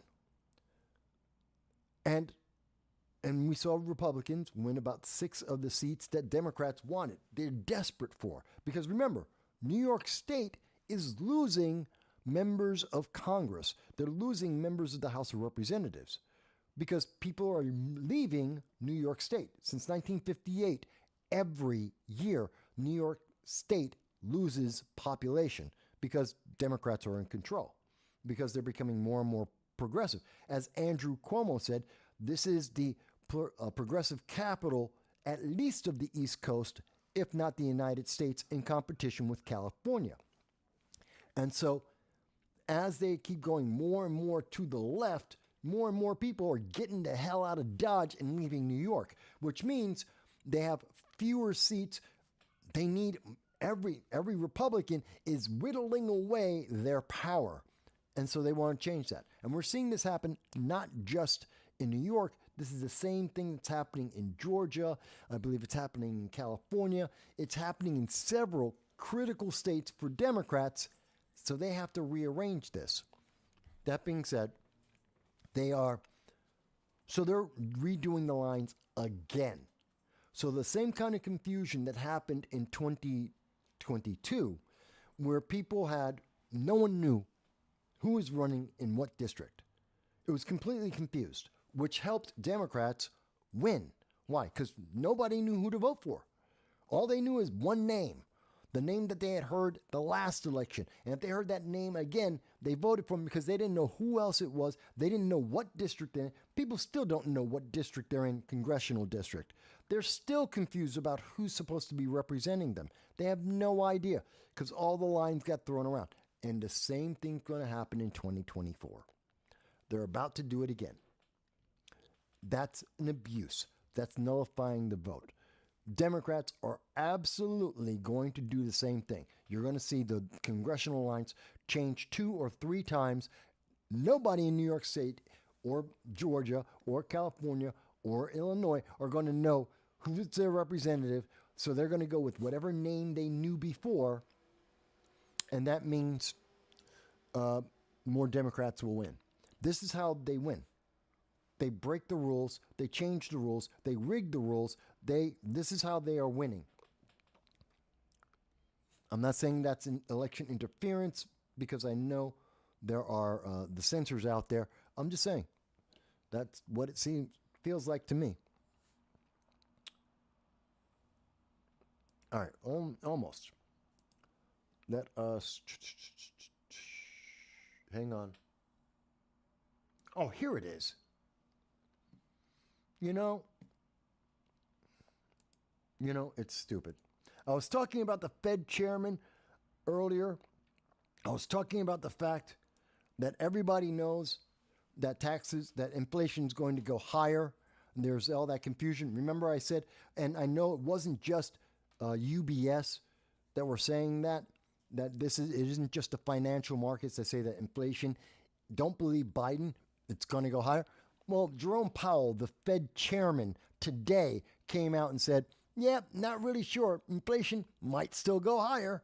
So if you believe in Bidenomics, yeah, even the Fed chairman says economy's not good. So I couldn't find it before, just wanted to. And oh, last thing, folks, is, of course, January 6th. January 6th.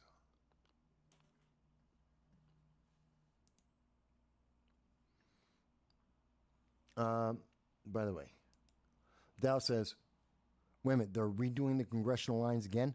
Yes, for several states, but all of them Democratic blue states are all redoing the lines because they were not fair-minded, and they nullified votes last time in 2022. So yeah, we're doing it all over again. Yeah, it's that bad. But finally, there's the Supreme Court. Supreme Court with January 6th. Here's the thing. The Supreme Court is finally going to consider the abuse that has happened to many people who were arrested for January 6th. That they were incorrectly charged with crimes that do not apply, that are not correct. Hundreds of people have been charged with this. And the Supreme Court is going to look at the case. Now, the thing that's really stand out about this isn't something normally, when the Supreme Court is looking at a case, it's because two different courts had a different decision. Like one court says, like in handguns in D.C., a bunch of states say it's perfectly fine for you to have a handgun in their city. D.C. said, no, you can't. They went to court. Why? Because everyone else says you can have a handgun in the city, and D.C. said no. And then what happened? Supreme Court said, well, D.C., you're wrong. Like every other state, yes, people can have a handgun in your city. You don't get the right to take away their Second Amendment right. Doesn't happen. Just because you're a city, you don't get to take that right from human beings. Because D.C. didn't think you're a human being. D.C. thought you're equity, a bunch of categories, and they can take away your right to have a handgun because you're just a bunch of categories with equity ranking. That's it. So now we see the same thing kind of happening with the Supreme Court. But unlike that, the Supreme Court, instead of a couple of different states or cities, different rulings, they're just straight up saying, this is a problem. Hundreds of Americans have been arrested. They have been held in jail without a trial, without bail, for over 2 years on charges that don't necessarily apply to them. Some of them have been forced to take a guilty complaint, a guilty conviction for a crime they never committed. And the government knew it because it's all political. The government's playing a political game. It is an abuse of power. So the Supreme Court is going to take the case, which means we probably, this is my prediction, a couple hundred of those January 6th cases are going to be thrown out. Those people are going to be released. Their histories are going to be expunged of the crime because they never committed the crime. This was just a political abuse. This was a way to win the 2022 elections. This was a way for Democrats to manipulate, to gin up their base, to get donations, and to remain in power. We are going to see these people vindicated. You're going to see that there are going to be hundreds of people thrown out because this is an abuse of power of the government.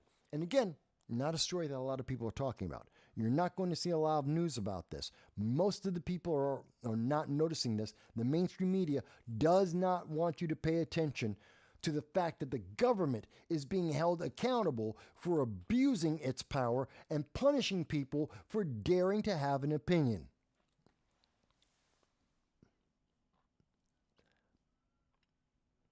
You may agree with that. You may not. That's up to you. That being said, I'm getting the sign that my puppy, Khan, needs to go out. He's been patient. And we've been on for, 4 hours and 15 minutes. Not bad. We've had a good conversation today, and I think that's a good time. So even though I'm ending it a little abruptly, I do want to end it here so I can take out my puppy and make sure he's out and he's taken care of. I want to thank you for being part of my audience. I want to thank you for being open-minded. Whether you agree with me or not, that's perfectly fine. I look forward to seeing your comments. Even those who are coming after the show is live, who are going to come on, see the show afterwards, share it, like it. Please, remember, don't forget. Like, share, subscribe. If you want, you can donate as well. But like, share, subscribe, Help us fight the algorithm, fight the bias of YouTube. I'm never going to be doing The View. I'm not going to watch The View so I can make content. I don't care how much YouTube wants me to do it. I don't care how much they promise that I'll be able to get viewers and subscribers if I just comply. I'm not going to do that. So please help me. Like, share, subscribe. You can donate if you want. That helps too. It is Christmas. But other than that, I want you to have a great day. I will be back next week. Yes, I will. And we will have more conversations. Until then, I want you to be well. Have a great night. Thank you, everyone.